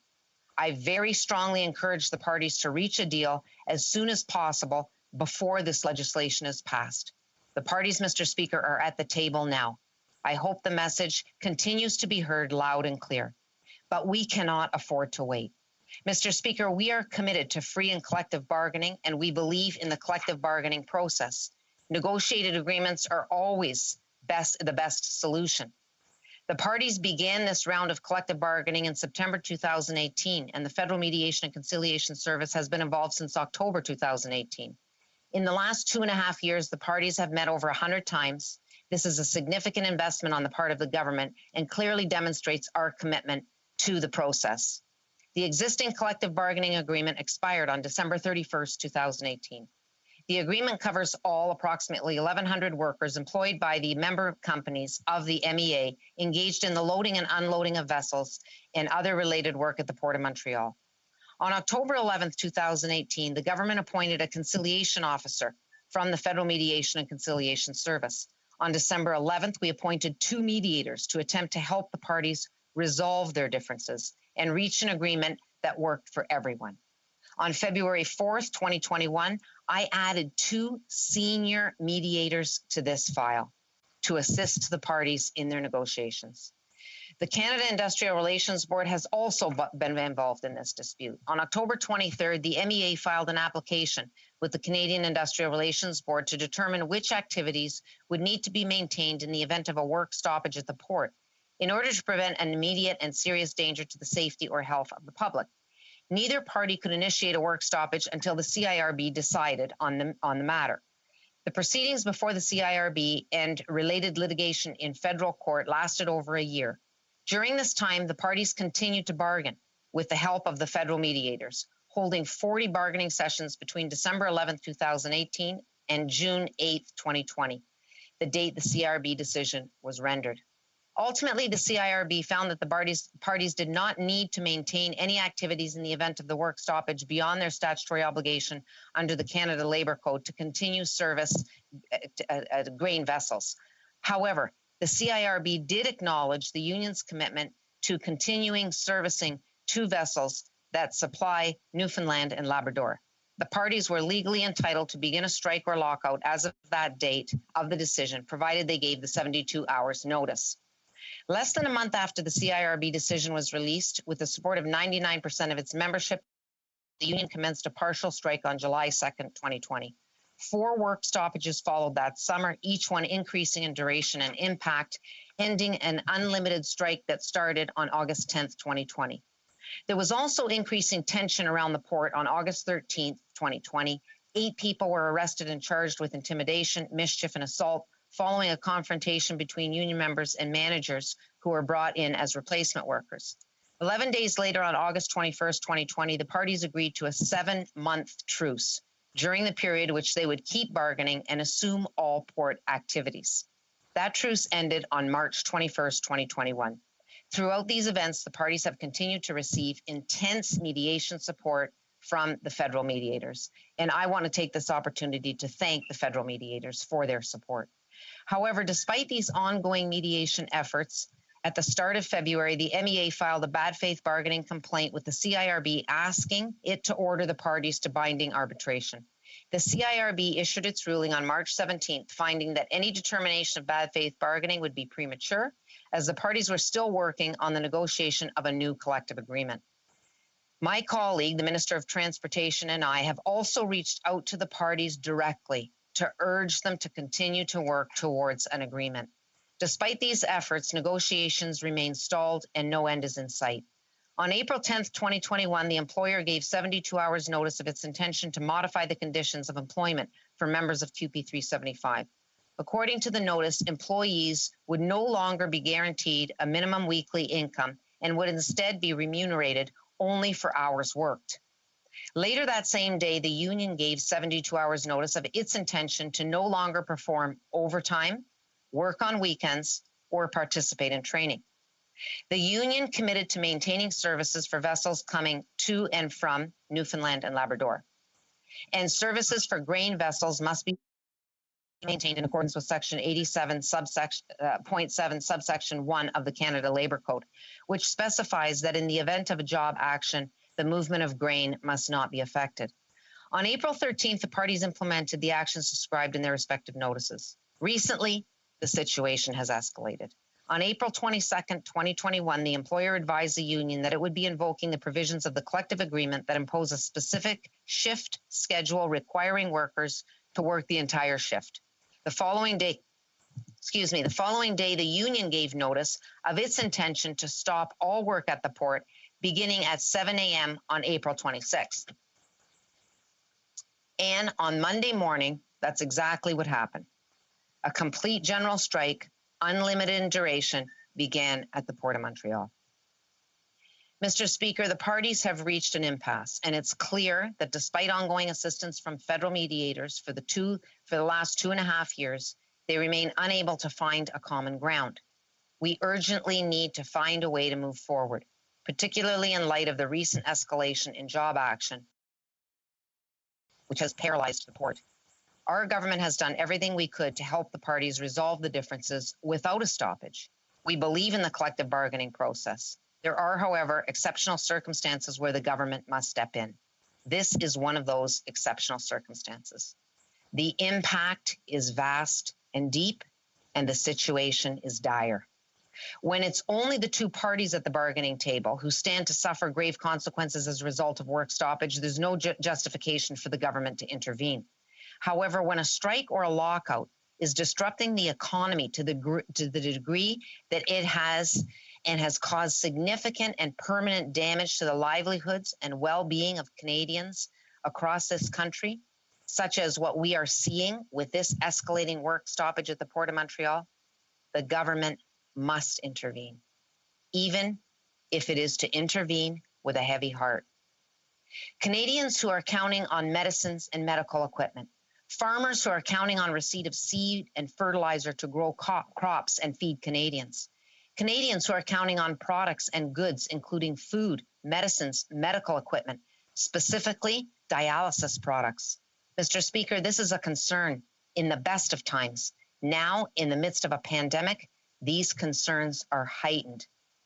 I have heard messages from stakeholders loud and clear. This is literally a matter of life and death, has been the message that has been communicated to me. If medical products and life-saving medical devices don't get to hospitals and patients in a timely manner, the health of Canadians are at stake. We know there are ships currently with COVID-related products, pharmaceutical and medical equipment that now cannot get through. The impacts are vast and deep. Ensuring the uninterrupted flow of these goods is critical at this time. Mr. Speaker, the parties could not reach a negotiated agreement after 2.5 years of negotiations and the help with the federal mediator at over 100 bargaining sessions. We cannot afford to wait any longer to intervene. There is too much at stake. We must act before irreparable damage is done to the economies of Montreal, the province of Quebec, and Canada, as well as the health and safety of Canadians across this country. We will continue to work with both parties in an effort to help them find common ground. The federal government will continue to support the negotiations between the parties. As I have said, Mr. Speaker, the parties are currently at the table. We strongly encourage them, with the support of the Federal Mediation and Conciliation Service, to come to an agreement at the table. We also have a responsibility to act in the interests of Canadians whose lives and livelihoods are affected by the work stoppage, which is the result of failure to reach a negotiated agreement after the 2.5 years of federally supported negotiations of the Syndicate de Débardeur, known also as CUPE Local 375 and the Maritime Employers Association. That is why, Mr. Speaker, we are introducing this legislation today. Thank you. Questions and comments? The Honourable Député. The Honourable Member for Louis Saint Laurent. First of all, I want to pay all my respect to the Honourable Minister, who pronounced some sentences in French, and I deeply appreciate the fact that she's have done that, and especially for a conflict concerning Montreal. But, Mr. Speaker, this is the end of my applause to her, because it's everything but good. Aujourd'hui, Monsieur le Président. Today, Mr. Speaker, it's anything but a good day for Parliament and for the economy and for our social and union life. A special bill to rectify a problem during such a conflict is the worst of solutions, and unfortunately, this has the government's signature all over it. So my question to the Minister is very simple. The Prime Minister is the MP for Papineau, which is in Montreal, and so has the Prime Minister done something personally over the past couple of days? For example, has he called the owners, the unions, and tried to be a leader for once to try and find an agreement before we reach to today's sad reality? Monsieur le Président. Mr. Speaker, I'd like to thank my colleague for this question. I want to be very clear. The government has been there every step of the way for the last 2.5 years. The Federal Mediation and Conciliation Service has supported the parties. They have been at the table for 2.5 years, over 100 mediation sessions. In February, I took the extra step of appointing 2 senior-level mediators to further assist the parties. There has been regular contact and engagement. Myself, the Minister of Transport, other ministers and MPs have reached out to the parties to communicate the important message of ensuring that the agreement is reached at the table. Mr. Speaker, I want to assure the member we have been there every step of the way, and we will continue to be there to support the parties to reach an agreement at the table. The Honourable Member for Repentigny. Thank you, Mr. Speaker. I'd like to thank the Minister for her speech, but there's one thing that upon which I do not agree. When she says that the government has done everything in its power, well, there are some articles of the Canada Labour Code that would have allowed the government to intervene exceptionally, that would have allowed mediation to occur. Then a mediator would have made a decision, but that was not done. They still had one card up their sleeve, so why did the government not invoke these articles there? The Honourable Minister for Labour. Merci, Monsieur le Thank you, Mr. Speaker. The member. We have absolutely been there every step of the way and taking every measure that we can. I want to remind the member, it's been 2.5 years that these parties have been negotiating. The Federal Mediation Service has been there, and in February, I appointed 2 of our senior-level mediators. I want to take this opportunity to thank the mediators who have worked very hard, and I think that the parties at the table would agree that those supports have been helpful. Now, the message we want to reiterate is, please come to an agreement at the table. Questions and comments? The Honourable Member for Hamilton Mountain. Thanks, Mr. Speaker, and thank you to the Minister. Minister, the Maritime Employers Association has, since the truce agreement has expired, has flexed its muscle and made sure that they've increased the hours of work against the union's rights and having any kind of consultation with them. This is what has provoked the strike. Now, they want their bargaining rights. They are saying, and this is from Michael Murray, the QP spokesman for 375, all it has to do is let up on the pressure tactics, and the union will do likewise. No overtime strike, no weekend strike. It's straightforward. We want to turn to the bargaining table. So my question is, why to the minister is she invoking works for these people taking away their bargaining rights and making sure that they go to binding arbitrations instead of having a fair collective bargaining power? Minister of Labour. Well, thank you, Mr. Speaker, and I'd like to thank the honourable colleague for that question. And again, to say that, listen, this is the least favoured option, but our government has done everything in its power to support the parties to reach an agreement at the table. I want to remind the member, 2.5 years of negotiations. The federal government has been there every step of the way with mediators. 2 additional mediators have been appointed. And despite this support and the multiple disruptions in the past and action that the parties have taken, there has been no significant progress made at the table. This is why we are taking the action that we are taking today. Questions and comments? The honourable member for Chilliwack Hope. Well, thank you very much, Mr. Speaker. And I think it's interesting here where the minister says she's doing this with a heavy heart, but the fact is that she's doing it. And in fact, from the discussions that we've had, it's clear that she telegraphed that this was an option that she was considering. And since she's done that, the negotiations have actually taken a real turn for the worse. So I'd like to ask the minister, often deals are made under pressure when either side uses the pressure, the tools that they have in their toolbox to bring pressure to the other side. That is when deals get done. So does she not feel that by telegraphing that this was coming, she's taken that pressure off and prevented the hard negotiations from happening at the table as they should be happening right now? The Honourable Minister of Labour. Mr. Speaker, I would say that the hard negotiations continue at the table, and the federal mediators are there to support the parties as they work through these negotiations. I think we really have to look at the economic impact that has taken place with respect to the work stoppages and the initiatives that have taken place with respect to the past 2.5 years. The economic harm, $600 million it is reported was lost with respect to the previous strike action that was taken. In addition to this, it's the health and safety of Canadians.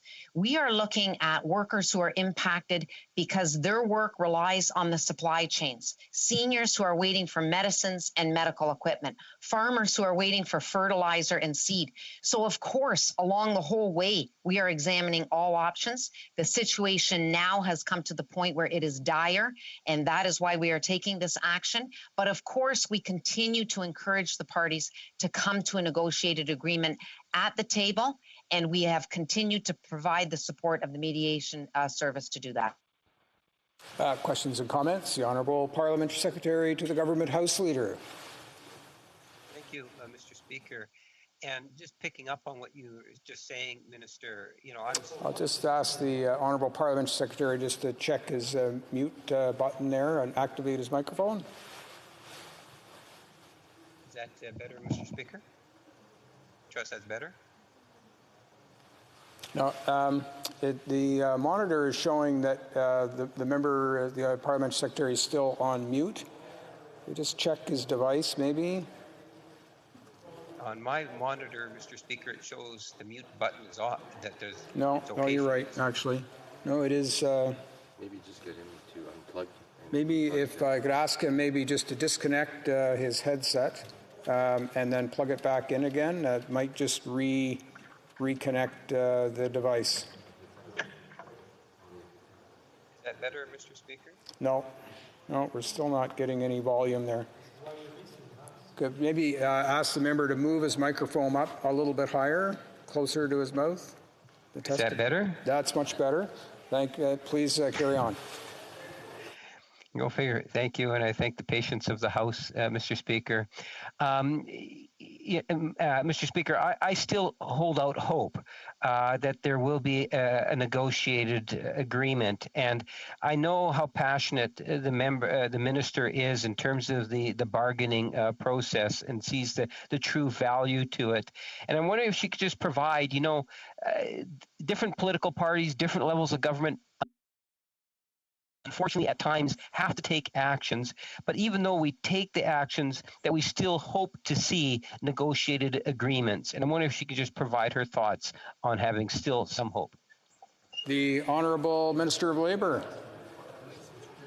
Well, thank you, Mr. Speaker, and I thank the member for that question. And he's absolutely right. I am definitely filled with hope.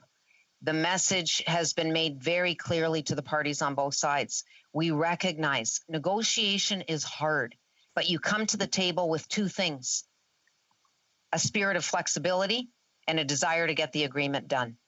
And so we keep sending that messages, of course, to the parties. I want to thank them for doing the hard work and thank the mediation service who has been working so hard with the parties and really encourage them to come to an agreement now. We want that deal to be made at the table. And I think that the parties are listening to us. I encourage them to listen to that message, to come to the agreement. That, of course, would be the best result.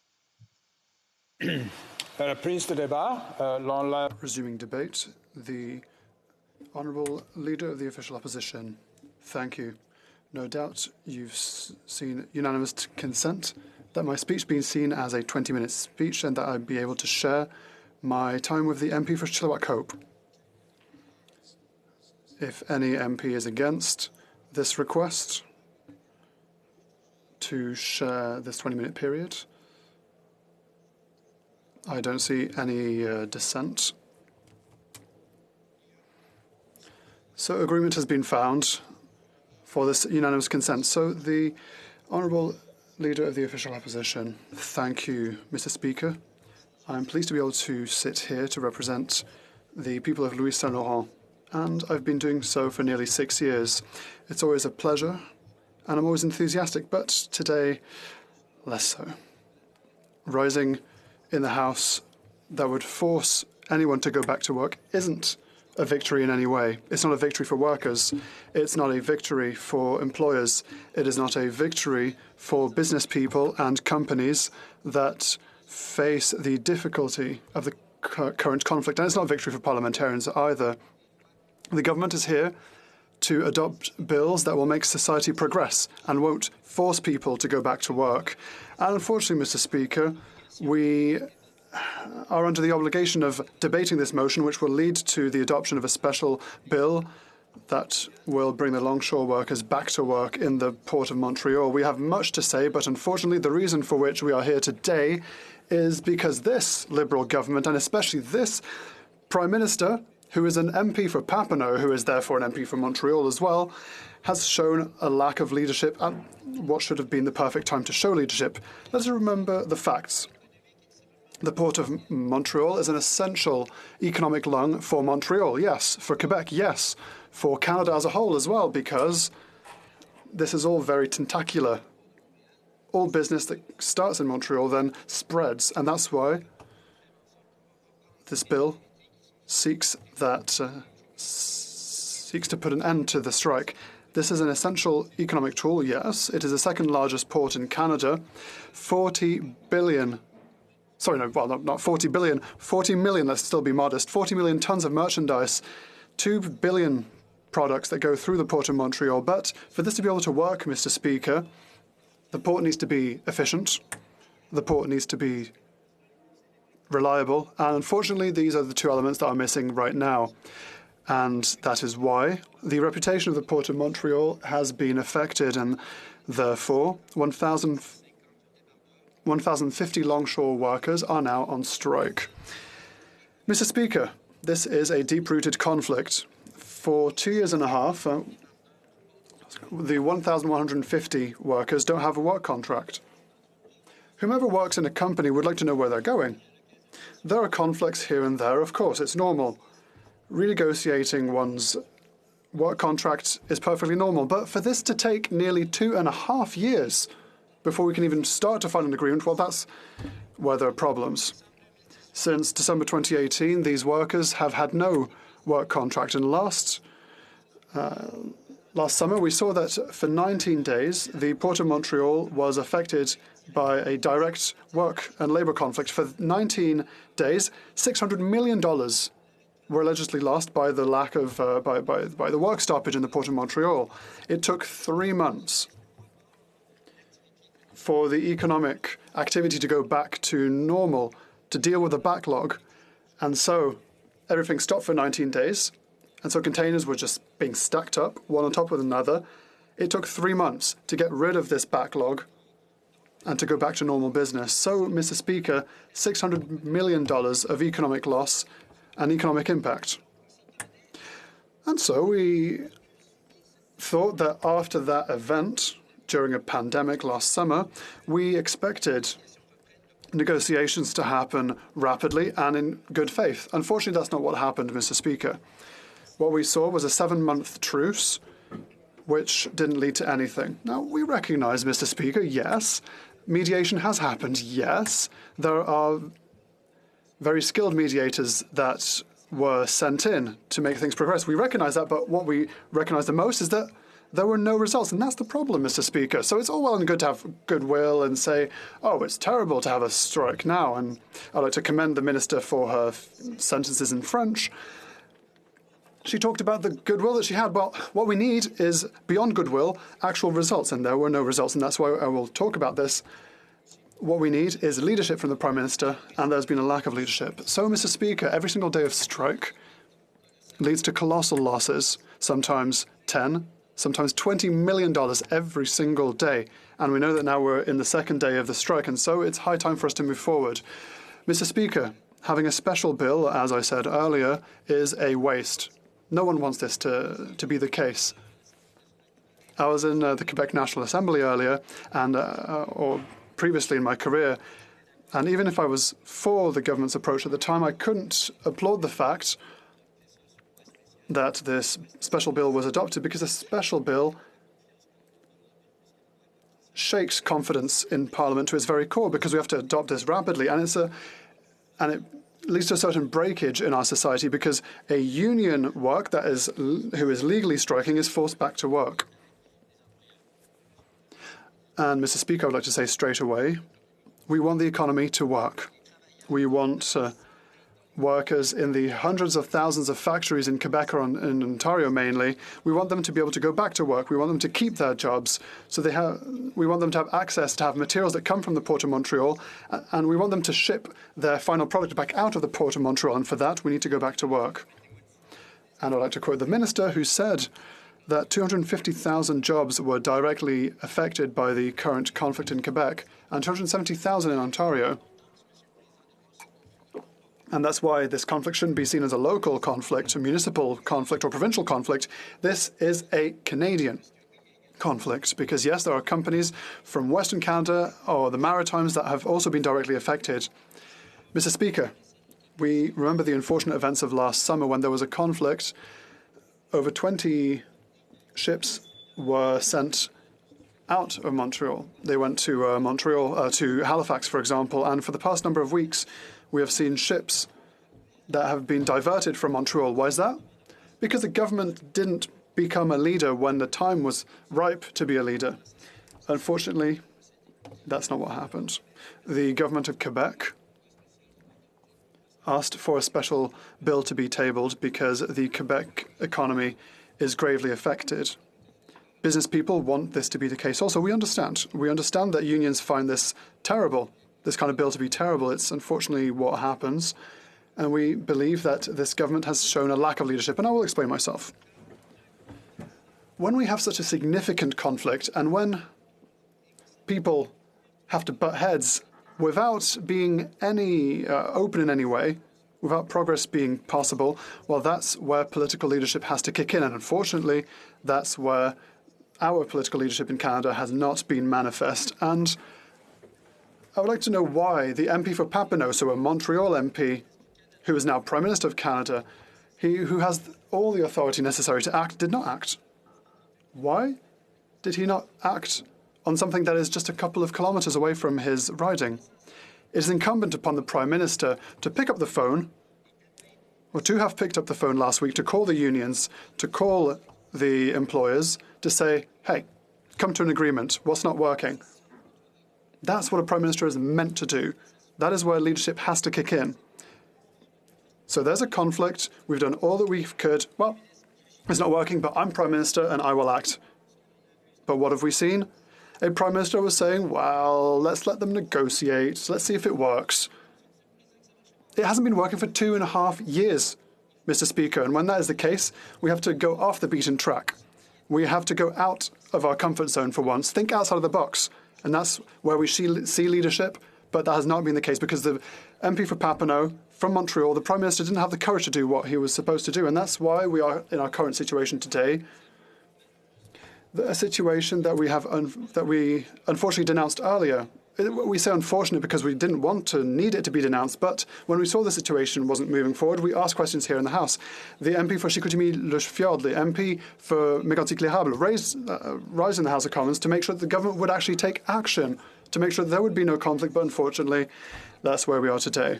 Mr. Speaker, we know that we are currently going through the difficulties of the third wave of the pandemic, which was exacerbated by the sluggish vaccine acquisition program from the government. We are still suffering from what happened in January and February, Mr. Speaker. Business people suffered from access to materials when there was the railway crisis in January, nearly 2 years ago, when there was a pandemic that struck, and the third wave that is currently striking us now. And once again, we have a new conflict in the Port of Montreal. These are thousands of jobs throughout Quebec, throughout Ontario, and throughout Canada that are jeopardized today. And unfortunately, this government has failed by not being the necessary leader. And unfortunately, we have to debate this bill today that should be adopted so that we can bring back operations in the Port of Montreal. Thank you, Mr. Speaker. Questions and comments. Questions and commentaires? The honourable member for Vancouver Kingsway. Thank you, Mr. Speaker. Well, I don't know how many members of this House ever had the opportunity to sit at a bargaining table on the union side, but I did. And I'll tell you, the only power that Labour ultimately has is the right to withdraw its services. Without that, it has no ultimate negotiating power. Here's something else. Strikes cause economic pressure. That's the very point of them. That right doesn't just exist for Labour, whose withdrawal of services doesn't produce consequences. It's like saying that workers with effective strike pressure can't exercise that right. And at the Port of Montreal, this government is intervening before those workers even have a chance to exercise their right or exert pressure. Now, my honourable colleague said that this isn't a victory for employers or employees. Well, it is a victory for employers because no employer sits at a table and bargains seriously if they know a government will intervene and ultimately take away the right of the workers to strike and guarantee an arbitrated result. So my question to him is, why does he not support workers' rights to strike and exercise the only fundamental constitutional right that they have? Or is that a right only for workers whose withdrawal of services doesn't actually impact anybody? The Honourable Leader of the Opposition. For his question and also for experience that he provides as a negotiator on the union side. Mr. Speaker, this is very sad that we have to address today because there is no winner there. And when the honourable member are talking about, oh no, the Authority of Port of Montreal is correct because now is the winning side. No, there is no winner. A special law is everything but a win. But we have to address it, Mr. Speaker. And I think about the thousands of people, union guys, union people who are working in different shops in Quebec or in Ontario or even from coast to coast, who have the need they need something. They need the product to be offshore. And they need also some product coming from the port to use it and to create something else, to create wealth here in Canada. So, Mr. Speaker, yes, we are very seriously thinking about the 1,150 union workers who are on strike right now. But we're also thinking of the thousands of people who are working in many shops around the country and who are involved by accident with this situation. Thank you, Mr. Speaker. Questions and comments. The member for Repentigny. Thank you, Mr. Speaker, and thank you to my colleague for Louis Saint-Laurent for his speech. I'll take it from the other side. Instead of talking of unionized members, I'll talk about the employer. When the employer knows the government will intervene with a special law, well, there's no more incentive for the employer to negotiate. That's my first question. Second question. The official opposition, the Conservative Party, will it support the bill or not? The member for Louis Saint-Laurent. Thank you very much, Mr. Speaker, and I appreciate my colleague and thank her for her question. The reality, Mr. Speaker, is that, unfortunately, the government let things drag, and therefore had to come up with this special legislation, and that's our position. Our position is that the government, instead of drafting a special bill, well, the Prime Minister should have gotten on the phone and gotten the message across. That's why we believe that because the Prime Minister did not do his job, we're in this situation today. The government should have told the parties to negotiate instead of having to step in with a special legislation. Edmonton Centre. Thank you, Mr. Speaker, and thank you to the member for his intervention. We hear from the government that every step of the way that we hope that there's something going to happen. So often we hear these words with no action. Is this not all about leadership and getting something done, and leadership from the Prime Minister? The member for Louis Saint Laurent. To thank my colleague from Edmonton for his right question on that issue, because this is why we are here today, because of lack of leadership. There is sometimes, Mr. Speaker, that when we need more action instead of talking, this is exactly where we are today. A special law to get back to work is everything but good. Not bad, not good for union people, not good for the business community, because we are all losers in that situation, especially us parliamentarians. But the point is, Mr. Speaker, that instead of talking about adopting a special law a few days ago, the Prime Minister should have talked about directly getting involved in this process, taking the phone, calling both parties, trying to reach out agreement. But this is lack of leadership. We have not seen that. Resuming debate, the honourable member for Chilliwack Hope. Well, thank you very much, Mr. Speaker, and it's always an honour to speak to this House, this time from Chilliwack remotely, and I want to thank my colleague, the Opposition House Leader, for his excellent remarks. I am always pleased to share the virtual stage with him.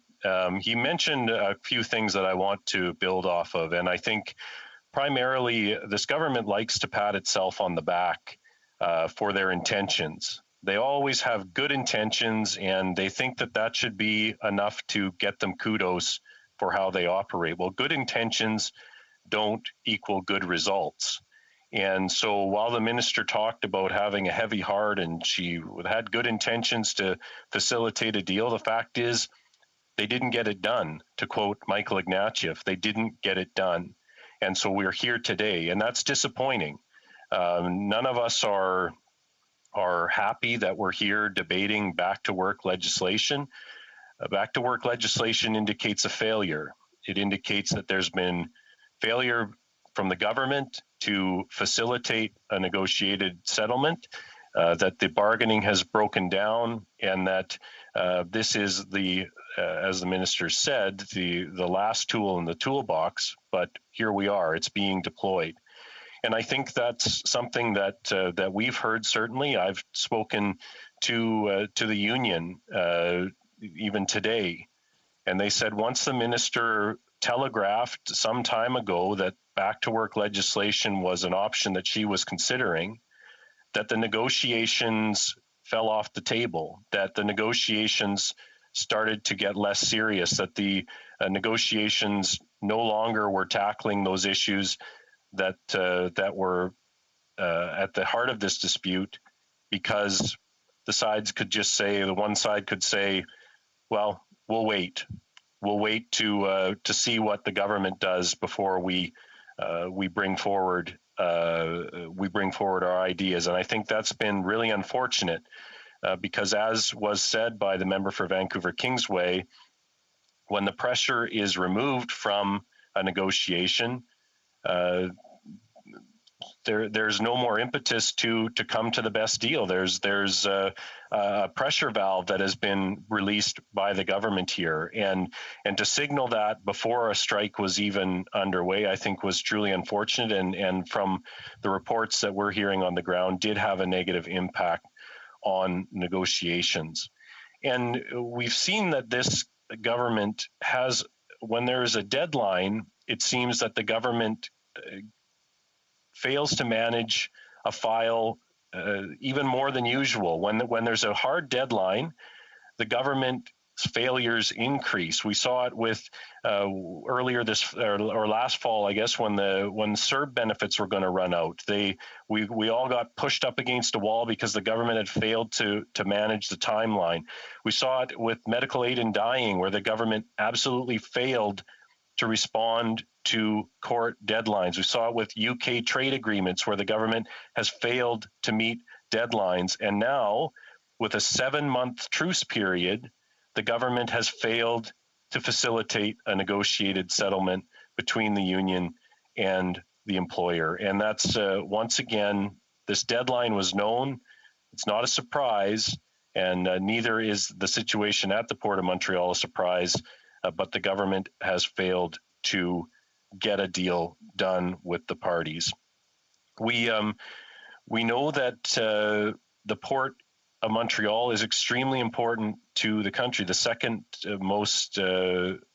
second busiest port in the country, and it has connections to more than 140 countries. It's the largest port in Eastern Canada. 40 million tons of cargo were handled in 2019. 2,500 trucks a day go through that port, 60 to 80 trains a week. $2.6 billion in economic benefits, $250 million in tax revenue, over 19,000 direct and indirect jobs, $100 billion worth of goods flow through there, Mr. Speaker. We can't overstate the importance of the port, and we can't overstate as well the difficulty that has been felt around the world because of the uncertainty that is happening at the port. We saw that with the August 2020 shutdown, where there was a $600 million cost to the economy for a 19-day strike. It took 3 months after that strike for port activities to get back to where they were, for the backlogs to be cleared.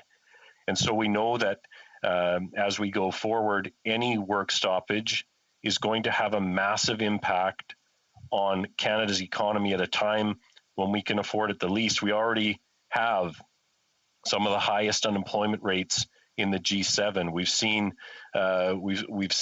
the pandemic have a devastating impact on small businesses right across the country, and the last thing that they can afford is a prolonged stoppage that will impact their bottom line again.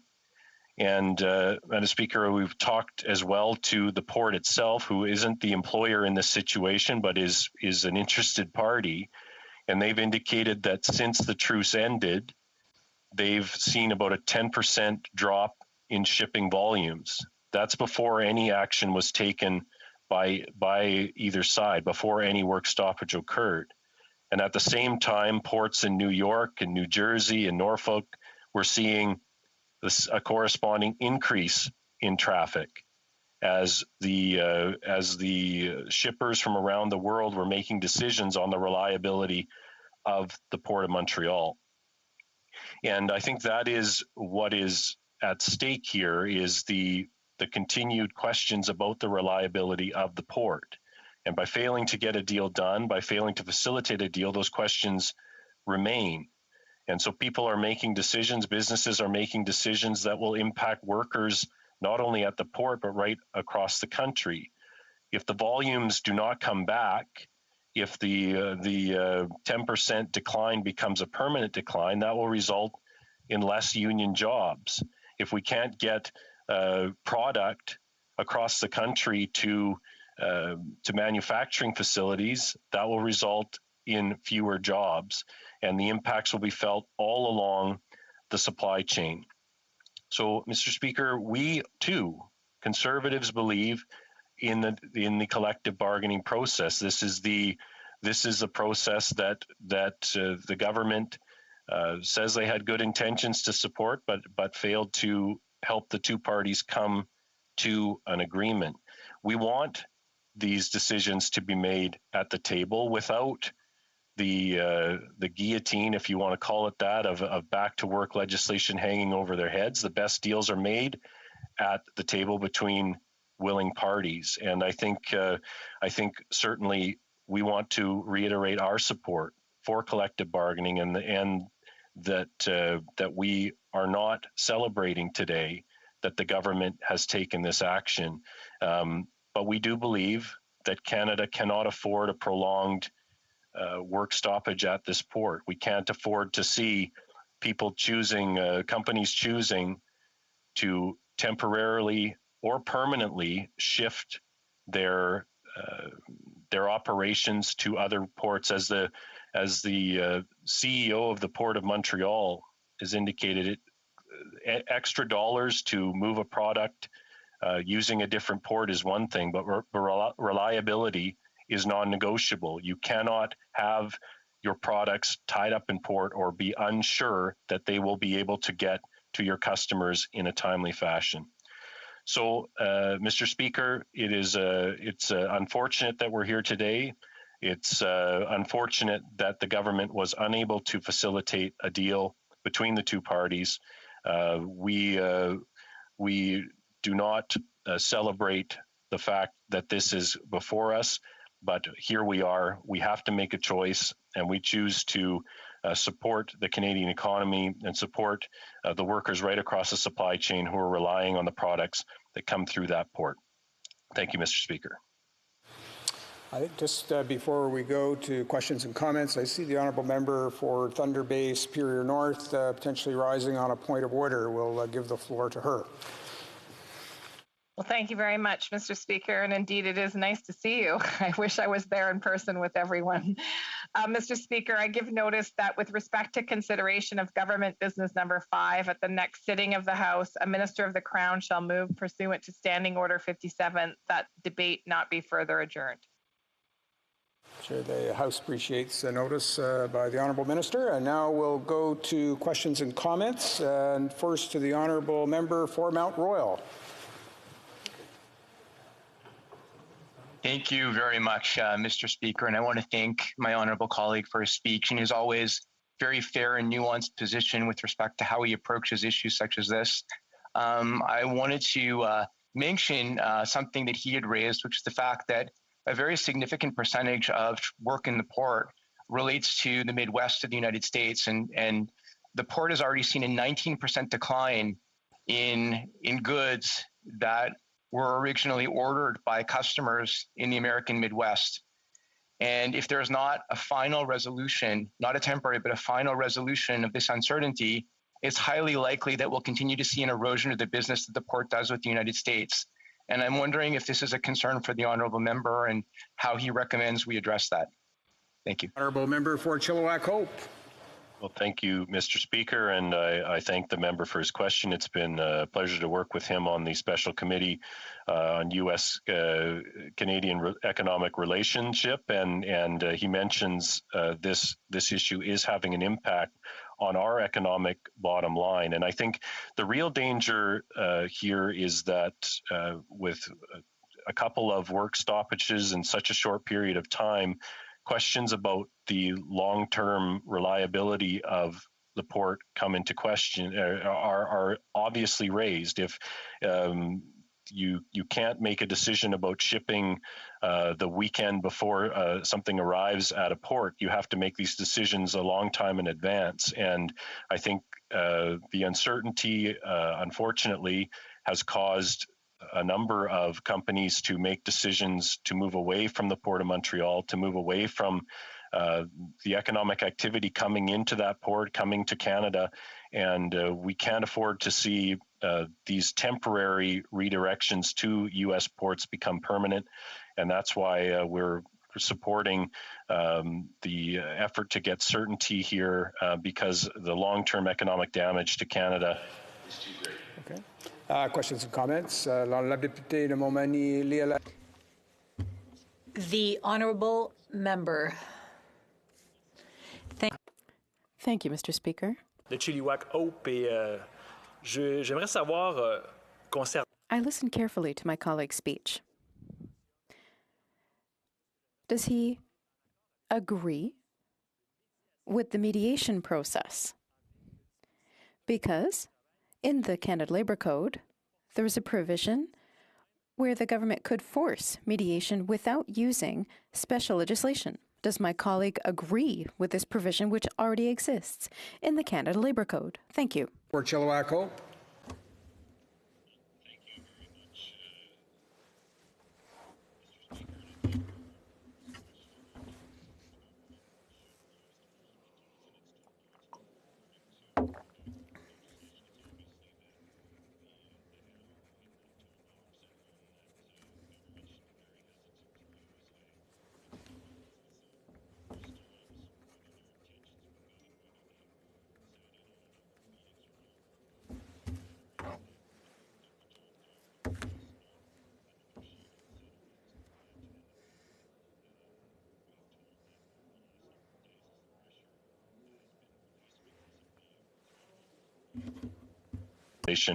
The prospects of a negotiated settlement have done nothing but decline. So that's very unfortunate that the government failed to facilitate a negotiated settlement in this case. The honourable member for Vancouver East. Thank you, Mr. Speaker. So the Conservatives say that they support Labour and union workers. If that's the case, I know that they will agree that a fundamental tenet of labour rights is free collective bargaining. Back to work legislation tips the scale, as the member had acknowledged, for the employer and essentially robs the union of any chance of free collective bargaining in a fair way. So I think that we still have a chance to do this. And what it takes is for the Conservatives to vote against this back-to-work legislation motion and to send a clear signal to the employers so that they know that they need to get back to the table to negotiate fairly with the union and to also send the government back to do its work without wielding the hammer. Will the Conservatives vote against this motion? The honourable member for Chilliwack Hope.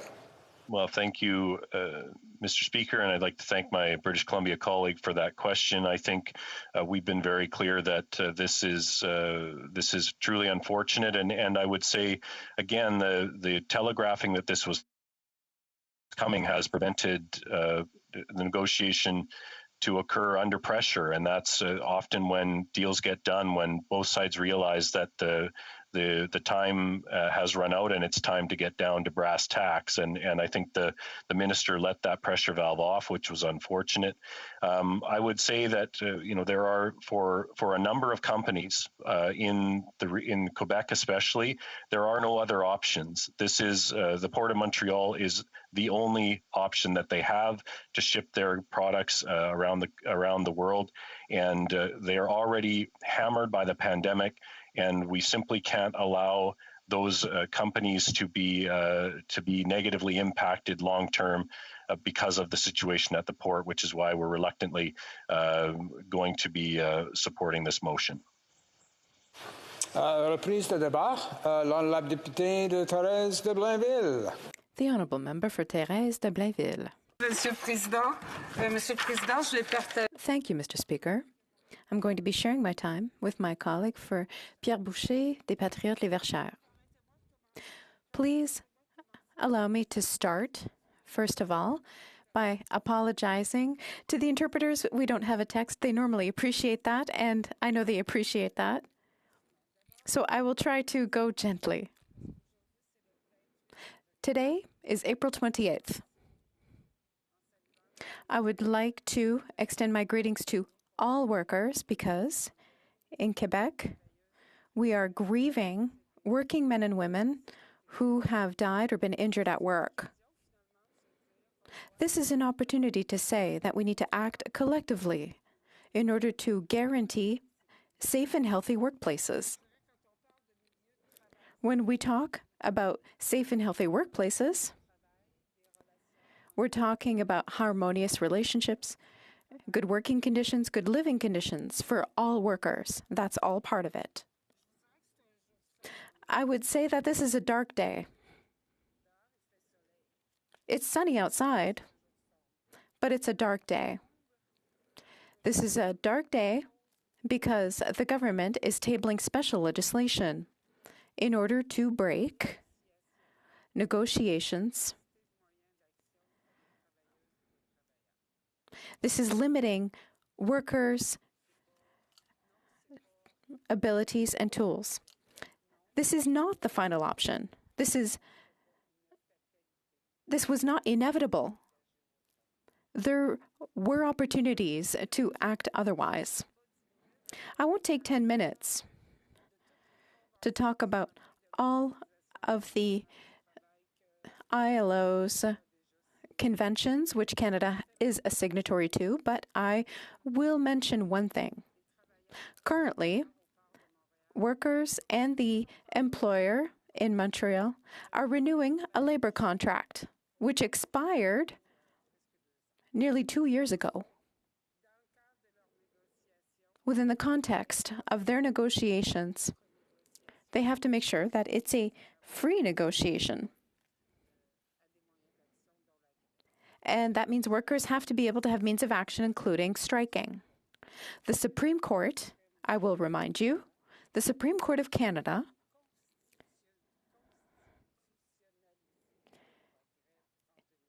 included the right to strike in 1915 as part of our Constitution, as part of a decision affecting workers in Saskatchewan.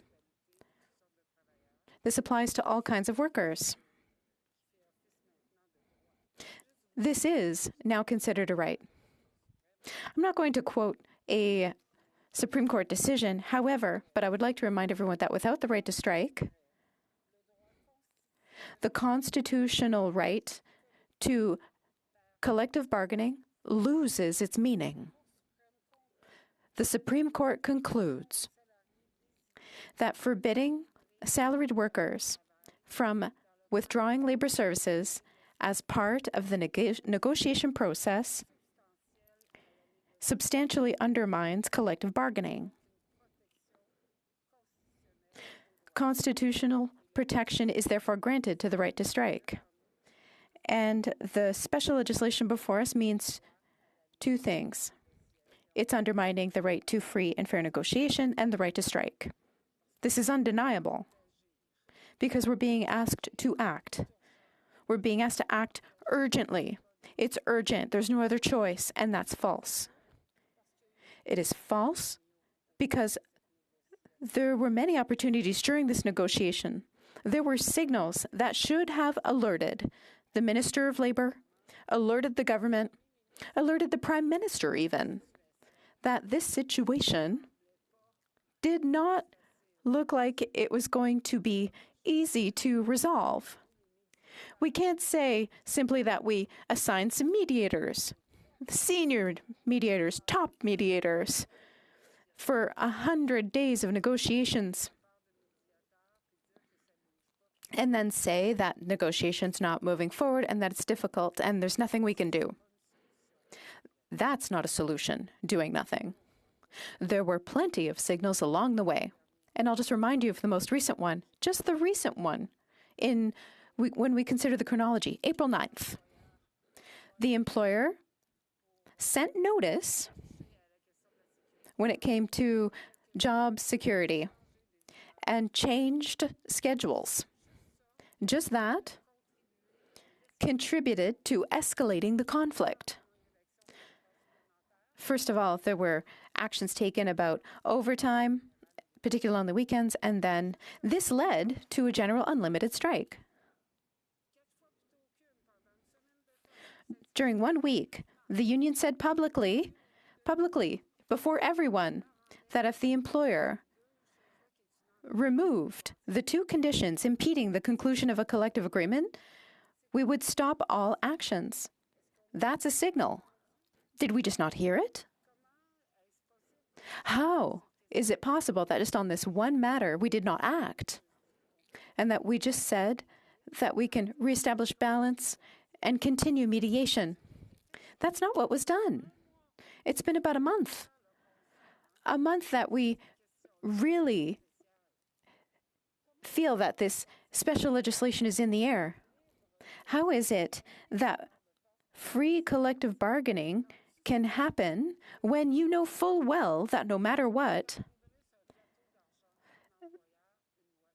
some special legislation is going to be delivered on a silver platter before even invoking the ultimate means of pressure, which is a general unlimited strike? Workers never do that joyfully. This government could have acted could have demonstrated leadership, and there were other signals. And during the questions and answers earlier, we really looked into this. There was a strike last year, but there were already signals. Economic actors in the labor force, indicating that the government had to do something in order to get to a negotiated collective agreement. We sensed what was coming, and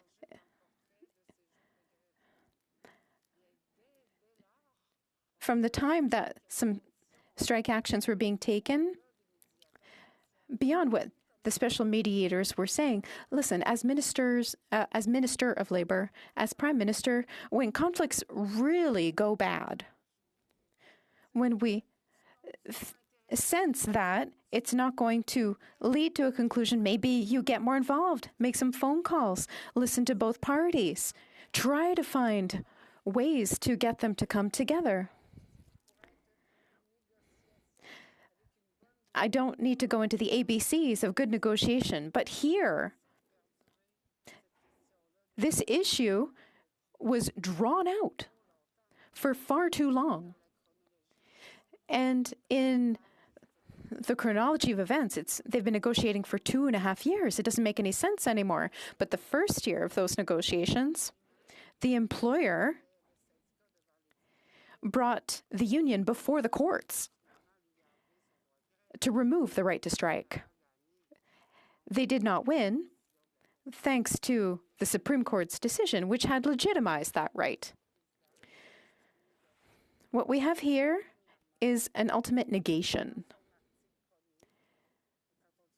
When we talk about proroguing a collective agreement as of January, that does not take into account, that does not guarantee that the union will be able to really start from a good base of collective bargaining. And based on what we've seen in the last several weeks, and based on the reports of the mediator arbiter, well, a solution will simply be decreed. In our opinion, being able to bargain collectively is a right. That is why we will not be voting in favor of the special legislation, and we will implement every tool available to make sure that there is real negotiation and remove this sort of Damocles from over their heads. It is the government's duty to do so. Thank you, Mr. Speaker. Questions and comments? Questions et commentaires? La députée de Rosemont Lapetite-Patrie. Merci beaucoup, Monsieur le Président. Je remercie. Thank you, Mr. Speaker, and I would like to thank my colleague from Thérèse de Blainville for her speech. On this issue, we are very much on the same wavelength. Defending working people's rights is something we also care about. What does it mean? What does it signify about the Liberal government, the abusive use of special legislation to break the balance of power at the bargaining table and always leans in favor of the employer, the honourable member for Thérèse de Blainville? Listen, this is a practice that I think if we look at the history of labour in Canada, there's been more special legislation than negotiated outcomes. And what that means to me, we just have to think about the postal services. It wasn't all that long ago under the Harper government. It just reminds us that even if we can't interfere with negotiations, as a government, it is our duty to make sure that when there is a conflict and something is economically or socially difficult, we have to mobilize and we have to put ourselves in conflict resolution mode. I think that's what we have to do rather than wait and then say it was impossible and there were no other options. I was listening to the minister say today that medication's not being delivered. That's not true. There are still essential services that are being offered. There's no shortage of medical material. Thank you, Mr. Speaker. Questions and comments? Ces commentaires.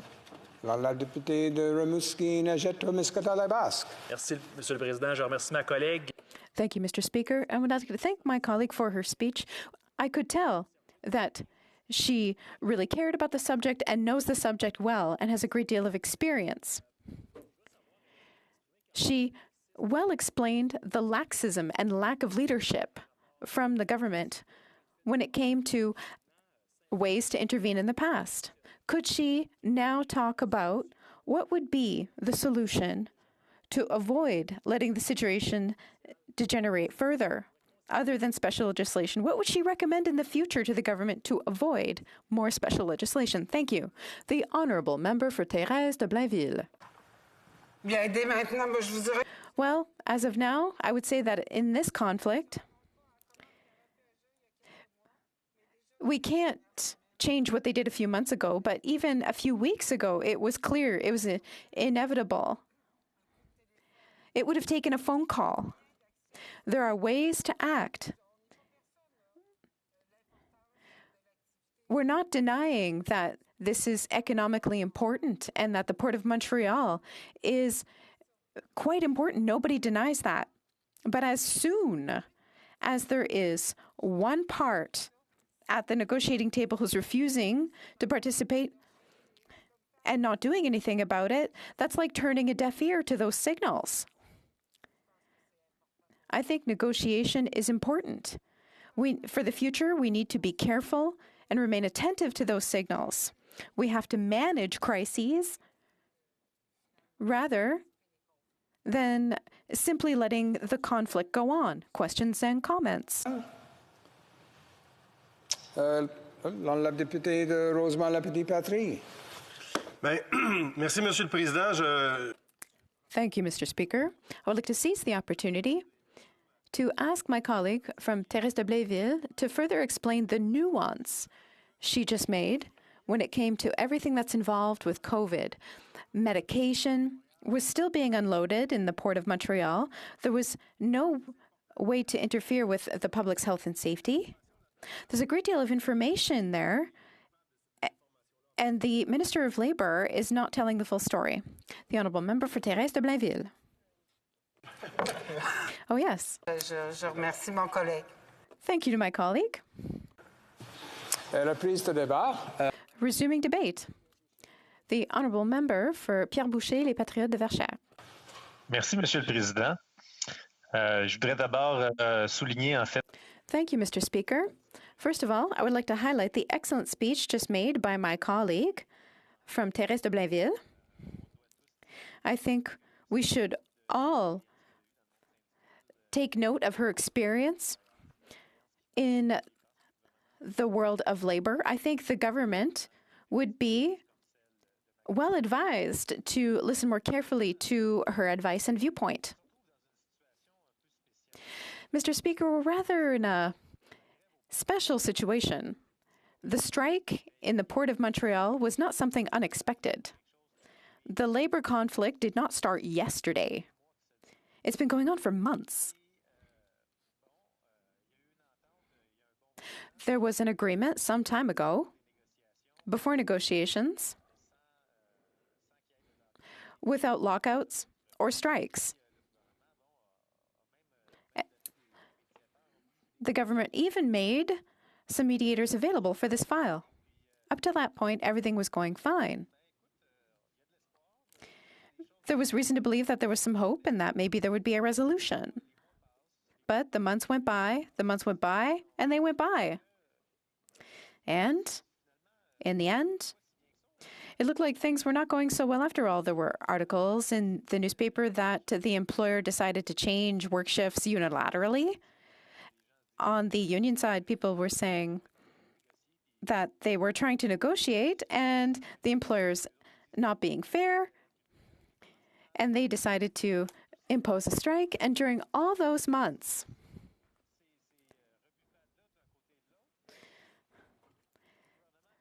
the government on one hand and the other, well, there was nothing. Just silence. The only thing we got was, well, maybe we'll enact some special legislation. When I heard that, it made me think they had understood nothing. And yet, the Liberals have been talking endlessly about defending workers, of having undone some legislation from the Harper government. They should have seen that there were some real issues here. When they talk about climate change even, the Liberals fund oil companies. And in this case, they're also doing nothing to solve the problem. I'll stay on the subject of the port, but it's rather peculiar to see this happening for workers as well. It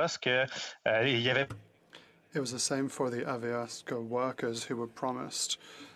Well, Canada hadn't respected their working conditions or the statutes in place to maintain the plane maintenance facilities in Montreal. When the Liberals came to power, what did they do to the Avios workers? Well, they adopted an act. They changed the act to allow Air Canada to not respect the workers. So we're seeing a continuum of the Liberals who say one thing and do the complete opposite. And this is going to bite them in the back at some point. The urgency isn't Liberals. The urgency is to find a solution that would allow the Port of Montreal to continue its work. We are aware that there is a problem, and in an ideal world, there shouldn't be economic repercussions. Economic repercussions on Quebec, for example. This is a serious situation. But on the other hand, employer pressure saying, well, there's going to be a special bill, so we don't have to do anything, we don't have to negotiate, because in any case, there will be a special act adopted and we'll get our way. That's not how things should work. But it seems that this is how it works for the Liberals. It's a bit special because when they speak, they sound like New Democrats, but when they act like Conservatives. They're kind of hard to understand, but this is what is unfortunate at the end of the day. There was a truce over a number of months. The government had time to see the writing on the wall, but they didn't read any of the writing on the wall. And on my side, I had discussions with the Port of Montreal. My colleague for Thérèse de Blainville had discussions as well with the union side of things. What has the government done in the meantime? When did the Labour Minister talk to us about this? When did the Prime Minister talk to us about this? Their solution is, we'll just wash our hands of it. We'll have a special bill after one day of strikes. And everyone said it. A negotiated agreement is much better than an imposed agreement through a special act saying this is how things are going to go, and that's that. Now, I would like to put myself in the shoes of the workers after such a bill is adopted, being forced to go back to work with certain working conditions. Do you think they're happy to go back to work? Do you think, Mr. Speaker, that they are overjoyed by the situation? Do you believe that the Port of Montreal really is going to win because of this special act? Employees don't want to go to work when they don't feel respected or appreciated. And if we force them back to work, they'll no doubt work reluctantly and they won't be as productive as compared to a normal day of work. It's difficult to be enthusiastic after difficult negotiations, and it's even more likely to be not reluctant, it's more difficult to be not reluctant when you have been forced to go back to work. And now the government is simply saying, well, I'm the strongest and you'll just have to do what you're told. This is a rather bizarre vision from the government. And on top of this, what I find surprising is that we've been told that there shouldn't be a strike. If there's a strike, it's the end of the world. And I said earlier that there will be economic repercussions, and that is true, and we would like them to be avoided. However, they didn't think that maritime workers and the Port of Montreal and employers and employees and the business people, everyone said that the port has to continue working. The workers never said that they wanted to shut down the Port of Montreal. What they said was that the new work agreements should be removed. Working agreements that were unilaterally imposed upon them during negotiations. So, I'm not a worker, I'm not an employer of the Port of Montreal, but I'm just going to put myself in their shoes. If there's no special bill adopted, Am I tempted to close my port? Do I look forward to making Quebec angry? Do I look forward to losing clients? If the government says it won't do anything, perhaps I will actually negotiate to keep the port open because I want merchandise to continue to circulate. Perhaps that could have also happened. It would have incentivized them to negotiate. Perhaps the Minister for Labour could have picked up the phone, called the port, or called the employers, called unions and unionized workers saying, well, perhaps we could reduce the tension a bit to calm down a wee bit, take a step backwards, and have every party give a bit. No, the government has made its choice. It is rising against workers, and I find that unacceptable, and I hope that the workers will remember. We saw the same thing in the past. The government allowed conflicts to get worse. The government seems to always be tetanized by what's going on. With the Wet'suwet'en conflict, we had a conflict that lasted months and months, and the government didn't even want to talk to them. They seemed unable to talk to them. Railways were blocked everywhere, but the government said, nope, it's a provincial matter, it's not our business. It was ridiculous, to be honest. The same was true during the CN strike. Only a lack of propane woke the government up. The government then said, hey, perhaps we should help with the dialogue. It's frustrating when we're faced with a government that simply doesn't act. A government that abandons the people. What is a government here for? A government is here to govern, not to impose its will upon everyone and to take one side over another. The government is here to facilitate and improve various situations. That goes through dialogue, but also through a sort of moral authority, not just a pure muscle-based authority, which is what the government is doing now. So what's the government doing today? It has come in with a special bill waiting for negotiations to fail. The government still has the time to change its ways. It's not too late. They can come to their senses and say, well, if we really want a society in which everything is well balanced, we must go through negotiations. A balanced society comes from dialogue. It doesn't come through the imposition of conditions. It doesn't come from a government choosing one camp over another. It comes from a government that has good sense. And that is what the government should do. Questions and comments? Questions et commentaires? The Honourable Member for Rosemont-la-Petite-Patrie. Thank you, Mr. Speaker. I would like to thank my colleague for his presentation. I saw a number of elements that we share. I would like to hear what he has to say on the following subject. Why do Conservative and Liberal governments that do the same thing on this kind of affair systematically use this kind of return bill that forces people to go back to work, which flouts workers' rights and flouts their right to free negotiations? The Honourable Member for Pierre-Boucher, Les Patriotes Verchères. Thank you, Mr. Speaker. I'd like to thank my colleague for his question. I think that with the Conservatives, well, it's clear. They have a market-based ideology, but this doesn't work very well when it comes to free negotiations. When it comes to the Liberal Party, it's a party that tries to speak out of both sides of their mouths, but when it comes to act, well, I don't know if they have special interest. I don't know who funds the Liberal Party. I'm not saying that it's the Port of Montreal that funds them, but when we see what the government does at the end of the day, it never goes in the way of the workers. It's the workers that have to turn to the courts. The Liberals also like to go to court. They like to bring things up to the Supreme Court, but let us not forget that they lost. The courts clearly said that workers have the right to negotiations, especially those from the Port of Montreal. And now the government is doing the opposite right now. This is difficult to swallow, honestly. The Honourable Parliamentary Secretary to the government leader in the House.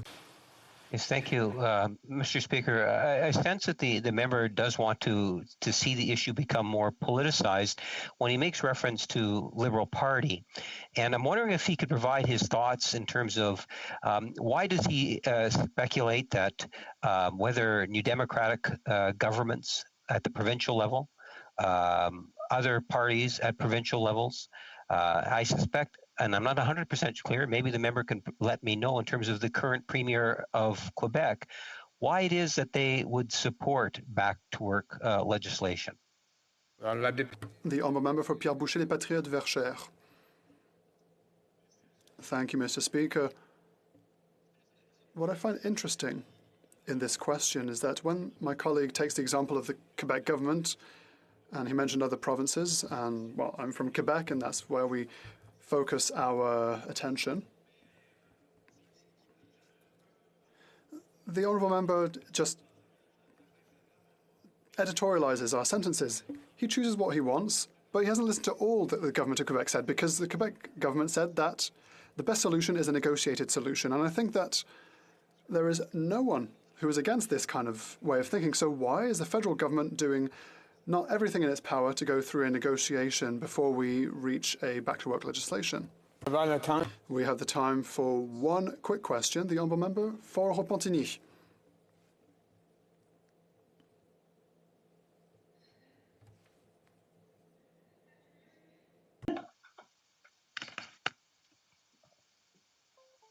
Désolé, Monsieur le Président, j'avais pas mis écouteurs. Thank you, Mr. Speaker. It's not ideal for the interpreters when I don't have my headset, but I would like to thank my colleague for his speech. I would like him to remind us that in the previous parliament, with the same government in power, there was the postal strike, and this postal strike was rectified, resolved through back-to-work legislation. Just a bit of a comment on that. The Honourable Member for Pierre Boucher, les Patriotes Verchères. Thank you, Mr. Speaker. My colleague does well to remind us what we've noted, and I could refer to the speech from the MP for Thérèse de Blainville. In Canada's recent history, there seems to have been more labour conflicts that were resolved through the imposition of a right to back-to-work legislation rather than through negotiations.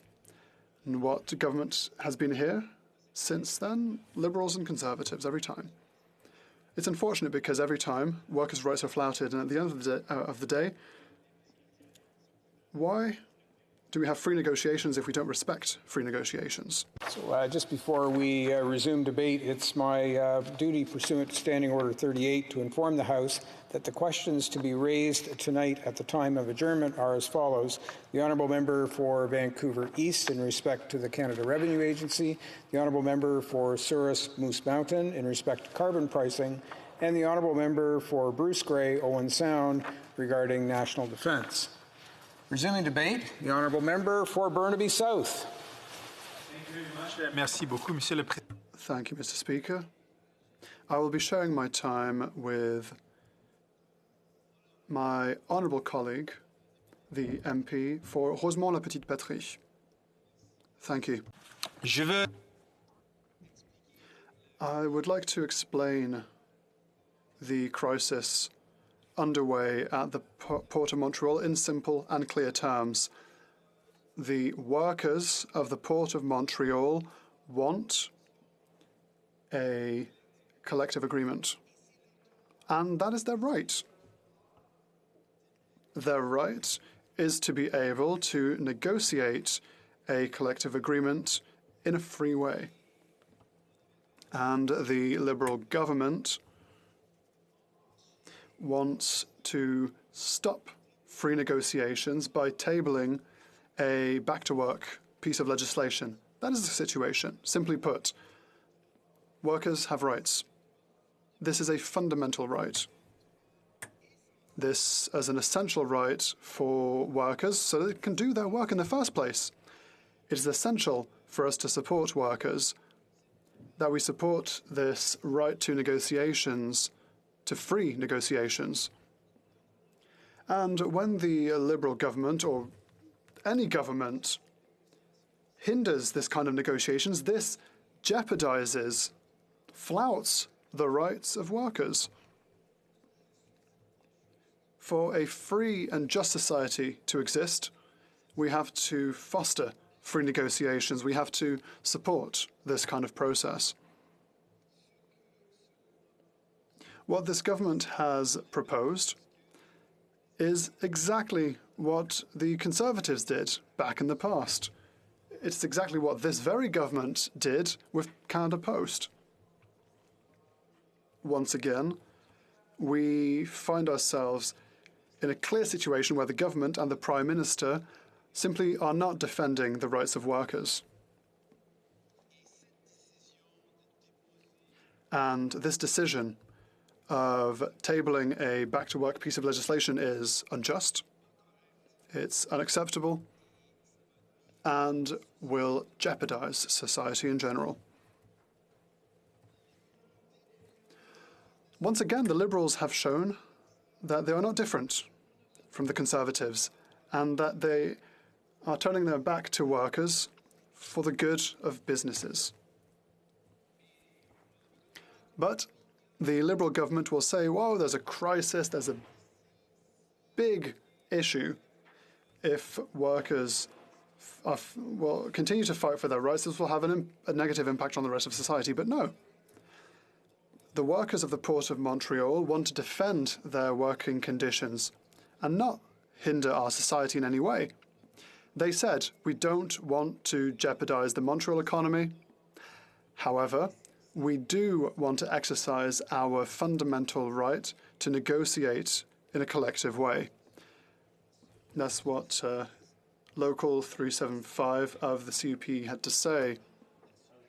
The national president of the CUPE wrote to the Prime Minister and said, no just negotiations and goodwill negotiations can happen under the threat of a potential right to back-to-work legislation that completely throws off the balance and dynamics between various negotiating parties. What this act will do is exactly that. It will completely throw off the balance of rapports between various parties. Workers are ready to negotiate, and Liberals have to withdraw this back-to-work legislation, allowing workers to defend their rights at the negotiating table. Once again, we are asking the government to not intervene and to allow various parties to freely negotiate so that they may reach a better agreement. It's their right to do so. Again, it's only through negotiations that staff and workers will obtain better security and justice in their work environment. Very clear. Workers at the Port of Montreal want to negotiate a collective agreement. That's their right. They should be able to do that freely. And the Liberals and this government, this Prime Minister, are undermining their ability to freely negotiate. They are undermining the fundamental rights of workers to have a negotiation and to negotiate their collective agreement. This is absolutely wrong. Forcing these workers back to work when they're in the midst of a negotiation will completely upset the negotiations. It completely undermines the process. It takes away the rights of the workers to be able to fight for their basic rights. It is a wrong thing to do, and to announce it obviously is going to mean that the employer is not going to want to negotiate fairly. When you announce that there's going to be a back-to-work legislation, what is the motive? What is the motivation for the employer to negotiate in good faith now? It is a wrong thing to do. Workers at the Port of Montreal have been very clear. They don't want to hurt the economy. They just want to negotiate a fair deal.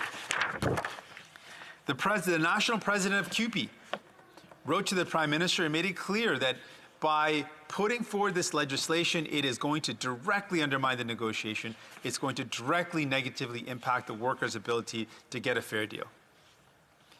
The workers are ready to negotiate. They are right now negotiating. The Liberals must withdraw this legislation. It is the wrong thing to do. It does not help anyone. In fact, the only way we have good conditions for all of Canada when it comes to the work that's done at ports is when the workers are respected, when workers are given the dignity to have the ability to collectively negotiate, when we have free and fair collective agreements. When they have free and fair collective agreements and workers are respected, workers are able to do their job and all of Canada benefits. when they are undermined, when workers are disrespected, it'll only hurt not just the process, not just those workers, but everyone. There's not a good condition for work when workers are being disrespected like this.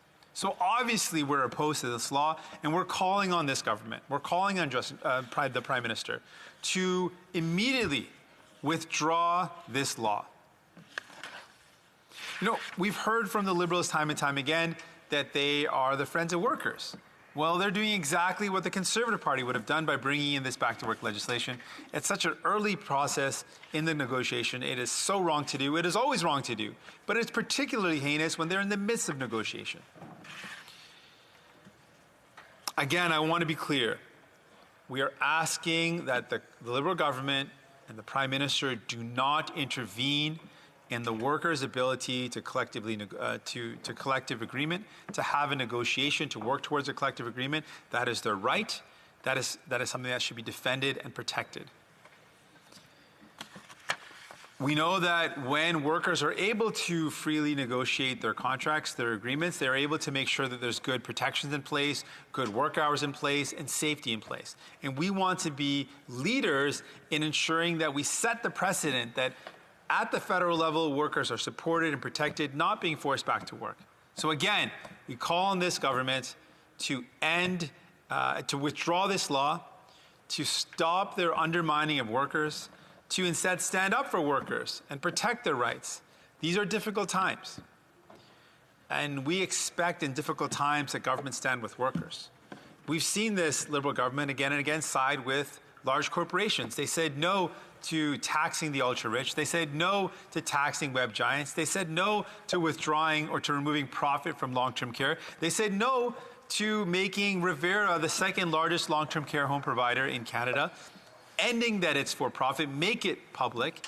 They continue to show a pattern of behavior. They said no to universal pharmacare, which again stood up for big pharma. They've shown again and again a pattern of behavior where the Liberal government continues to defend the rights and the interests of large and powerful corporations over the interests of people, over the interests of workers, and enough is enough. Just withdraw the law, let the workers negotiate, and we will have a good contract. They will be able to obtain one that is in the best interest of workers and in the best interest of Canadians. Merci, thank you very much. Questions and comments. The Honourable Parliamentary Secretary to the Minister of Labour. Thank you very much, Mr. Chairman or Mr. Speaker. And I want to always thank the Leader of the NDP for his speeches. They're always very interesting to listen to. I wanted to ask the Honourable Leader of the NDP, in terms of the labour dispute at the Port of Montreal, there is now a general strike. Is there any duration of a general strike at the Port of Montreal that the Honourable Member believes would require the government to intervene with back-to-work legislation, hypothetically, if, for example, the strike lasted for a month? Is there any time in any length of strike that the Honourable Member believes the government should intervene in this way? Thank you. The Honourable Member for Burnaby South. Well, the reality is what we're up against is workers that have just started to fight for their rights. They're in the midst of negotiation, and what the Liberal government is doing right now will directly undermine their ability. Why would an employer negotiate with workers when the government has already signaled they're bringing in back-to-work legislation? It undermines the process, it undermines the rights of workers, and it is a wrong thing to do. What we need to do always is to find ways to support the process, support workers in their ability to come to a collective agreement and to be able to negotiate freely. That's the role of government, supporting and encouraging the resolution of these disputes through the process by supporting the process and supporting workers, not by undermining it, which is exactly what this Liberal government is doing. Questions and comments? The Honourable Member for Windsor West. Thank you, Mr. Speaker, and pleased to ask a question. One of the things that we're seeing is this is basically a shortcut. It's the easy decision right now is to use a sledgehammer approach, whereas what would be more profitable for business and for a long-term relationship is to work together to find a solution, an agreement that they will respect on both sides, and could be even a longer agreement. In the past, we've seen these forced negotiations lead to bad agreements, which leads to great, animosity amongst both situations. So that's a leader who's actually a lawyer to talk about the fact that when you actually have two parties that come together and find a workable solution, despite how difficult it can be at the moment, how that long-term relationship is enhanced versus undermined. Member for Burnaby South. I want to thank the member from Windsor West. He's got lots of experience when it comes to seeing good negotiations and how they work, and has been a strong defender of workers' rights. And that's exactly why we need to support workers' rights. When we allow for the process to happen, it results in long-term solutions that create better conditions for work that will benefit all of us in the long term. Short-term fixes, using back-to-work legislation, only create strife, only create animosity, and create uncertainty. When you have freely negotiated contracts, when people come together and are supported, we have long-term solutions which result in better conditions of work and, frankly, better outcomes for everyone. Questions and comments. The honourable member for Kingston and the Islands. I want to go back to the parliamentary secretary's question, Mr. Speaker, because the leader of the opposition, or the leader of the NDP, did not answer it. The parliamentary secretary asked a very direct question. What is the threshold until you determine that the legislation is required? Is there a threshold, or does he not have a threshold, and does he think that you just have to keep going no matter what forever? I would really like an answer to that question directly. Member for Burnaby South. The approach of this current government is a failed approach. It is exactly the wrong thing to do. What we need to do is allow for parties to negotiate freely. And putting forward legislation like this undermines the process, and everyone on the Liberal benches know this. They've met with folks in the labor movement. They know that this is the exact opposite of what to do. When there's negotiations going on, this undermines the process, and they know this very well. And so they can try to spin it, but they know that they're doing the wrong thing. They're not defending the right of workers. In fact, they're undermining it actively, and it is wrong. We have time for a short question for the honourable member for Elmwood Transcona. Thank you very much, Mr. Speaker. I just wanted to point out that we have two previous examples under this government. One with Canada Post, where they legislated workers back to work, and one with CN, where it was widely thought that they would. And when they said they wouldn't, the company and the union were able to quickly reach an agreement. What's happening at Canada Post? They still are struggling to come to a meaningful agreement, and the workplace is toxic. So I just wonder if the honourable leader of the NDP would like to expound a little bit upon those important examples. For Burnaby South. Thank you very much to the member from Elmwood Transcona for highlighting a really great example of recent history. That is a great example. We know exactly what happens when back-to-work legislation is used, and we've seen it with Canada Post, the ongoing issues. And that is exactly right to look at the contrary example with CN, and we've got a resolution which has resulted in a long-term, long-standing solution that's going to work, and that's going to result in a better outcome for everyone.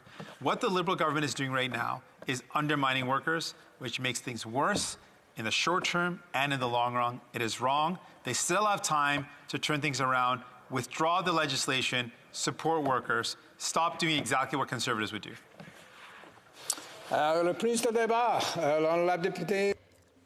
Resuming debate, the member for Rosemont La Petite Patrie. Thank you very much, Mr. Speaker. Unfortunately, it's not a pleasure for me to rise in this chamber and to speak not only of the fact the Liberals are limiting debate, but they're also wanting to pass legislation to limit workers' rights. That's not good for our democracy or our parliamentary life. Mr. Speaker, about 10 years ago, I was elected for the first time to this chamber to represent the voters of Rosemont La Petite Patrie. And I remember the first battle we fought as New Democrats with Jack Layton was on a back-to-work bill with regard to Canada Post. Again, back then we were defending the rights of workers, and back then it was a Conservative government which was violating workers' rights, the rights of Canada Post workers. 10 years later, well, here I am rising again in this chamber to defend the rights of workers whose rights are being violated by a Liberal government this time. Proof that whether a red or a blue government is in power, at the end of the day, when a decision has to be made, they always come down on the side of the employer, on the side of the wealthy in society, and not on the side of ordinary Canadians working Canadians who only want to improve their lives, do better in life, pay their bills, and to improve their lot. Let me just take a moment, Mr. Speaker, to remind everyone that social progress is not something that happens by accident. Social progress happens when men and women get together, get organized, and act together, collectively pull in the same direction to change the rules of the game, to improve society, to gain more respect, justice, and fairness in society. Now, this happens through many ways, through community associations, through citizen groups, the women's movement, the environmental movement. So much is going on in our society. So many things have happened over the years. And part of this movement are unions. We've come a long way, Mr. Speaker. In Canada, until 1872, it was illegal to unionize. So workers had to fight for their rights. They had to fight for progress to improve their working conditions. So they went from misery to being exploited to a situation where they can earn a living, support their families, and have hope for the future, and to leave something for their children, namely a better life than what the parents had. So again, this progress, workers' rights, minimum wages, collective bargaining, all these things did not happen by accident. Workers got together, people got together and said, enough. We are going to fight to improve our working conditions. And generally speaking, it worked fairly well. If you look at working conditions of the 19th century and you compare those with today's working conditions, well, clearly there's been progress. That progress, where did it come from? It came from the fact that workers had the right to use means to improve their lot. I've said this in the past, I'll say it again. When Liberals say they are fighting for the middle class and those working hard to join it, well, I'd like to remind the Liberals that part of the middle class, or rather the middle class, has come about through unions. And in fact, the middle class is a creature of the union movement, be it in the private sector or elsewhere. These unions have fought for rights, which has created a middle class that is people who can afford a home, who can afford a car, or who can afford to travel. So over time, the negotiation process has become more sophisticated. Unions have had good years and bad years. This is all part of the power balance. But generally speaking, we've tried to develop rules which are good for everyone, which can play out at the negotiating table, and rules which will apply in situations which are sometimes marked by conflict, but generally speaking, the rules work. And part of the rules include the right to strike. Now, there are processes, there's legislation, everything needs to be followed. Coming back to today, the Port of Montreal, well, all these processes which were put in place, everything played out fairly well, with workers on the one hand wanting to defend their rights, including their schedules, their work schedules. They followed the rules. But what we're seeing today is the Liberal government, which once again is going to pull out the atomic bomb option, if you will. It's going to take away the rights of the port workers in the Port of Montreal. And this is surprising. All of last week, union leaders have said if the port authorities leaves us our job security and does not play with our schedules, we are not going to go on strike.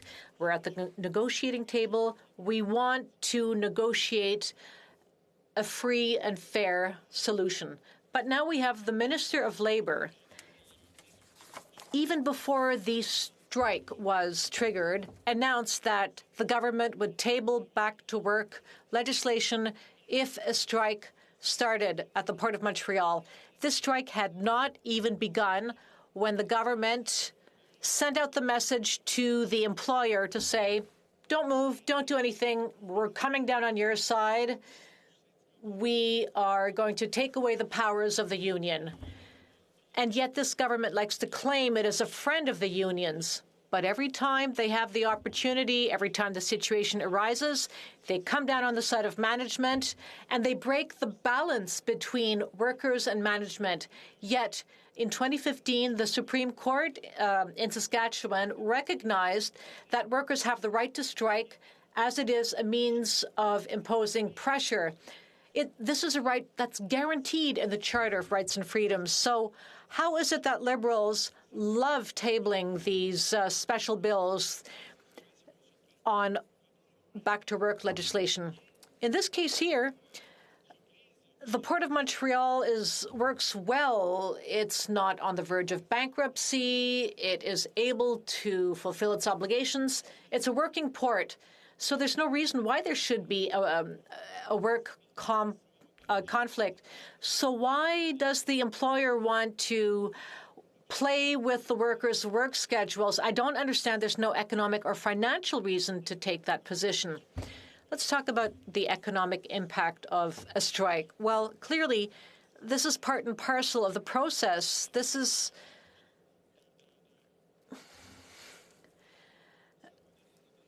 the outcome of pressure exercised by workers.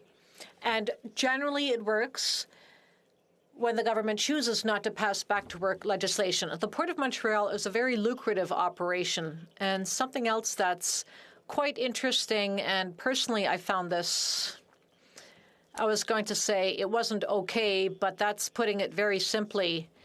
The Ministry of Labour is actually putting out misinformation. She's saying, well, we have to ensure that the Port of Montreal keeps on operating. We're in a pandemic. There are medical supplies that have to be shipped. But the Port of Montreal has very clearly stated, even in the past when there were strikes, anything that has to do with hospitals, medical equipment, medications, all of these critical supplies will be shipped and will still flow through even in a strike. So Canadians need to know that there is no danger to the health of Canadians should a strike be launched. But again, the Liberals are now giving a huge advantage to management. It's good that both parties are still at the negotiating table. Let's hope a negotiated solution will be found before this back-to-work legislation is passed. So again, Liberals and Conservatives are walking hand in hand when it comes to crushing the rights of unionized workers. And I believe that my colleague for Windsor also mentioned this. The danger with using this nuclear option, which is back-to-work legislation, it'll affect labour relations in the Port of Montreal for years to come, and the Liberals will be responsible. I will first go to the Honourable Parliamentary Secretary to the Government House Leader. Yes, thank you, Mr. Speaker. Not once, but twice, the leader of the New Democratic Party was asked a very straightforward question. That is, are there any circumstances whatsoever where the NDP at the national level would actually support back-to-work legislation? I think it's a very important question that should be answered, and I'm asking for the member to do so. Canadians understand that there are situations where provincial NDP governments have brought back or have introduced back-to-work legislation. Would the NDP, under any circumstances at the national level, bring in back-to-work legislation? Député de Rosemont. The member for Rosemont-La Petite Patrie. Well, it's a rhetorical question. It's interesting. I'm looking forward to being the Minister of Labour to answer that question. However, but what I would say to the Parliamentary Secretary now is this. Is there one circumstance in which a Liberal government would not come down on the side of management and crush workers? Is there one circumstance in which Liberals would fight for workers' rights? Questions and comments? The member for Montcalm. Thank you, Mr. Speaker. In ethics, they say that values are real only when they are applied. But until then, it's only an intention, and we all know that the road to hell is paved with good intentions. It's not the time the government has crushed workers' rights. There was a previous case in which Liberals retroactively acted to remove the right of workers. The right to strike is a fundamental right which this government has given to workers. Sections 105 and 107 of the Labour Code also give workers the right to strike. Those articles could have forced mediation on the two parties. So I don't really understand why the Liberals are acting the way they are. It seems that at every opportunity, they'll come down on the side of management. Mais je ne sais pas si mon collègue de Rosemont la Petite-Patrie a saisi sa position, mais je n'ai pas compris parce que j'ai l'impression que pour qu'un gouvernement... I don't understand the government's position, why it is bringing down back-to-work legislation. I get the impression that the Conservatives are going to vote in favor of this legislation. The Honourable Member for Rosemont la Petite-Patrie. I'd like to thank my colleague for his question. We're seeing that there's Liberal-Conservative collusion to attack a fundamental right, particularly a right for the Quebec labour movement.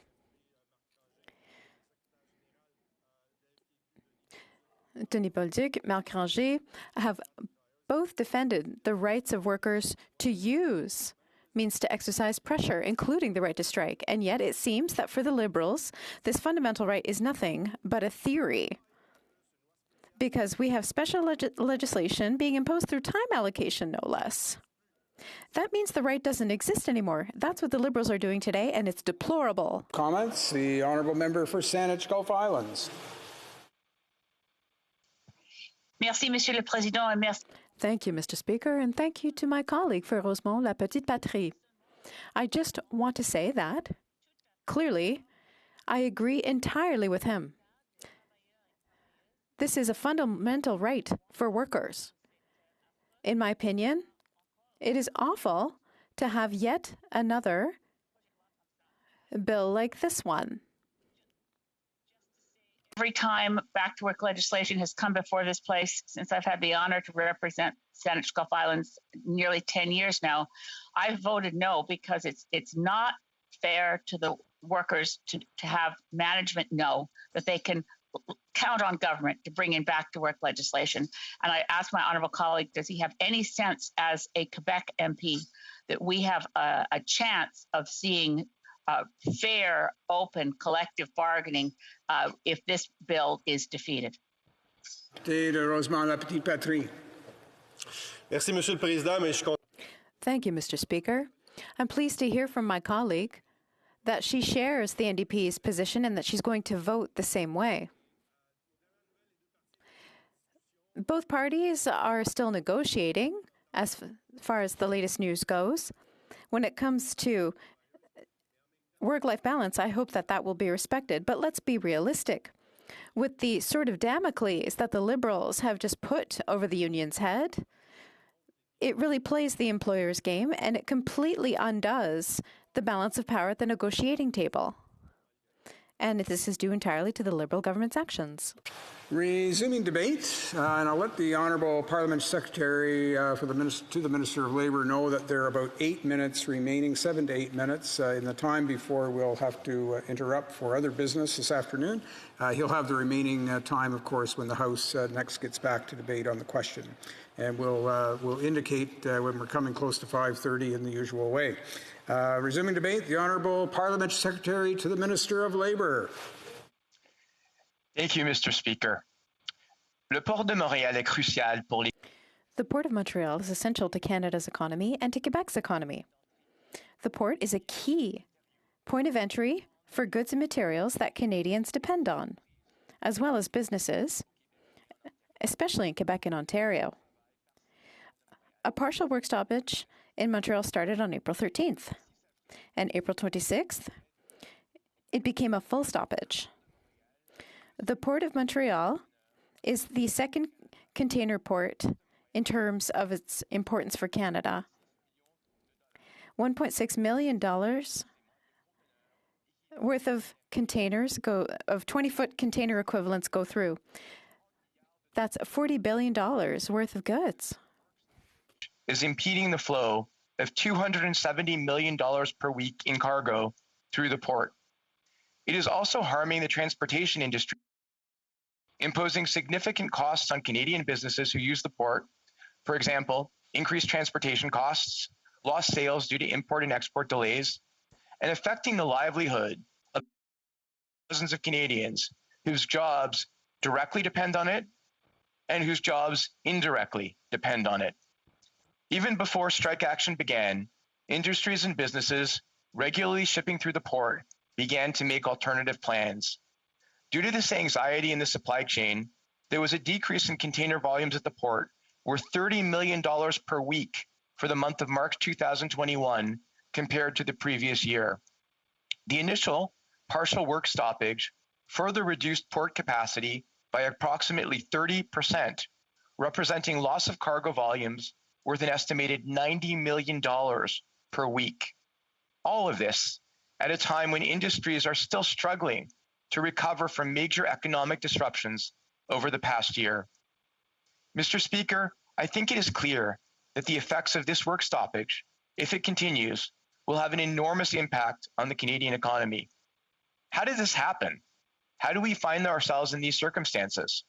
Let me take a few minutes to explain how it came to this. The employers here are represented by the Maritime Employers Association, or MEA. The MEA is a voluntary employers association representing all maritime employers, including terminal operators, stevedoring companies, and ship owners operating at the Port of Montreal. The MEA has the exclusive right to bargain on behalf of those employers in negotiations with the Syndicat des Débardeurs, also known as CUPE Local 375. CUPE Local 375 represents approximately 1,100 longshore workers. These workers are responsible for the loading and unloading of vessels and other related work at the Port of Montreal. Needless to say, their work is vital to the smooth operations at the port. Tout d'abord, il faut savoir que la dernière convention. The last collective agreement between the MEA and Section 375 of CUPE ended on December 31st, 2018. Both parties undertook negotiations to renew this agreement in September of 2018, 4 months before the collective agreement was going to expire. The Federal Mediation and Conciliation Service has been working closely with both parties since October 2018. October 23, 2018, the employer presented a request under Section 87.44 of the Canada Labour Code to determine which port activities would continue if there was a work stoppage. While the council was looking into it, neither party could engage a work stoppage.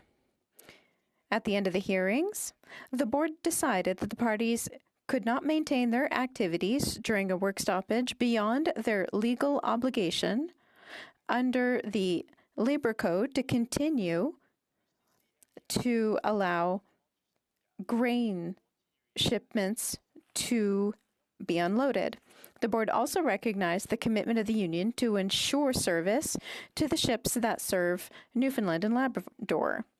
The parties received the legal authorization to strike or lockout as of the date that the decision was made, as long as 72 hours notice was given, and that's exactly what happened. 4 work stoppages have occurred since the summer of 2020. Their length and their consequences were growing from stoppage to stoppage. An unlimited general strike finally started on August 10th, 2020. There was increasing tension in the port, and on August 13th, 2020, 8 people were arrested and charged with intimidation, mischief, an assault after an altercation between members of the union and managers who were replacing workers. 11 days later, on August 21st, 2020, on their own initiative, both parties agreed to have a 7-month truce during which they would continue negotiations and stop, or put an end rather, to work stoppages. This truce ended on March 21st, 2021. During that time, the parties have continued to receive real support from federal mediators. On February 4th, 2021, 2 experienced federal mediators were added to help with negotiations. The Minister of Labour wrote to the parties to encourage them to work with mediators in order to come to an agreement. L'honorable député aura 13 minutes. The honourable member will have 13.5 minutes to resume his speech the next time we debate this bill. 30. The House will now proceed to the consideration of private members' business as listed on today's order paper. Orders up today. Private members' business, consideration of motion M38, amendments to the standing orders in the name of Ms. Duncan, Etobicoke North. Ms. Duncan, Etobicoke North, seconded by Ms. Petitpas-Taylor, moves that A, the House, 1, recognize that science and research are of critical importance to all Canadians, including but not limited to improving the health of Canadians, improving the environment, driving innovation and economic growth, and improving the quality of life of Canadians. 2, recognize that science and research are more important than ever as the economic, environmental, and social challenges we face are greater. And 3, affirm its commitment to science, research, and evidence-informed decision-making. B, à compter du début de... B, effective from the beginning of the 44th Parliament, the standing orders be amended as follows. 1, that Standing Order 1042 be replaced with the following. Membership of standing committees.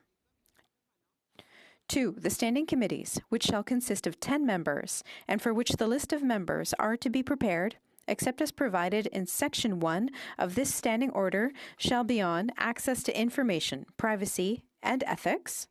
B. Agriculture and agri-food. C. Canadian heritage. D. Citizenship and immigration. E. Environment and sustainable development. F. Finance. G. Fisheries and oceans. H. Foreign affairs and international development. I. Government operations and estimates. J. Health. K. Human resources, skills and social development and the status of persons with disabilities. I. Indigenous and Northern affairs. M. Le Comité de l'Industrie. Industry and technology. N. International trade. O. Justice and human rights. P. National defense. Q. Natural resources. R. Official languages. S. Procedure and House affairs. T. Public accounts. U. Public safety and national security. V. Science and research. W. The status of women. X. Transport, infrastructure and communities. And Y. Veterans affairs. 2. That Standing Order 1082 be amended by adding after the words in sections 3A, 3F, 3H, the following 3.1 and 3, the following subsection be added after Standing Order 1083H, Science and Research. Science and Research 1. Science and research shall include, among other matters, the review of and report on all matters relating to science and research, including any reports of the Chief Science Advisor and any other matter which the House shall, from time to time, refer to the Standing Committee. C.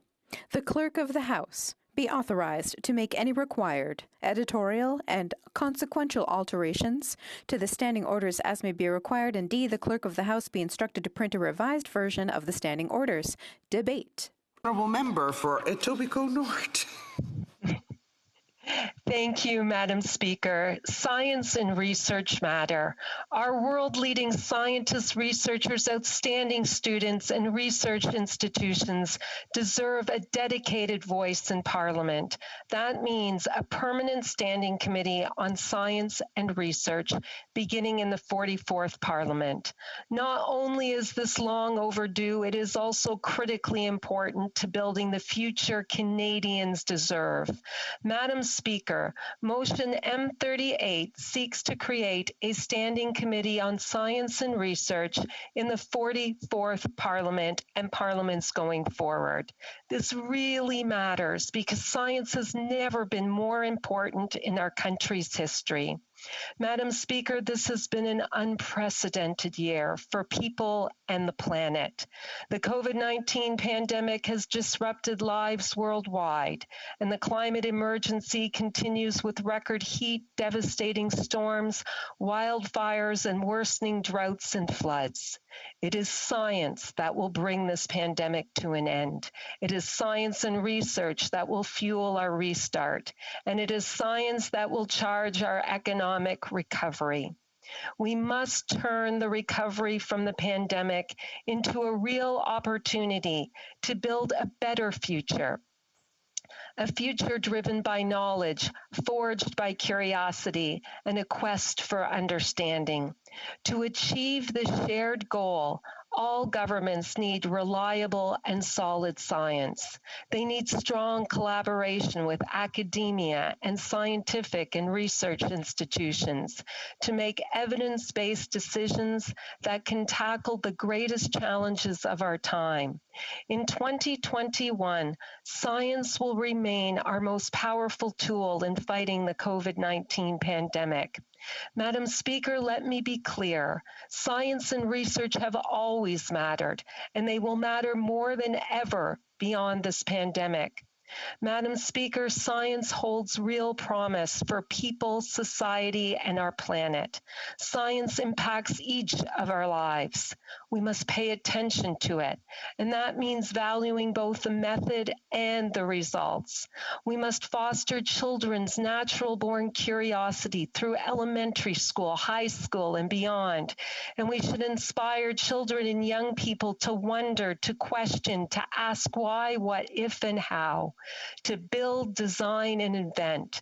They will be the future of science and the future of a society that respects and values the products of science. Science saves lives through antibiotics, cancer drugs, and vaccines, and improve public health practices, such as masking and physical distancing to prevent the spread of disease like COVID-19. Science powers the solutions that make life easier, such as electricity, cars, computers, the internet, and cell phones. It helps us understand the mysteries of our universe, the world around us, and our role in it. Science improves education, improves quality of life, and indeed extends and saves life. Science and research also matter for their own sake. Research is about discovery and not just about solving human problems and developing new technologies. The reality is that science changes the lives of Canadians. Honourable member, for 2 seconds to ask her to bring her mic a bit further out so that it doesn't create an echo to the interpreters. Thank you so much. Thank you, Madam Speaker. Is that better for our interpreters? Is that better? Speaker, Canada. Yes. Thank you. Yes. Thank you, Madam Speaker. Canada has tremendous researchers and inspiring students who deserve to be formally heard about being better prepared for a future pandemic, about breakthroughs in science and technology that create powerful new solutions to address climate change, about the long-term health of science and research in our country, about ensuring the benefits of science are fully shared across Canada and among all Canadians. Canadians and about the challenges they face as scientists, researchers, and students. Madam Speaker, we are a country of discoverers, inventors, and innovators. We have a long history of scientific achievement, from standard time, insulin, infant pablum, pacemaker, stem cells, canola, Canadarm, double lung transplant, smartphone, deep learning, just to name a few Canadian achievements. And through the pandemic, our scientists, for example, at the University Health Network in Toronto, or at the University of Saskatchewan's Vaccine and Infectious Disease Organization, are continuing to do the critical work to protect the health and safety of Canadians. We should all be proud of our researchers' incredible achievements, and their work should be a source of immense national pride. Madam Speaker, although Canada has world-leading researchers and a long history of tremendous scientific accomplishments, the House of Commons lacks a dedicated standing committee on science and research. According to the Library of Parliament, there have been 5 House of Commons standing committees with either science or research in their titles, and science has been combined with such subject areas as industry and energy, industry and technology, and regional and northern development. Madam Speaker, the United Kingdom has a Science and Technology Committee to ensure that government policies and decision-making are based on solid scientific evidence and advice. They are reaping the benefits of this structure and focus. The United States has the House of Representatives Committee on Science, Space, and Technology. In its early years, the committee was an important partner in the Apollo program that led to the first person landing on the moon and strengthening science education and research. Just think what it took for astronaut Neil Armstrong to take that first step on the moon in 1969. Katherine Johnson had to calculate rocket trajectories. Engineers had to figure out how to escape Earth's gravity. Supercomputers, which filled whole buildings, had to be scaled down.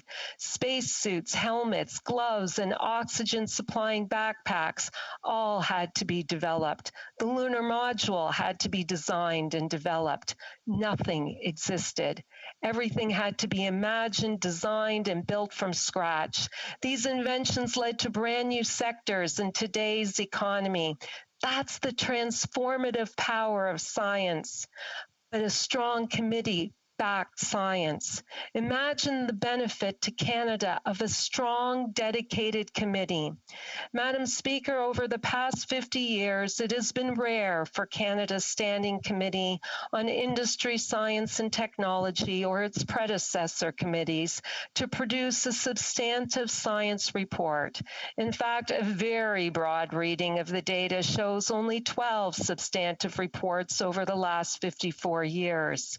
Even in the last Parliament, only 2 of 27 reports by the Standing Committee on Industry, Science and Technology, or INDU, were linked to science and research. That's about 7%.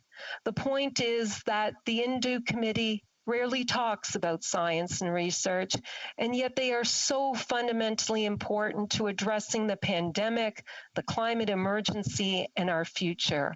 We will not create the future we imagine without science having a strong and ever-present voice. If anyone is wondering why we lag behind other comparator nations in terms of the profile for science, this is surely an important reason. Our Parliament does not have a dedicated mechanism that encourages anyone to focus on science and research. We need to be better stewards of knowledge and the options it gives us. Madam Speaker, the point is science and research have largely been ignored, unexplored, and merely tacked on to the House of Commons parliamentary committees in Canada. In fact, there had been no review of federal science funding in Canada for over 40 years until I commissioned the Fundamental Science Review. Can anyone imagine any other sector that not only had such little attention and oversight by parliamentarians, but also plays such an important role in driving innovation, economic growth, and a better quality of life for all Canadians? Science and research, if nurtured wisely, will be central to how we build the future that Canadians deserve. Madam Speaker, this lack of oversight over science and research hurts us. If we want Canada to be a scientific and research powerhouse, we have the tremendous wealth of talent to be. We need a standing committee focused on long-term health of science and research in our country. By voting for this motion, we have a chance to acknowledge our responsibility to protect science and research and anchor them in one of our most important democratic institutions. Madam Speaker, science and research should have a permanent place where issues that are important to the research community, Canadians, and the future of the country can be studied. A place where scientists, researchers, and parliamentarians can come to know one another, where parliamentarians can get a better understanding of science and research, where parliamentarians can learn about Canada's research strengths in such areas as artificial intelligence and deep learning, immunotherapy, nanotech, next-generation genomics, personalized medicine, quantum computing, and science, and about what is needed to make improvements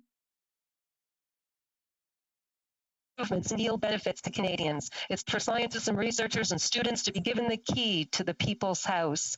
Madam Speaker, imagine if a science and research committee had existed at the start of the pandemic.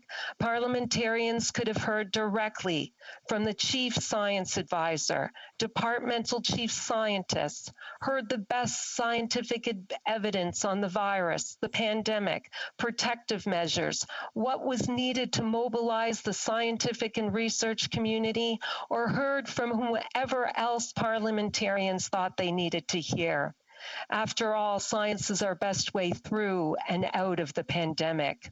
I should mention that we are all very grateful for the tireless work of government scientists, academic researchers, and all those who provided scientific advice to all levels of government. Madam Speaker, science is not a club. It is not for a select few. Science is for everyone. Canadians should have better access to the science and research they fund, because science and research provide our best hope for solutions to improving health, addressing the climate crisis, jump-starting economic growth, and growing jobs. And now we have to go to questions and comments. We have 5 minutes. L'honorable. The honourable member for Trois-Rivières.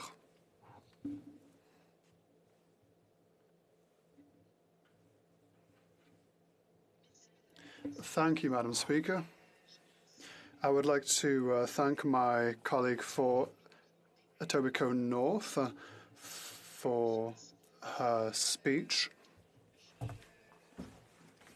I note, as she has, that the pandemic has shown the flagrant lack of research, or the lack of importance we have granted to science and research for the past number of years in Canada. So I would like to know if she believes that that researcher independence in their work is a priority for her government. Thank you, Madam Speaker. Member for Etobicoke North. Thank you, Madam Speaker, and thank you to my honourable colleague. I will just say science should not be a partisan issue. It is a fundamental building block of Canada that everyone in this House has a stake in and everyone should fight for. In a politically charged environment, in a polarized world, science, evidence, and fact offer shared understanding and common ground. We need all sides of this House, all members of Parliament fighting for our fundamental and applied science and research, and to take a stand and say that we learned from COVID-19, to say that we have finally learned what we always learned following a pandemic, namely that science, research, and public health matter, and not just when we are in The honourable member for South Okanagan, West Kootenay. Well, thank you, Madam Speaker, and I'd like to thank the member for her impassioned speech, and I'd like to thank her for bringing this important motion before us today. She did mention the Naylor report on fundamental science that she commissioned and tabled in 2017. And now 4 years later, only one of its 10 recommendations has been really fully carried out. 6 have been partially acted on and 3 remain completely ignored. Through you, Madam Speaker, I just wanted to know how she feels about that slow rollout of the Naylor recommendations, and wouldn't it be a great first study for a new science and research standing committee to study the implementation of that report? The honourable member for Etobicoke North. Madam Speaker, I'd like to thank my honourable colleague for the question. Of course, I'm very proud of the research investments that our government has made, the largest investment in Canadian history, $10 billion. Having a science and research committee is long overdue. It's critically important to building the future we deserve. We all know this has been an unprecedented year, that science and research are a way through and out of the pandemic. But unfortunately, science and research are rarely talked about at the INDU committee, and we are missing an opportunity. Science and research need a permanent place where issues that are important to the research community, Canadians, and the future of the country can be studied. This is not a partisan issue. It is a fundamental building block of Canada. I have to allow for more questions. The honourable member for Saanich Gulf Islands. Thank you, Madam Speaker. To my honourable colleague, who is a scientist in this place. And I do want to thank the honourable member for Etobicoke North for her role as Minister for Science in commissioning the Naylor report. And I want to put on record that I strongly support Motion 38. My only question to the honourable member is, why does she believe, as a scientist, it's so difficult to get non-scientists to understand how critical it is to listen to the advice of experts in science, whether on climate crisis or COVID or any number of issues where, when we're guided by science and stand on evidence, we're less likely to make mistakes? The honourable member for Etobicoke North. Thank you, Madam Speaker. Thank you to my longtime friend and colleague for her important question, and I thank her for her support. Science and research matter to improving our environment, health, quality of life, innovation, and our economy.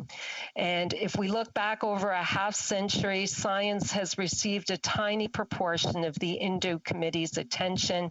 We should all be asking ourselves, how can that be good for Canadians? What opportunities passed us by? Now we have the opportunity to ensure that science and research has a clear place in the work of the House of Commons. A science and research committee could help identify how science will best serve Canadians' interests, and all of us. And we have to resume debate. The honourable member for Lanark, Frontenac, Kingston. Well, thank you, Madam Speaker. Madam Speaker, I wanted to start by offering congratulations to my colleague, my honourable friend, if I may put it that way, the Deputy House Leader on putting forward Motion M38. She occupies a post, Deputy House Leader, that I occupied for the 9-year period between 2006 and 2015. And today, I'm drawing a little bit upon that experience in my comments. My honourable colleague's long history of scientific research is well documented. As evidence of the timeliness of her concerns, I draw the House to the fact that it was nearly 20 years ago that she published her book, Hunting the 1980 Flu, warning that we might need to prepare for the next time a similarly deadly virus stalked the globe, and that turns out to be a very prescient book indeed. Motion M38 would amend the standing orders to create a new House Standing Committee on Science and Research, take effect permanently at the beginning of the 44th Parliament. Specifically, Motion M38 Standing Order 104 Sub 2, which lists the Standing Committee or Standing Committee permanent committees of the House, and it would add a 25th committee to the list of 24 committees already therein. Now, in principle, I support the creation of such a committee, and the real question, why none has ever existed thus far, given the importance of the subject matter.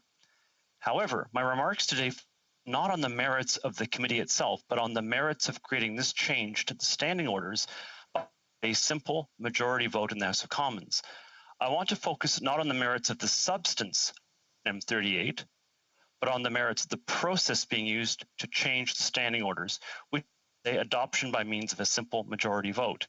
Now, at first glance, one might ask, well, how else do you get from here to there if what's needed is a change to the standing orders? And of course, in a sense, this is true. You can't new committee without changing the standing orders. You can't change the standing orders without having a vote on which majority rule. But the other side of the issue is this. There's a higher standard. In addition to the formal rule that standing will be changed by means of a simple majority vote, a convention is in the process of developing or working that these rules should not be changed except by the consent of the House leadership of all the parties. This is not quite the same thing as requiring unanimous consent, but it's in the same neighborhood. It may well be true that the proposed changes to the standing orders contemplated in motion M38 be treated as an exception to this convention. But if so, it is necessary for us to carefully discuss how M38 is different in nature from other proposed changes that have required all parties, and therefore how M38 may be properly distinguished from the practice laid out in the convention. Now, I'm drawing upon the term distinguished from the law. A court may find itself dealing with a case which share many features with some prior case or set of cases.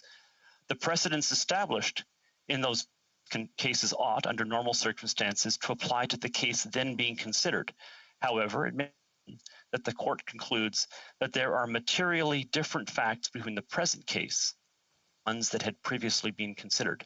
If so, the court makes it clear that the legal reasoning used in the preceding case does not apply to the present one, and the court forms its new ruling around a different set of reasonings which appear to the court to be more appropriate to the current circumstances. Now, I'll return to whether or not M38 may or may not be properly distinguished from the general run of proposed amendment orders. But first, I need to explain the reason why so many of us in this place take the need for all-party consent so seriously when standing order changes are being contemplated. A number of changes to the standing orders that have in recent years either been contemplated or actually have had the potential to change the power relations between the players in the House. Sometimes action has been for the rules to go into effect immediately, with the clear goal of increasing the ability of the to control the legislative agenda or to strip away the power of the opposition to delay or challenge legislation. There have been notable occasions on which the current government has been willing to move forward using its majority as its lever to change the standing orders without all-party consensus. My party and I have fought against this with all our might, and I am very proud of our record in this regard. On March 1st, 2017, the government proposed sweeping changes to the standing orders, which would have had the effect of altering the balance of power in the House. This was done by way of government motion at the Procedure and House Affairs Committee to endorse a pre-written discussion paper, a set of changes that would have greatly limited the procedural tools at the disposal of opposition parties. The government's plan was to use their majority on the Procedure and House Affairs Committee to cause the proposals in the paper to be endorsed in a party line vote at that committee, and then to have the House vote concurrence party line basis in the committee's report. My response as the lead member of the party on the committee was to propose an amendment to the motion, and then with the capable assistance of some other very long MPs to debate the motion in a de facto filibuster which lasted to May. This remains the longest filibuster in Canadian history, and I think it makes the point. There are many who believe deeply that any change to the standing orders that alters the power relations between, for that matter, any other set of power arrangements within the House of Commons, including those between party leaders and backbench, ought to be decided by means of all-party consensus. In a minority government like the present one, the use of force majeure is not of the same way. And in the present Parliament, we have seen a more widespread use of all-party consensus than was the case in the past. The mechanism seeking all-party consent has been used for the numerous temporary adjustments to the standing orders adopted in the course of the 43rd Parliament, which have used to meet in a hybrid fashion, to alter the seating plan for reasons of personal safety, and to suspend the among other things. These changes have all been negotiated by the House leaders at the various behind closed doors. Now, I don't know how things work in the other parties, but in the case of my party, the House leader have explained to our caucus at our regular caucus meetings what changes are being contemplated and have tried to ensure change to the relevant standing orders take place without a mandate in the form of an internal party caucus consensus. This has made the negotiations slower than might have seemed ideal, but the arrangements that we have developed are mostly more inclusive than what existed at the start of the pandemic. A similar process was used in the 42nd Parliament to deal with my own proposal to amend the standing orders so as to elect the Speaker by preferential. I mentioned this in part to make the point that the emerging consensus of all party consent that precedes a change of government. A convention is not truly a convention until it has survived a change and continues to operate now that all players have changed their positions. The committee heard my proposed motion, and its report neither endorsed nor rejected the proposal. Really a way of communicating to the House the committee's view that each party ought to allow its own members a free vote on that proposed change to the standing orders. A free vote followed. Some members of each party voted against, some, and the result was a change. But the point is, the process itself was the product of a consensus. Mr. Speaker, the purpose of the foregoing comments has been to, or Madam Speaker, I should say, to clearly articulate the emerging convention regarding the requirement to seek and obtain the consent of all parties in the Commons before making changes to the standing orders. To allow an apparent exception to this rule, articulating why this particular case is different and why it is permissible to move forward on a simple up-down vote would have the effect of weakening that convention by showing a willingness to casually set it aside. What is needed, and what I hope I am providing here, is a clear distinction between motions that to amend the standing orders in ways that affect power relations and those that do not. Now, I turn to the final presentation. It is my view that motion M38 may be properly distinguished from the kinds of amendments to the standing orders which have given rise to the convention. Motion M38 is materially very different from the kinds of proposed amendments to the standing orders which have given rise to the convention. It does not change the way the House of Commons operates. It does not alter power arrangements between the various players in the House. For example, it does the number of members of the standing committees, doesn't change how members are selected for those committees, how the committees are, how chairs and vice chairs are elected, including for the new committee. Additionally, M38 does to effect during the life of the current Parliament, which means we cannot be certain which party will be in power and which ones will be in opposition. The placing of a Rawlsian veil of ignorance between ourselves and the answer to the question, who will be in a position to populate this committee, and will the governing party have a majority on the committee or only the Rawlsian veil of ignorance that exists helps to ensure that this change to the standing orders does predictably shift power in one direction or another. My last comment, Madam Speaker, for this reason, I state confidently that I support motion M38 and also that my commitment remains to the emerging convention of all-party consensus with regard to any changes that would have the potential power relations between the government. Well, I think I have a point of order. Does the member have a point of order? And it breaks quite a bit. I'm having trouble listening to the full sentences that the member is pronouncing. Could perhaps the member come back to when the member was stating why he would support the motion, please? Madam Speaker, I'll be very brief. It was my I was basically going to say that I can state that I support motion M38 and also that my commitment is intact to the emerging convention of all-party consensus with regard to any changes that could have the potential to affect power relations between the government party and other parties. Resuming debate, the honourable member for Abitibi-Témiscamingue.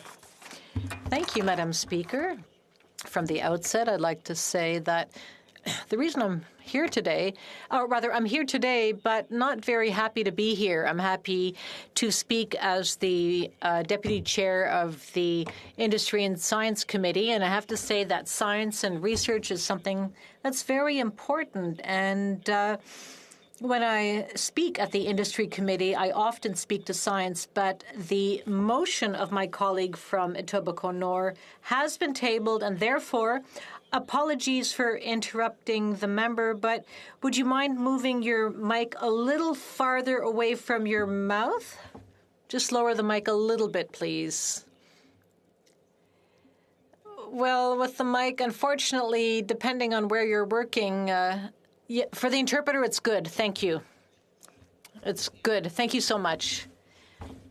Thank you very much, Madam Chair. So I was saying that my colleague's motion, my colleague for Etobicoke North, is an important one. I don't quite agree with her that there have been missed opportunities to speak about science and technology during the pandemic, because during the pandemic, in fact, there have been several studies, science-based, of course.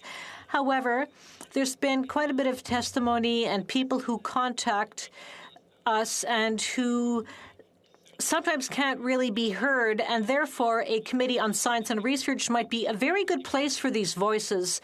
And in fact, that's what we're talking about at the Bloc Québécois. And in my writing, I do speak to these issues. And my colleague for Jonquière also is interested in science and technology when it came to vaccines and research, when we asked representatives of Synconex and other academics and other people who focus on research. Well, obviously, it's a team effort. So this committee, I think, is the right place to raise issues which are related to science.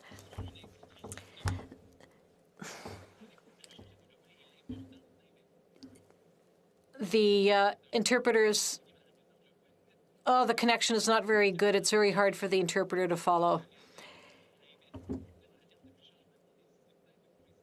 It might be a coincidence, but it seems that the industry department is investing more in science, and that's a good thing. So I would like to say that this motion would bring together science and technology and industry, and the committee would be created after the next election. As it now stands, it would be good to have a science and research committee.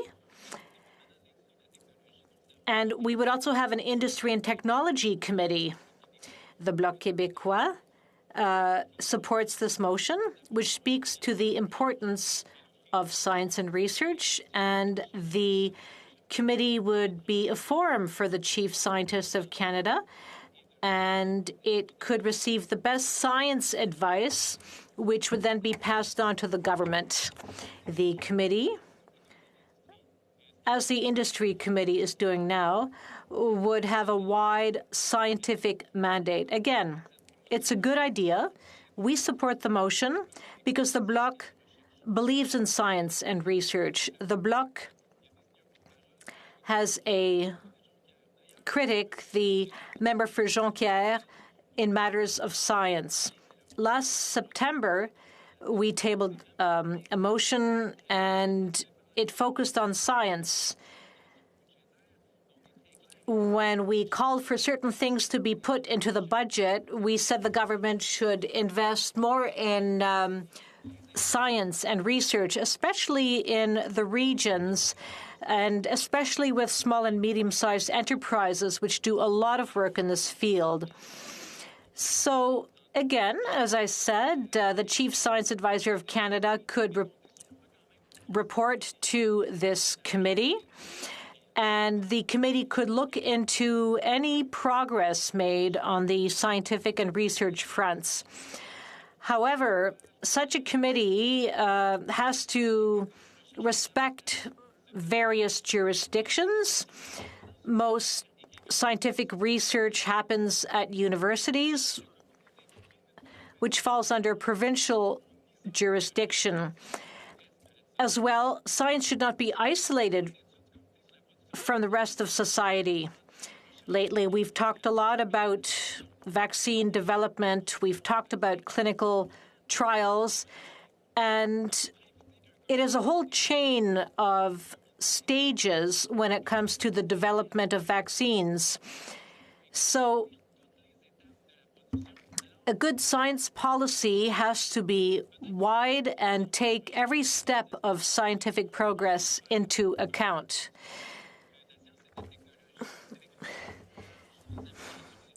There should also be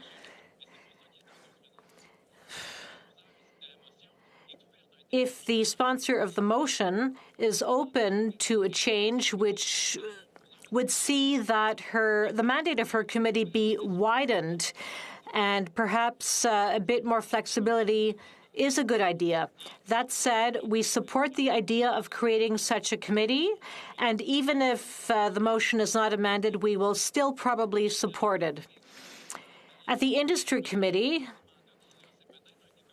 this committee has a mandate, and unfortunately, it is perhaps one of the most underestimated committees on Parliament Hill.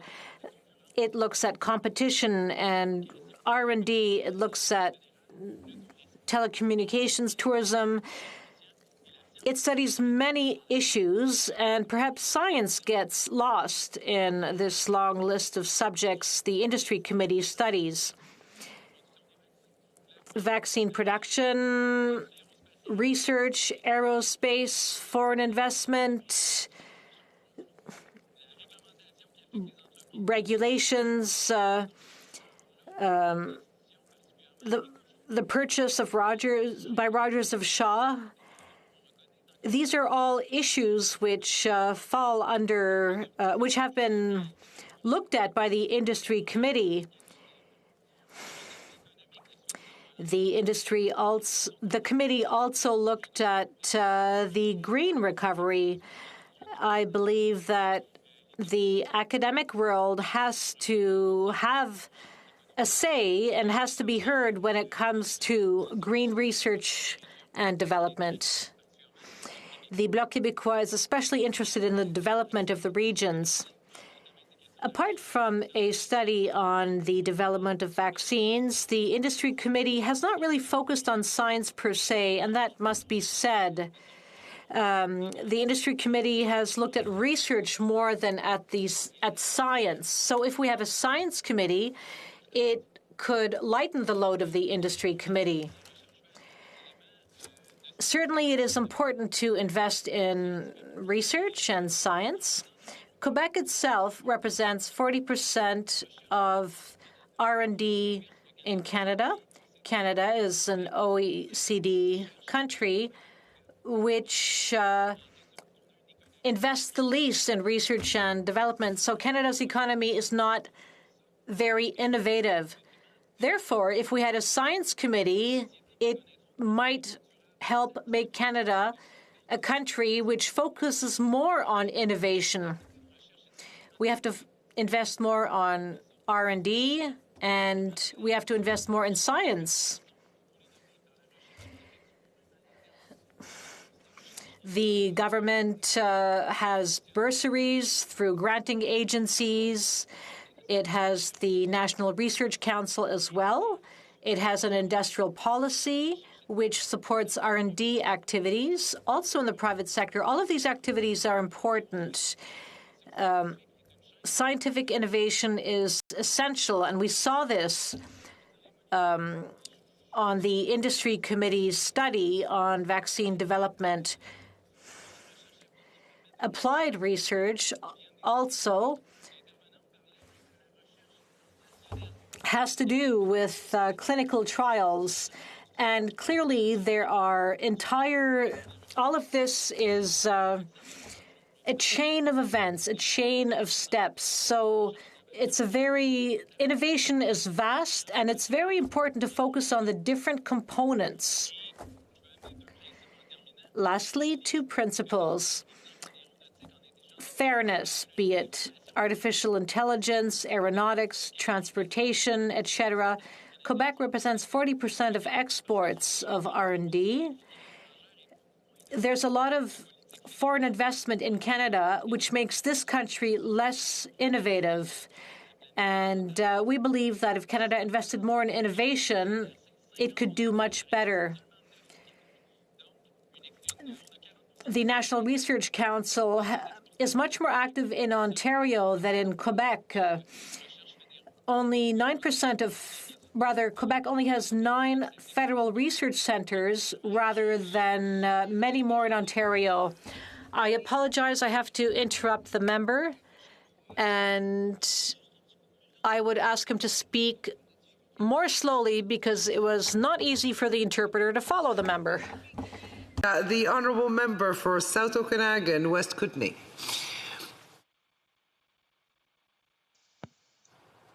Well, thank you, Madam Speaker, and I'm happy to speak today on motion M38 brought forward by the member from Etobicoke North that calls for the creation of a new standing committee in the House of Commons, the Science and Research Committee. And I know the strong interest and deep concern that the member has for science and research. She's a scientist herself, and I had the pleasure of accompanying her to a G7 meeting on science in Italy when she was Canada's Minister of Science. And science is important. Its impacts are all pervasive in society, from cell phones to sewage treatment, from vaccines to Velcro, athletics to architecture. It's everywhere. And sometimes I think we forget that it's there, like not seeing the forest for the trees. We forget how much we depend on it for everything. Society in general takes it for granted, and politicians take it for granted too. In recent years, we've been seeing a steady rise in disinformation, especially on social media, about climate, the pandemic, vaccines. And there is clearly a place for more support to science so that it can give us the facts on a myriad of subjects. So I'm very pleased to see this motion before us today, and I'm very pleased to say that I fully support it and the NDP will be supporting it. Right now, when issues centered on science come to the House of Commons, they're studied in the Industry Committee. And because of that, the very few studies that the committee undertakes directly related to science are studies focused on how science can directly help industry. And I'd like to emphasize that for such an important topic as science, we almost never study it directly in any committee here. Nothing that talks about what the federal government can do to stimulate basic science. Nothing that talks about how we can make participation in science more inclusive. Nothing that talks about how we could better use science in our policy development. I could go on and on. Now, full disclosure, I come from a science background as well. I'm a biologist. I worked at the University of BC for 17 years or so, and then after that, I was a consultant for 20 years before ending up here as an MP. And I entered politics because I felt that we needed more scientific voices in Parliament. And that feeling was especially strong during the last Conservative government, the Harper years. I personally saw my colleagues who worked as scientists in the Federal Civil Service being muzzled, not allowed to speak about their work. I remember one big webinar in 2012, a global webinar before COVID made that a cool thing, on the State of Canada's Birds Report. This groundbreaking report had been written almost entirely by two brilliant Environment Canada scientists using data gathered from thousands of volunteer citizen scientists. I was working for Bird Studies Canada at the time and helped design, promote, and operate those continent-wide data gathering programs. And at the webinar, the two federal scientists were allowed to give a short pre-vetted overview of the findings, the population trends of hundreds of bird species. And then the government media person opened it up to questions, pointing out that the authors would not be allowed to answer those questions. So I had to step in and field media questions, even though I had not done the analyses or written the report. It was ridiculous. And there are many more examples of that sort of situation with government scientists not being allowed to explain the findings of their research. There was also the infamous case of DFO research libraries being closed, their books thrown into dumpsters. One of my former colleagues, Dr. Jeff Hutchings, a fisheries biologist from Dalhousie University, wrote an important paper on the ecology of the northern cod in 1993. A lot of the information he used came from Gray Literature Survey reports he found in the Department of Fisheries and Oceans Library in St. John's. He found them literally by looking at every report on the shelf in that part of the library. The Harper government claimed that all those reports were digitized before being thrown out, but it's clear that they weren't. Dr. Hutchings tells me he couldn't write that report today. That important historical information has been lost and can't be found in any PDF. Now, I'm happy to say that I think things have improved somewhat, and this present government takes science more seriously than the previous government did. I'll point out that the member from Etobicoke North created the Chief Science Advisor position, whose mandate is to advise Cabinet on scientific matters.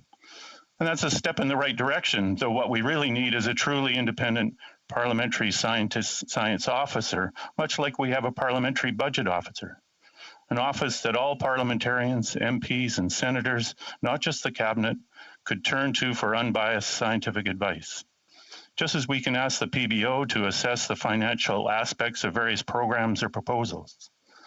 My former colleague, Kennedy Stewart, now the Mayor of Vancouver, put that proposal forward in previous parliaments, but unfortunately it was never taken up.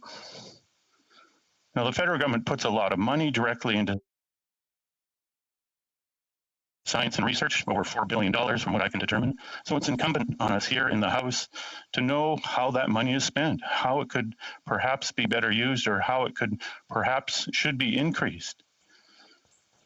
And in 2017, the Naylor report on fundamental science was tabled by the member from Etobicoke North. I was then the NDP critic for post-secondary education, and I heard very positive reviews from university representatives. The Naylor report made 10 main recommendations to increase and coordinate funding to basic research. 4 years later, only one of those recommendations has been fully completed, 6 are partially addressed or still in progress, and 3 have not been done at all. So a study on the implementation of the Naylor report, I think, would be very illuminating, just the kind of thing a standing committee on science and research could take on. Another useful study would be one on inclusion in Canada's research sector. I'm afraid I'm only too typical of the standard Canadian scientist, an older white male. We've been hearing for years how we have to encourage women and girls to enter the sciences. When I taught an ecology course at UBC 1 or 2 decades ago, we had a very high proportion of female students, but that wasn't the situation across the board in other fields of study such as engineering and physics. That situation has been improving. Many women are entering those fields. But for many years, there's also been a systemic bias against women in science and research, and many were frustrated by the lack of success in advancement or in obtaining research grants. Thankfully, even that phenomenon seems to be getting better, and the trajectory is definitely toward gender equity. This past year, we've heard a lot and learned a lot from the Black Lives Matter movement and the more general barriers facing racialized people in our society. And I've been very inspired by the stories I've seen in the media and online about young Black scientists, Indigenous scientists, who talk about the struggles they face in a field where no one looks like them. Their persistence and passion for science is really an example for all of us. So inclusion in science and research, another critical issue a standing committee could study. To have any intelligent debate, indeed to have a functional democracy, we have to agree amongst ourselves on basic facts, but often those standard baselines are hard to find. In the Natural Resources Committee in the previous Parliament, we did a study on how we should have an independent, unbiased, timely, comprehensive source of energy data in Canada. Some of that was being done by the National Energy Board at the time, but it was anything but comprehensive, timely, or unbiased. I felt we should have a completely independent agency, similar to the U.S. Energy Information Administration. Even a dedicated part of Statistics Canada would be better than what we have now. But 2 or 3 years later, as far as I know, nothing has been accomplished along those lines. So a dedicated science committee could look at all aspects of public data availability in Canada. I'll finish with a quote from Timothy Caulfield from the Faculty of Law at the University of Alberta. In 2017, he said in the Globe and Mail, "We need more science. We need better science. We need trustworthy science. We need agenda-free science." Madam Speaker, the House of Commons in particular, and Canada in general, would benefit greatly from a standing committee focused on science and research, and I will be supporting this motion. Thank you. The Honourable Member for London West. Thank you, Madam Speaker. It gives me great pleasure to rise virtually in the House of Commons today in support of private member's motion M38, brought forward by my great friend and honorable colleague, the MP for Etobicoke North. This motion would create a permanent standing committee on science and research. I had the pleasure of serving as the Parliamentary Secretary to Science, working alongside the former minister, and I can say that it was the most rewarding time I've had as a member of Parliament. Growing up in London, Ontario, I was keenly aware of the amazing research that has been done at Western University over the years. Sir Frederick Banting was working at Western 100 years ago when his research for a lecture inspired his idea that provided the key to discovering insulin. Dr. Vladimir Hashinsky, the distinguished professor of neurology at Western, transformed the understanding, diagnosis, and prevention of the two greatest threats to the brain, stroke and dementia. And Dr. Cal Stiller was Canada's major voice in organ transplantation during the 1970s, 1980s, and 90s. He championed innovation in health and biomedical research and pioneered multi-organ transplantation. These are just a few of the many laureates that are honored in Canada's Medical Hall of Fame, based in London. And that's not even mentioning some of the stars in the science and research world today, like Ravi Menon, the pioneer in the use of MRI for brain imaging, or the applied research underway at Fanshawe College. Suffice it to say, I think you can understand why I'm so passionate about this as the parliamentarian. Being the parliamentary secretary to this important portfolio made me understand the depth of have in Canada's scientific and research community. What this experience made me realize is that science and research must be celebrated, promoted, and supported. And if we've learned anything from the COVID-19 pandemic, it's that science must be respected and believed for all of us to be safe and healthy. It was once said that the good thing about science is that it's true whether or not you believe in it. And we must bear this in mind as we are challenged to understand the world we live in. We need guidance and we need knowledge. And as parliamentarians, we need to ask questions of scientists and researchers to find solutions to the problems that confront us. The Minister of Science's goal was to unmuzzle scientists, to make them realize their voices were being heard. I'm pleased to say that during my time as PS to Science, the government restored respect in the science community and made the largest investment in science research in our country's history. I'm not for a second taking any credit for this important step. I was simply at the right place at the right time. As a government and under the leadership of our Minister of Science, we delivered in Budget 2018 great news for science with the announcement of the largest increase in new funding for fundamental research through the granting councils in Canadian history, with an investment of $925 million over 5 years. We also put money into the Canada Foundation for Innovation to cover the cost of running research labs and buying equipment for the Canada Research Chairs program to support the country's top professors, money to support fast-breaking research, investments to collect data on government-funded researchers, and to improve equality and diversity in academia. It was apparent then and still is today that science and research play an important part in moving Canada forward, but it doesn't happen overnight. You need governments who have a long-term vision and who recognize that scientists need long-term support to be successful. We also need to encourage our next generation to choose STEM or STEAM, as it is quite often referred to today. We need to bring young girls and women into the fold and make them believe that their future career choices can be science, technology, engineering, and math. And of course, the arts are important too. I was especially pleased when it was announced that we were investing $5.9 million over 5 years to Let's Talk Science, which is located in my riding of London West. With this funding, Let's Talk Science will educate young people on climate change through hands-on activities, projects, events, and digital resources. Let's Talk Science is helping you learn to take risks and develop the persistence to find innovative solutions to real-world problems. The world will be a better place when our young people are encouraged to be curious and pursue their passion for science. And as parliamentarians, we must do the same. So I'd like to read what motion M38 is calling on this House to do. 1, recognize that science and research are of critical importance to all Canadians, including but not limited to improving the health of Canadians, improving the environment, driving innovation and economic growth, and improving the quality of life of Canadians. 2, recognize that science and research are more important than ever as the economic, environmental, and social challenges we face are greater. And 3, affirm its commitment to science, research, and evidence-informed decision-making.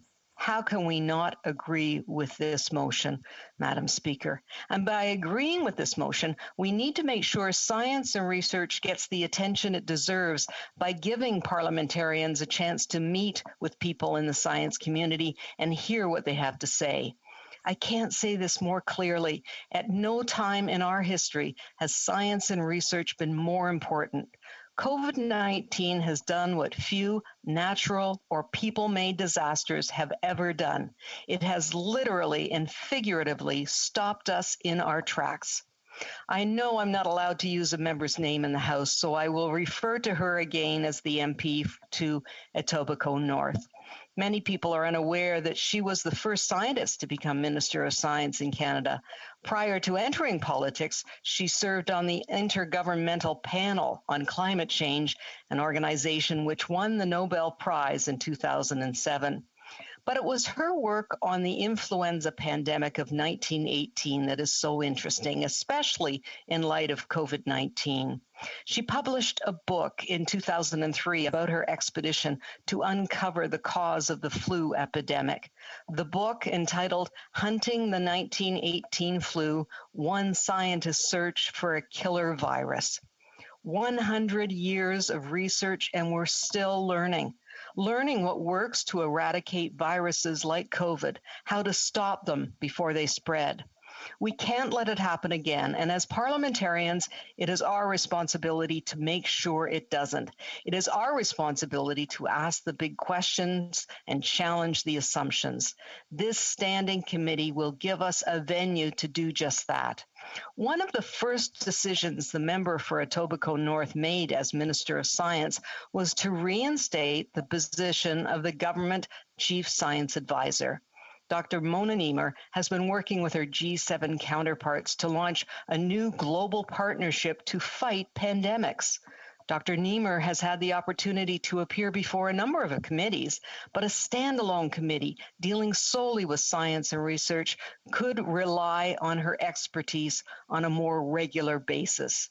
She could be called upon to navigate some of the challenges we face, including the so-called brain drain, early career research, stem cell research, and the ongoing issue of women in research who are not taken seriously.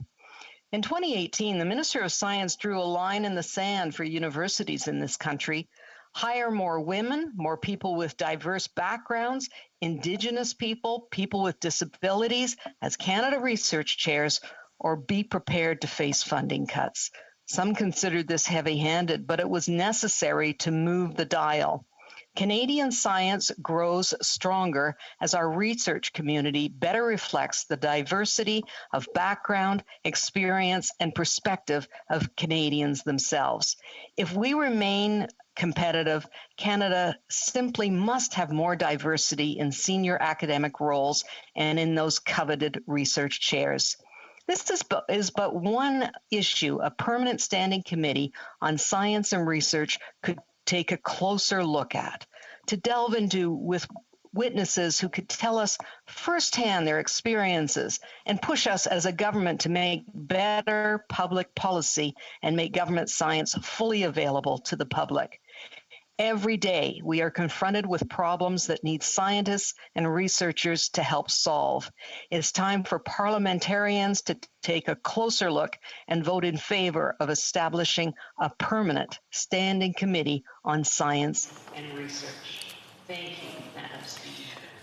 The time provided for the consideration of private members' business has now expired, and the order is dropped to the bottom of the order of precedence on the order paper. À ce moment-ci, conformément à l'article. Pursuant to Section 38 of the Standing Orders, a motion to adjourn the House is deemed to have been moved and seconded. The question is as follows, that the House do now adjourn. Member for Vancouver East. Thank you very much, Madam Speaker. My constituent, a busker, applied for the Canada Recovery Benefit. He submitted his annual income tax return for the last 2 years, along with his City of Vancouver street vendor permit as proof of income and employment. CRA did not accept these and wanted to see receipts and bank statements indicating deposits made. It is, in my opinion, unreasonable to expect buskers and street musicians to provide receipts and regular bank deposits for their small amount of cash income. Now, that was almost 6 months ago, and so today I'm happy to report that after this intense advocacy, which included a letter to the minister, question periods, countless calls to CRA agents, the government finally accepted my constituents' original proof of income documents, which were their income tax returns and the City of Vancouver street vendor permit as valid proof of employment and income to qualify for the CRB. So I'm sharing this in the House of Commons today so that others could be aware of this important win for my constituent, and that if you are faced with a similar issue, I urge you to contact your member of parliament to try and get the matter resolved. Now, as we're talking about CRA, related to CRA, I've written to the government to request an extension of the income tax filing deadline for older adults age 60 plus who receive their guaranteed income supplement. Last year, the federal government publicly announced that seniors receiving the GIS would be able to keep their GIS payments without interruption if they file the taxes by October 1st. This helped many seniors, and I hope that the same measures can be taken again this year to support seniors during this ongoing pandemic where we're well into the third wave with new variants. Many GIS recipients face multiple barriers, including language, mobility, and technology, and that made the navigating of the systems very difficult, if not impossible, without assistance. These seniors rely on community tax clinics and community nonprofit groups to assist them in filing their income taxes accurately and in a timely manner. The ongoing COVID-19 pandemic has exacerbated the barriers to tax filings already experienced by low-income seniors. Many seniors serving community organizations rely on volunteers who are also seniors, such as the 411 Senior Center in my riding. With a third wave raging on, organizations providing tax filing services for seniors are shutting down their in-person services in accordance to public health guidelines. And I've been informed by the organization that they have been serving over 160 seniors per week and have almost 400 more appointments booked for the upcoming weeks. However, due to the need to temporarily shut down in-person clinics, it will take time for the organization to move their services to remote models. Even prior to the public health guidelines, both seniors volunteering and clients in need of support have been voicing health and safety concerns over traveling to the clinic in person. Even with services moved to remote and virtual models, there will be many seniors with technology and other barriers who will not be able to access these services in time. Ontario has also announced a 4-week province-wide shutdown. Quebec has announced special lockdowns for selected cities and regions, which will no doubt impact community tax clinics in those communities as well. So from that perspective, Madam Speaker, I'm asking for the government to extend the tax timeline for seniors and to ensure that their GIS is not interrupted, especially during this very difficult period. And I hope that the government can provide this support to seniors. Thank you. Honourable Parliamentary Secretary to the Minister of National Revenue. Thank you, Madam Speaker, and thank you to my honourable colleague from Vancouver East. I'm very happy to hear of the outcome with regards to the issue faced by one of her residents. Madam Speaker, with respect to the assessment of eligibility for self-employed Canadians who received the Canada Emergency Response Benefit, during the course of the COVID-19 pandemic, the Canada Revenue Agency deployed 7 emergency and economic recovery measures to support Canadians and businesses. The government of Canada announced the CERB on March 25, 2020, and in just 12 short days after the announcement, the CRA began distributing CERB payments in the millions of Canadians who were in need of that support. On April 27, 2020, the CRA also deployed the Canada Emergency Wage Subsidy, otherwise known as CEWS, to eligible businesses as part of the Government of Canada's COVID-19 Economic Response Plan. This emergency measure was designed to help employers who have been impacted by the COVID-19 pandemic to keep workers on their payroll or to bring back previously laid-off employees. Madame la Présidente, l'Agence a travaillé. Madam Speaker, the CRA has worked very hard to support Canadians during these difficult times, whether they are workers, businesses. The CRA has also put in place measures to uphold the integrity of our Canadian tax system. The CERB was designed to support employed individuals, contract workers, and self-employed persons who are not deemed eligible for employment insurance. For instance, millions of Canadians were able to apply for the CERB online through My Account, via an automated telephone line, or by calling CRA's toll-free number. Moreover, millions of payments were made to Canadians via either direct deposit or check, typically within just 10 days of applying for the benefit. The CERB eligibility criteria clearly stated that a person had to either earn at least $5,000 in 2019 or over the past 12 months from employment income, self-employment income, or provincial benefit payments related to maternity or paternity leave. In the first 2 weeks that the CERB was announced, information provided on Canada.ca and by the CRA call center agents on eligible self-employment income was unclear. The situation may have led some self-employed Canadians to apply in good faith despite being ineligible. Madame la Présidente. By late April, however, clear information regarding CERB eligibility was posted on Canada.ca and provided to CRA's call center agents. Madam Speaker, the Government of Canada and the CRA regret sincerely that communications regarding the eligibility criteria may not have been unclear in the first days after the CERB was launched. Madam Speaker, I would also like to point out that the Government of Canada and the CRA's support of self-employed workers does not stop there. Just last month, on February 9th, 2021, the government announced that self-employed individuals whose net self-employed income was less than $5,000 and who applied for the CERB would not be required to repay the CERB, as long as their gross self-employment income was at least $5,000 and they met all other eligibility criteria. That same day, the Government of Canada and the CRA also announced that they will provide targeted interest relief to Canadians who receive COVID-related income support benefits. Once individuals have filed their 2020 income tax and benefit return, they will not be required to pay interest on any outstanding income tax debt for the 2020 tax year until April 30th, 2022. Thank you, Madam Speaker. The Honourable Member for Vancouver East. Thank you, Madam Speaker. Many low-income seniors across Canada depend heavily on their GIS as a core part of their income. Any interruption to this important benefit would cause dire hardship. So I really urge the government to extend the income tax deadline for them. But of course, seniors are not the only people experiencing problems with CRA. I have another situation, constituents whereby they are getting they're not able to get a new T4 tax slip from CIA in time to file their taxes. And the miscalculation on their T4 is a result of the errors made by CRA on their CERB payments. In one instance, one of my constituents didn't even ask for CERB, but received it. She returned that money, and now she's being taxed for it. So this is just absolutely outrageous. We need the government to do better, and we need CRA to do better, and we need to extend the deadline for tax income filing. Honourable Parliamentary Secretary. Thank you, Madam Speaker. I do encourage all Canadians to file their taxes by the deadline to ensure that they maintain the benefits and credits they deserved and they worked so hard for.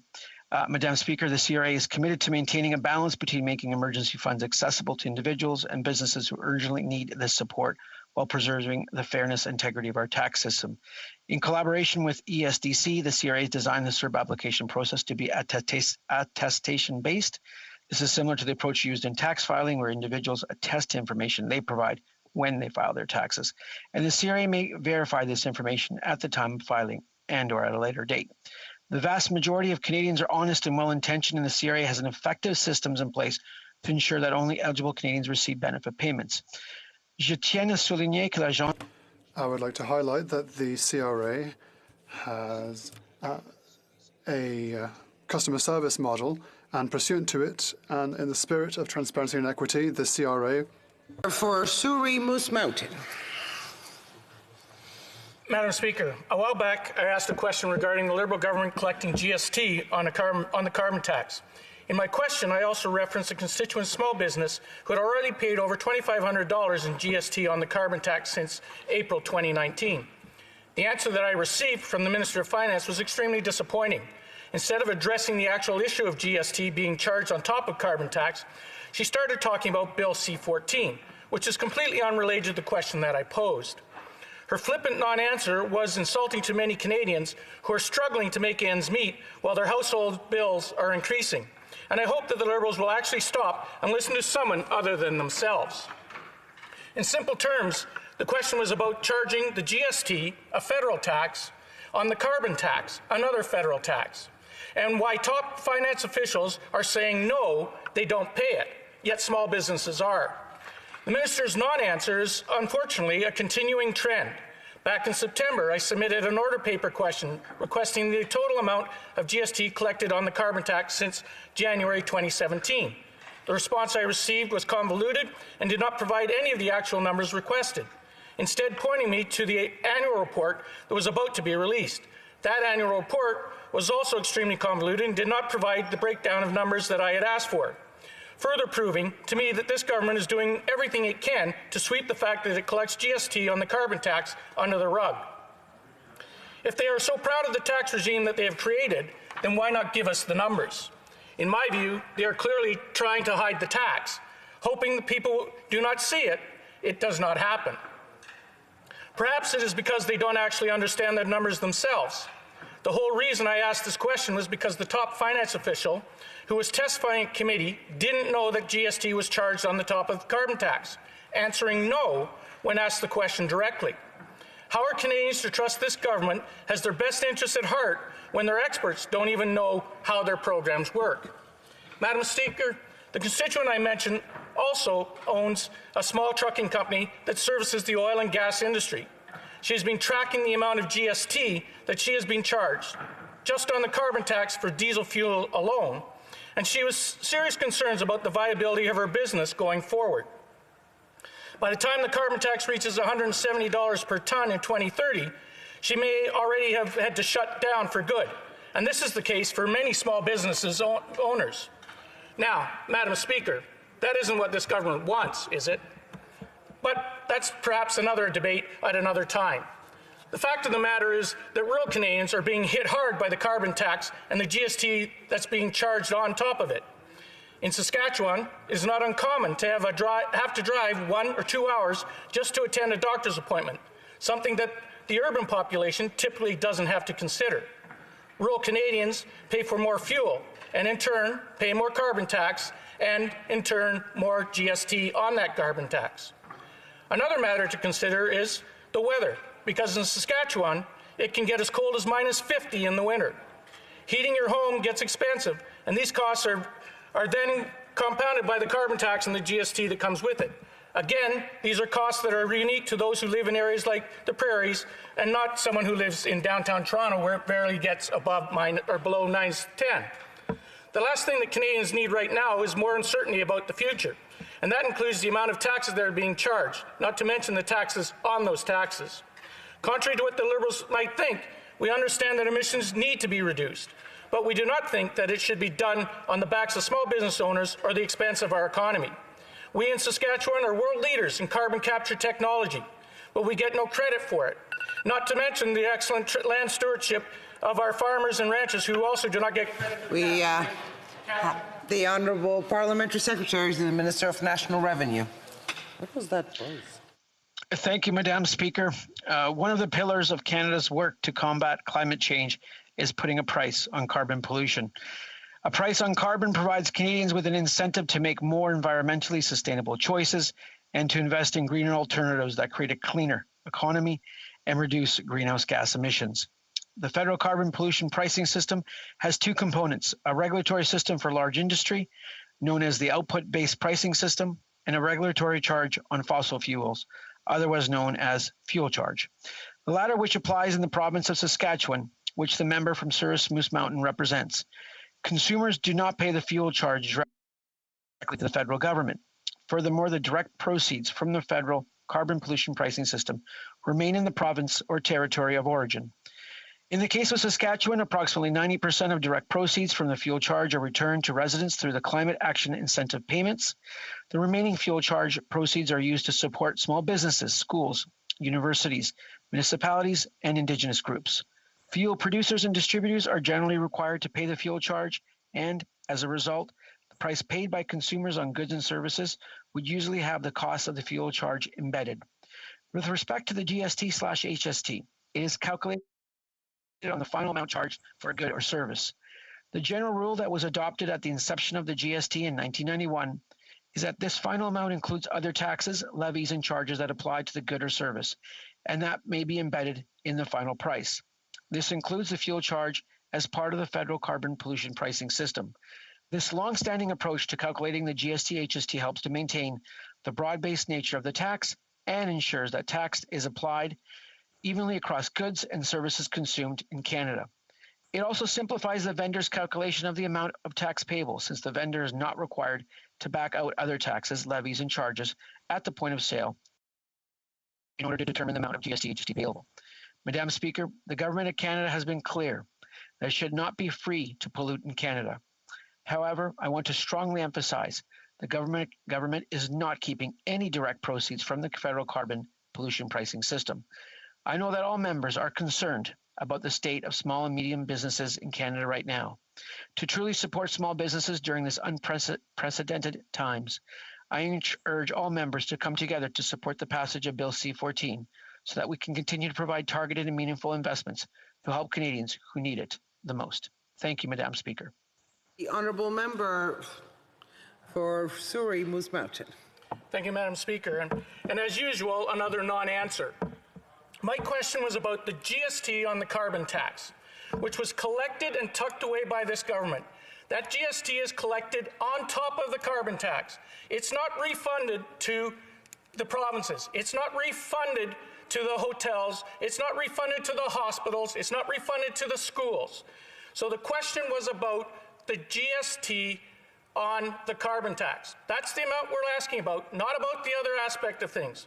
And this is very disconcerting for my constituents because they know it's being collected, they know the government is taking this money, and they know the government is pocketing this money. And they question whether this is being actually perhaps a wealth redistribution program when you're not being accountable for what that GST cost is. The recent report by the Fraser Institute stated that if the carbon tax increased to $170 per ton by 2030, as the Liberals decided it would, then there could be a loss of two. The Honourable Parliamentary Secretary. Thank you, Madam Speaker, and I thank the honourable colleague for his comments. As I've said already, the federal carbon pollution pricing system is about recognizing that pollution has a cost, empowering Canadians, and driving innovation. Including the fuel charge and the final amount of GST/HST for a good or service aligns with the long-standing approach to ensure that tax is applied evenly across goods and services consumed in Canada. Furthermore, returning proceeds from carbon pollution pricing helps Canadians make more environmentally sustainable consumption choices, but does not change the incentive to pollute less. In fact, in the provinces where residents receive climate action incentive payments, most households receive more in payments than the total cost they face from the federal carbon pollution pricing system. Thank you, Madam Speaker. The honourable member for Bruce Grey Owen Sound. Thank you, Madam Speaker. My questions tonight are addressed to really a failure to get an adequate response from the Minister of National Defence earlier on what steps and actions are going forward to respond to the allegations of sexual misconduct and how do we root this out in the Canadian Forces. I'd like to remind everybody that when I asked the Minister back in March, in his opinion, who was responsible and accountable for the failure of the allegations against the CDS being investigated, he replied, yes, he was absolutely responsible. I take the Minister at his word. However, when I asked then in the House and why I'm here tonight, is what lessons has the Minister personally learned from his failure to investigate and what actions has he taken to ensure the same mistakes do not happen again? Unfortunately, I got a non-response.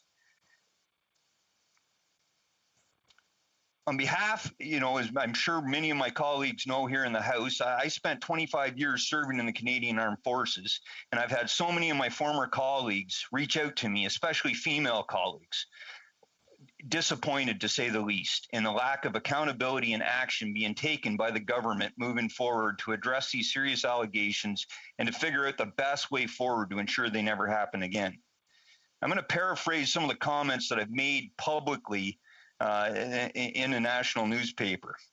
Our country and all Canadians need an effective and well-led military to face the ever-evolving and complex global conflicts. We cannot be strong at home when leaders fail the women and men under their command, nor can we be engaged in the world without leveraging every competent, willing, and capable Canadian who enrolls in the military. When we have phenomenal leaders such as Lieutenant Colonel Eleanor Taylor retiring in disgust, not much more needs to be said. This needs to be fixed now and into the future. The Canadian Armed Forces needs more Lieutenant Colonel Eleanor Taylors, not fewer. I know the Minister himself spent, years serving Canada, both as a police officer and in uniform, and I respect him for that. But what I don't respect, or I'm disappointed in, is this lack of taking, action going forward and coming up with a plan moving forward. And today, when we were asked, when a similar question was asked in question period today, the Minister replied of what actions are taken forward. The response we got back was, well, we're giving another $236 million to combat sexual misconduct in the Canadian Armed Forces, and the assumption that this is somehow taking real action. I don't accept that. Money is not going to solve the problem here. This is not a money solution to stop and root out what is going on when our Canadian Forces members are losing trust in the senior leadership, especially those women and men that are facing sexual misconduct and harassment. They need to have the faith that when an allegation is brought forward, concrete action is being taken. So in closing, Madam Speaker, what I really want to know is what are the specific plans? What are the actions that this government is taking, specifically the Minister? What are those lessons that not that he hasn't identified? That's something we learn in the Canadian Armed Forces. There's no use in identifying the problem. What is the actual lessons that we've learned moving forward so that we can ensure this never happens again? And what has the Minister personally learned? Thank you, Madam Speaker. The Honourable Parliamentary Secretary to the Minister of National Defence. Yes, thank you very much, Madam Speaker. And I would also like to start by thanking the member for Bruce Grey Owen Sound for his military service. The Honourable Parliamentary Secretary, turn on her camera, please. My apologies. It was on. I must have put my paper down and it turned off. My apologies. I actually started just by thanking my honourable colleague from Bruce Grey Owen Sound for his military service. And he knows, and I believe Canadians know, that our government has always said that we do not tolerate any form of sexual misconduct, harassment, inappropriate behavior, or abuse of power. We want it reported. We want it investigated. We want to support those who are affected by it, but more than anything, we want to make sure that it stops and doesn't happen in the first place. No one is above the law, no matter the rank, no matter the position. No one should ever interfere with the independence of any investigation. This is essential to achieving just outcomes, and it is essential to the integrity of the justice system. Allegations have always been referred to the appropriate authorities. That is what this minister and this government have always done. This is why we are taking additional steps, as the honourable member mentioned, to ensure that every CAF member feels safe to come forward, that they have the confidence that misconduct and harassment will always be fully investigated. We recognize the importance of following all appropriate processes when looking into such matters. That's why our government is committed to taking further action to strengthen accountability mechanisms, promote culture change in the military, and end the culture of toxic masculinity, and to provide a safe space for survivors to report misconduct and access the services they need, including the recent announcement about peer-to-peer support and enhancing the SMRCs. We are doing this by listening to the solutions and recommendations of survivors and those with lived experience.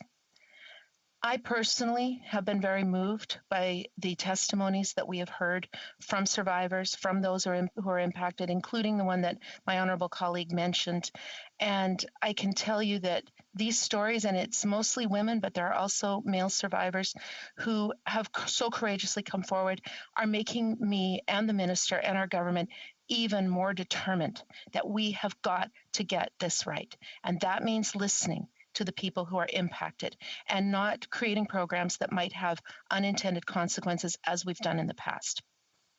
Through Budget 2021, and I do believe that this is going to make a difference, we are committing $236 million to eliminate sexual misconduct and gender-based violence in the Canadian Armed Forces. What this will do, it will expand the reach of the sexual misconduct response centers, allow for more research, and provide online and in-person peer-to-peer and other supports that the survivors have been asking for. Nous accordons la priorité aux besoins des soldats. The needs of the survivors, who are the centre of these cases, are our priority. Any action taken must take into account and respect their needs and wishes. Whistleblowing processes can be a source of significant stress for survivors, and that is why there are options for support without triggering a formal investigation. This includes the use of sexual misconduct response centres. Madam Speaker, members of the Canadian Armed Forces make tremendous sacrifices to protect Canadians, and regardless of rank or gender, have the undeniable right to serve safely. Merci, Madame la Présidente. Thank you, Madam Speaker. Honourable Member for Bruce Grey Owen Sound. Thank you, Madam Speaker. Unfortunately, the Parliamentary Secretary missed the point, and unfortunately, the Minister chose not to respond himself, because this is who I was asking the question. What lessons has he personally learned for his failure, that he accepted responsibility for failure to investigate, or these allegations to be properly investigated, and now we're in a point where the Canadian Armed Forces members, these survivors that the Parliamentary Secretary alluded to, want to know that the senior leadership can be held to account. I don't need talking points. I spent 25 years in the Canadian Armed Forces. I have the people reaching out to me and explaining, and here's what I'm hearing from the ranks of the Canadian Armed Forces. We don't trust the senior leadership. We don't trust the government to actually hold the people to account. The skepticism that is growing in the ranks is what's going to do damage long lasting, and we need to fix. So how is the government going to fix these allegations against our most senior leaders? The Honourable Parliamentary Secretary. Thank you, Madam Speaker.